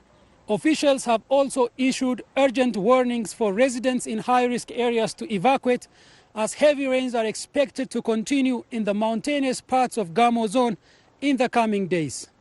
The disaster comes nearly a year after a devastating landslide in the neighboring Gofa zone killed 250 people, making it one of the deadliest natural disasters in Ethiopia's recent history. Becca Atoma, CGTN, Addis Ababa. And now to Morocco, where the government says thousands of families affected by recent heavy rains and flooding are now receiving financial compensation as part of a broader state response aimed at emergency relief, reconstruction and longer-term resilience. The rains ended a long-running drought in the country, bringing much-needed certainty to agricultural activities. However, some regions, most notably the country's northwest, experienced much more than it was able to manage. Adnan Chauchi has more. Earlier this year, heavy rains and flooding forced tens of thousands of people to flee their homes in northern Morocco. They returned days later to utter devastation and major worries about their future. However, the government says it is now stepping in. Officials say a $300 million relief program is being put in place. The package provides families with $600 in emergency assistance, up to $1,500 for housing repairs, and as much as $14,000 for home reconstruction. 15,000 affected families have already been compensated. Residents who were evacuated from their cities or villages due to the floods have been officially registered, and those who have returned are also identified. Farmers are likewise documented according to their specific agricultural activities. Muhammad Shahidi is among the flood-affected farmers who have received direct financial compensation. He lives in a small farming community near the flood-hit cities of Sidi al-Tazi and Qasr al-Kbir, where the Lucas River burst its banks after torrential rains, inundating homes, farmland and nearby villages. The financial compensation came at the right time. It helped me provide the essentials for my children and get back to work on the farm. We lost a great deal in the floods, but we are alive. State support has been crucial throughout, during the flooding, the evacuation, and now as we resume a normal life and rebuild in the spring. For many families, the aid has come at a critical time. With the fasting month of Ramadan adding pressure on household budgets, local residents say the compensation is helping cover basic needs while easing the burden of recovery. The compensation has helped families cope with the added expenses of the holy month of Ramadan. People feel the state is standing by them. Some families had to leave their homes for up to 20 days, even for weeks. Being back home and receiving support brings comfort as we try to move past the effects of the disaster. As local committees continue assessing the scale of the destruction, officials say the number of beneficiaries could increase in the coming weeks. Beyond emergency compensation, authorities are also focusing on repairing damaged infrastructure and restoring agricultural activity. Adnan Shawishi, CGTN. At least 13 civilians have been killed in an airstrike at the Andre border crossing between Sudan and Chad. A voluntary civilian group, the Coordination Council of El Geneina Emergency Rooms, said a drone fired 4 missiles at a fuel market on Tuesday, killing traders who are preparing to start their day. The strike burned vehicles and damaged large quantities of food supplies. Many of the victims were small-scale traders who transport fuel and goods from the Chadian city of Andre using animal drone carts. The strike comes as the Sudan conflict involving the country's army and a paramilitary group known as the Rapid Support Forces approaches its 4th year. The RSF accused the army of carrying out the attack, saying it targeted a key route used for trade and humanitarian aid into the Darfur region. Fighting between the two sides, which began in April 2023, has killed tens of thousands and displaced millions across the country. The United Nations Office of the High Commissioner for Human Rights has condemned what it calls the appalling impact of drone strikes on civilians in the conflict in Sudan. Speaking from Nairobi, a spokesperson said reports indicate that more than 200 civilians have been killed in the past 2 weeks in the Kordofan region and in the White Nile state as the conflict continues to escalate. The UN is urging all parties to respect the laws of war and stop attacks on civilians and civilian infrastructure. It is troubling that despite multiple reminders, warnings and appeals, the parties to the conflict continue to use drones and explosive weapons with wide area effects in populated areas. We renew High Commissioner Volker Turk's call on the parties to abide by the laws of war and to refrain from attacking civilians and civilian objects. It will soon be 3 full years since the senseless conflict in Sudan began, devastating millions of lives and livelihoods. It is high time it came to an end. The Sudanese people have suffered too much. The government of Eswatini says it has received 4 more third-country deportees from the United States, raising the total number to 19. A spokesperson said 2 were from Somalia, 1 from Sudan, and the 4th from Tanzania. Previous deportees arriving last July included nationals of Vietnam, Cuba, Laos, and Yemen. Over the past year, the Trump administration has struck deals with numerous countries as part of its anti-immigrant crackdown to accept people who are not their citizens. You're watching Africa Live. Still ahead on the program. Ghana is set to submit a UN resolution on slavery reparations. You don't find the stories of North Africa by sitting on the sidelines. You've got to get out, go there, and you'll find them. In the bazaars of Casablanca. Among the crowds in Cairo. Who come to visit Cairo, the ancient capital of Egypt. Along the waters of the Nile. Along the sands of the Sahara. No one else will take you where we can in North Africa. No one else will show you what it's all about. CGTN, see the difference.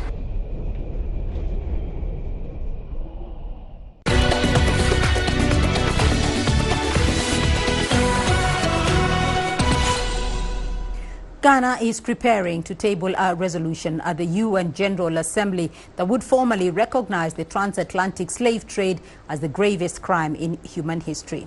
The proposal, backed by several African and Caribbean states, is part of a broader push for international acknowledgement and eventual reparations for centuries of slavery. However, as CGTN's Joy Kiruki Juma reports, the initiative is expected to face resistance from some Western nations. Ghana is leading a new diplomatic push at the United Nations to have the transatlantic slave trade recognized as what it calls the gravest crime in human history. The West African nation says it plans to table a resolution at the United Nations General Assembly seeking global acknowledgement of the scale, duration, and lasting consequences of the trade that spanned more than 4 centuries. Historians estimate that between the 15th and 19th centuries, as many as 12 to 15 million Africans were forcibly taken across the Atlantic to the Americas and the Caribbean, where they were forced to work in plantations and mines.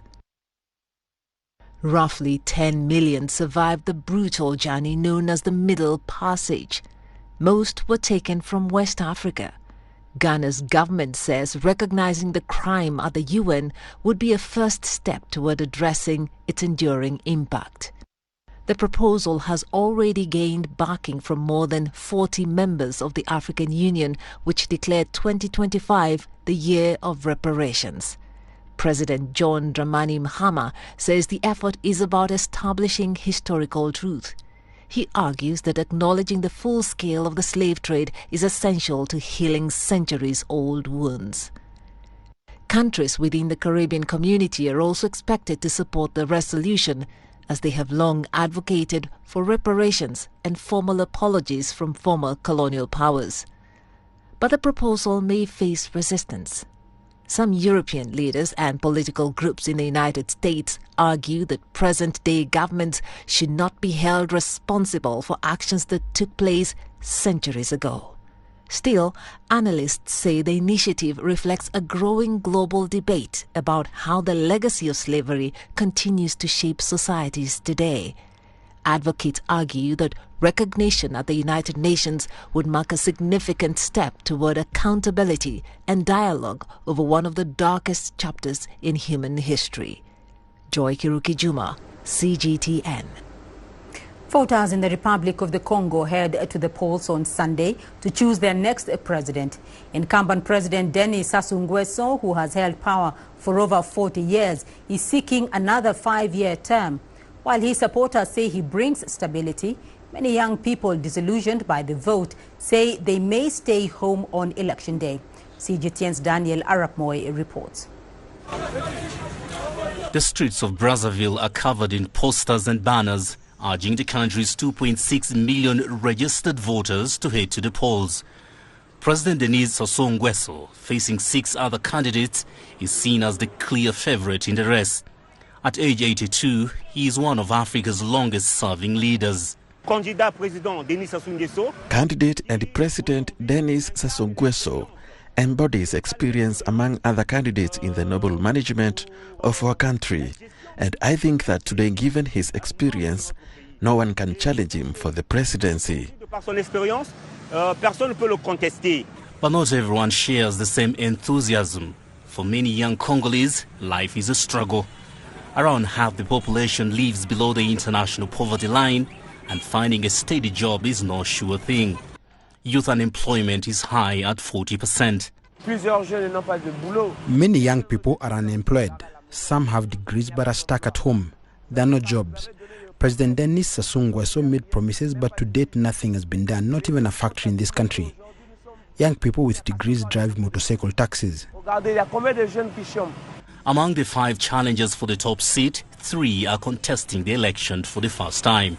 They include independent candidate Vivier Romain Manangu and Melanie Destine Gavet Elengo of the Republican movement.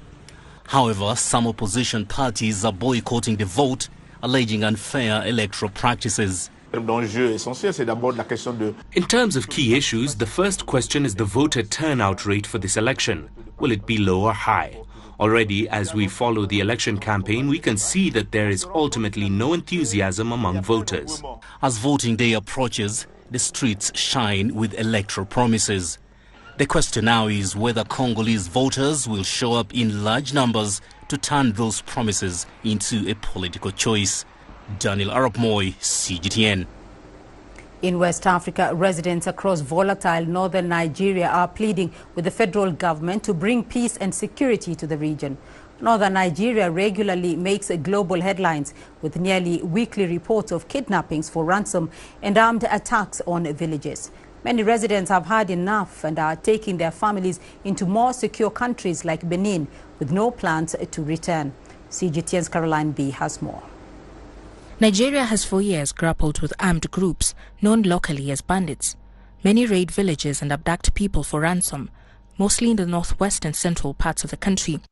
In Konkoso village, an agricultural community in Kebbi State, tragedy struck in February when armed groups linked to Boko Haram and Al-Qaeda attacked the village.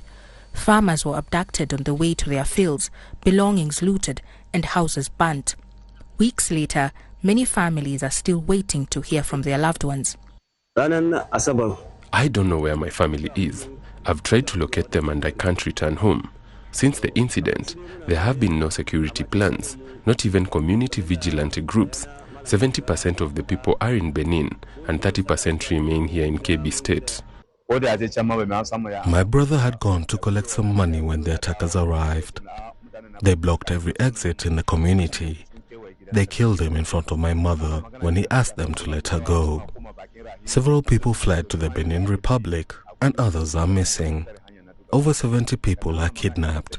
We pray that the government will listen to us. Abdullahi Tanko Ibrahim is the Konkoso village chief. He says many terrified residents are now seeking safety in neighboring Benin. Because of the attacks, my blood pressure has gone up. I avoid speaking about it and the condition of my people who were killed, kidnapped and displaced. My role as village chief is to protect the people, but I could not do much and it is painful. It's not what our past leaders wanted.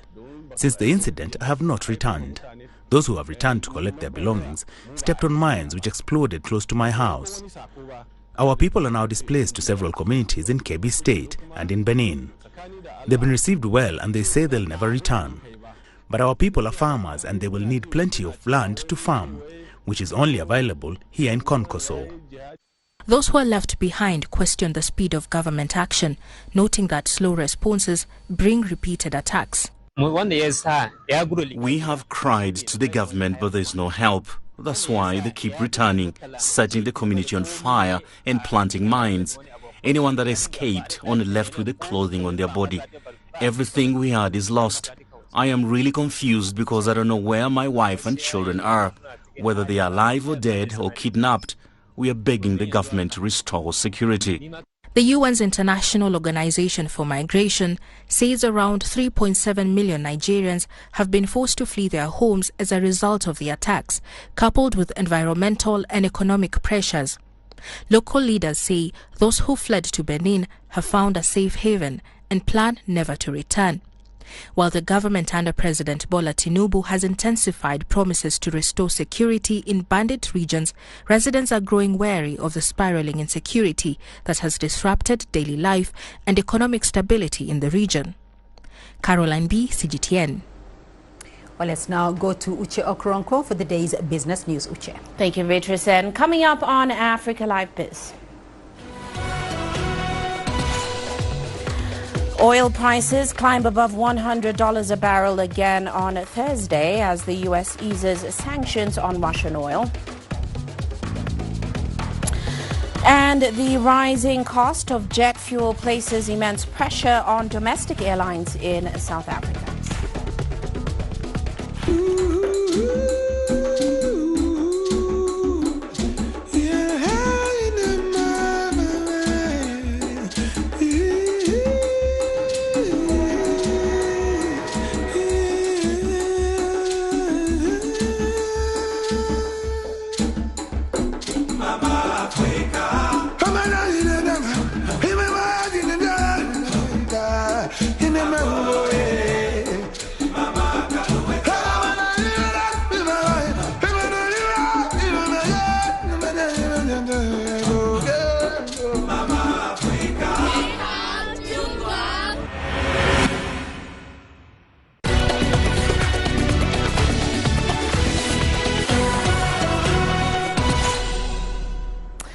Well, let's start off with the aviation sector. And airlines around the world have been hiking up their airfares, and that's following the disruptions to shipping routes. Now, South African Airways is among the latest to adjust its ticket prices. The airline says that rising costs could not be absorbed. However, tickets that have already been booked will not receive price adjustments. Now, domestic carriers, Airlink and FlySafair, they've already adjusted their prices in recent days. The price of jet fuel, of course, has risen far faster than crude prices, increasing over 58% in early March 2026, with the average price surpassing $157 per barrel. Now, even airlines that use hedging contracts to protect against sudden spikes in oil prices are still rapidly announcing fare hikes, also fuel surcharges and capacity cuts. Let's move on now. Of course, rising tensions in the Middle East are sending shockwaves through global energy markets, and that has pushed oil prices higher. And it's also raising concerns about supply disruptions. Well, for Africa, the crisis highlights a complex reality. Some countries could benefit from higher crude prices as major exporters, while others that rely heavily on imported fuel face rising inflation and also transportation costs. CGTN's Ian Kenyua takes a closer look at Africa's oil reserves, also its production levels, and which countries stand to gain or lose as this conflict unfolds. Africa holds significant oil resources, but the continent's energy landscape remains uneven. A small number of countries control the majority of oil reserves and production, whilst many others depend heavily on imported petroleum products. At the top of the list is Libya, which holds the largest proven oil reserves on the continent, but remains a high-risk environment. While the government targets 2 million barrels per day, actual production remains closer to between 1.2 to 1.5 million barrels per day.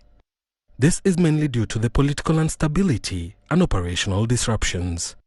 Second is Africa's largest oil producer, Nigeria. The West African country continues to face production challenges due to infrastructure constraints and crude oil theft.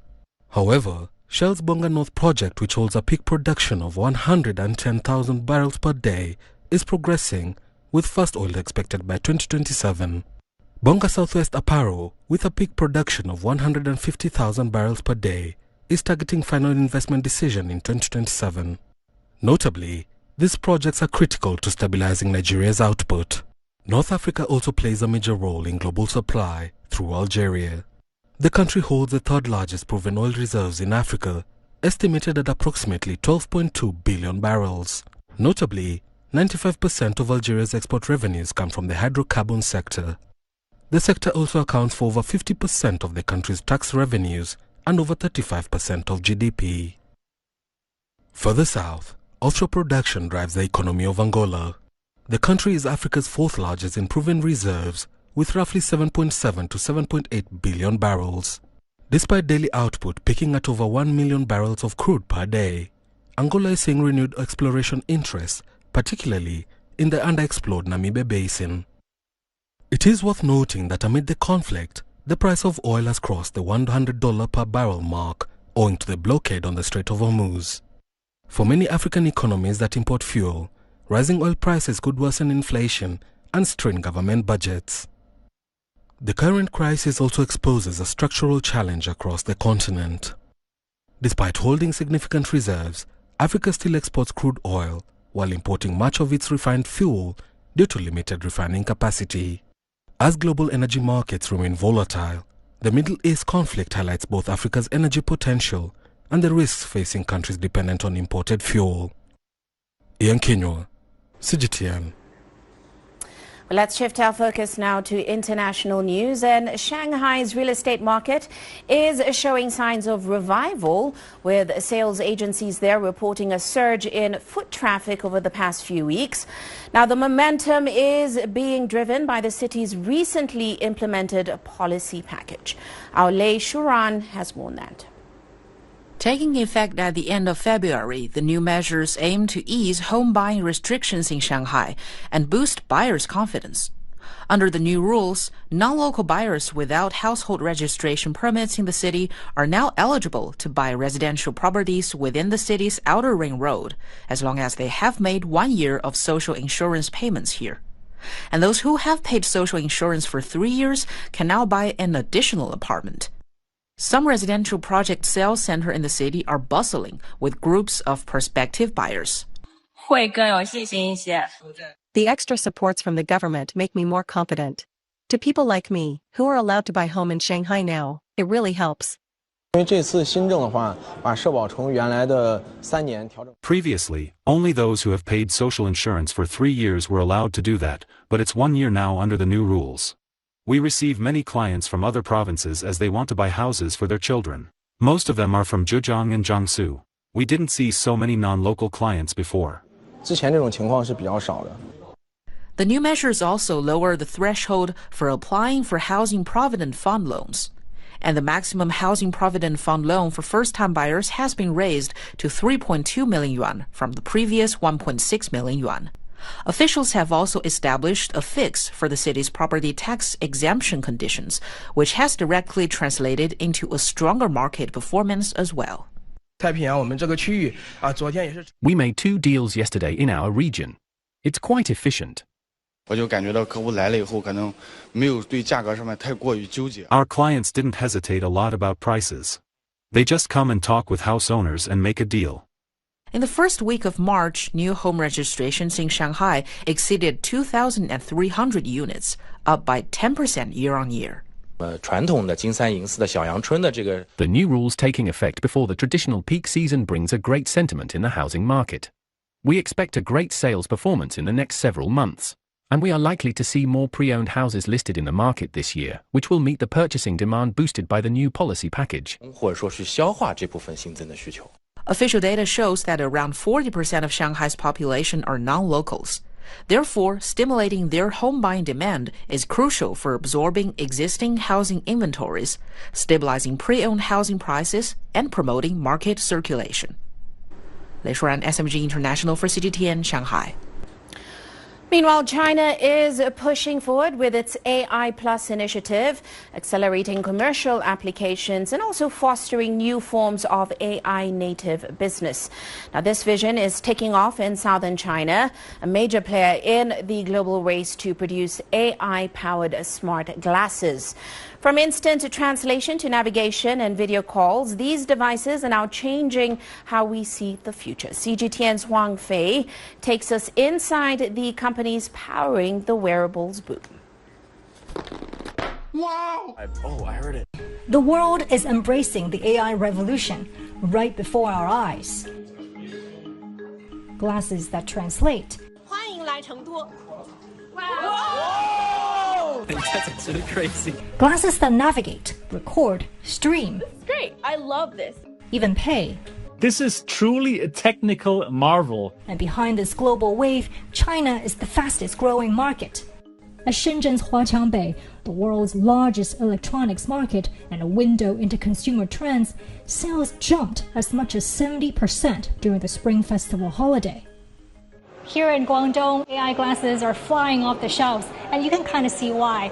Priced at about $250, it's packed with many functions of a smartphone plus AI interaction, including real-time translation, adjusting the tint of the glasses, and counting calories.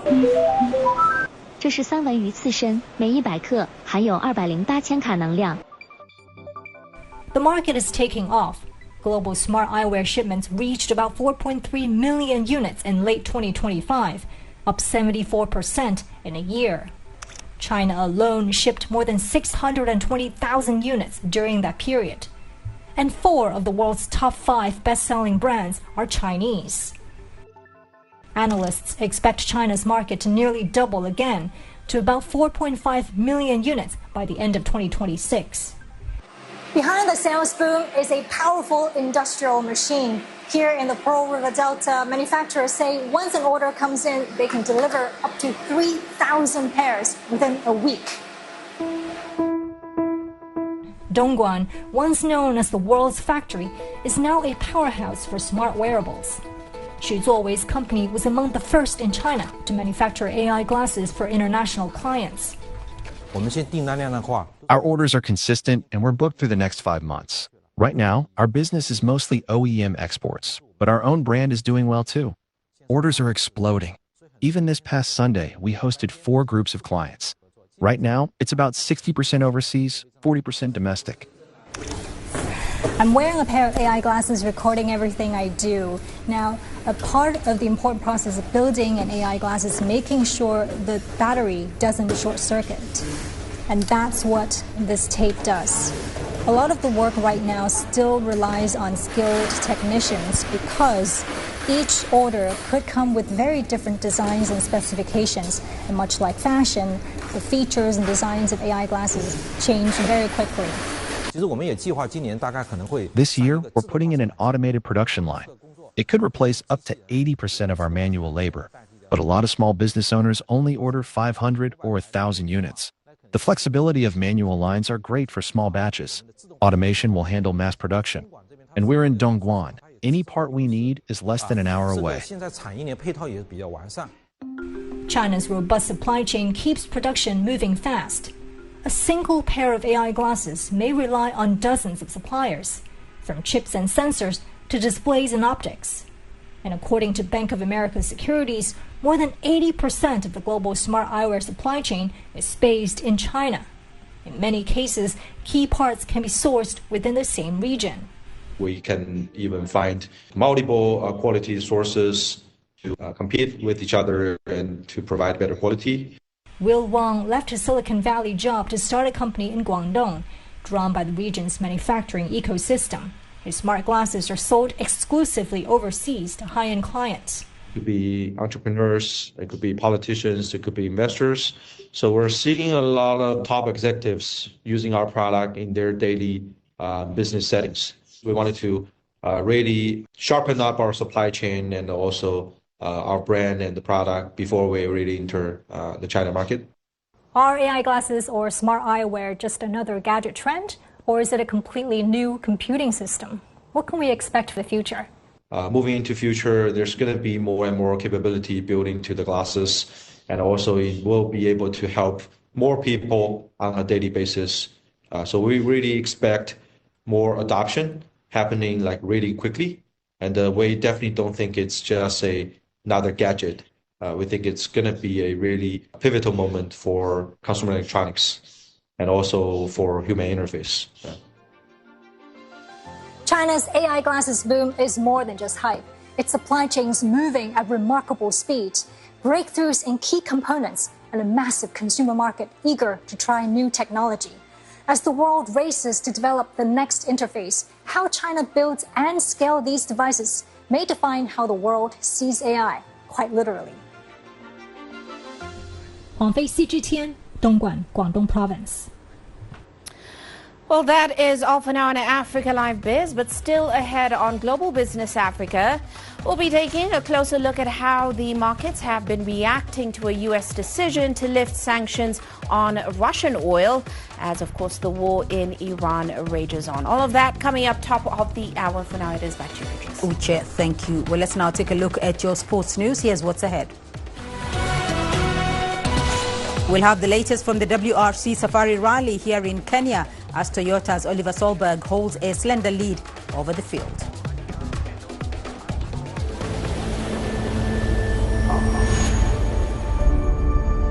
How would you create your legend? On the fields, on the tracks, in the arenas of Africa. Were you born to be a player? Could this moment be yours?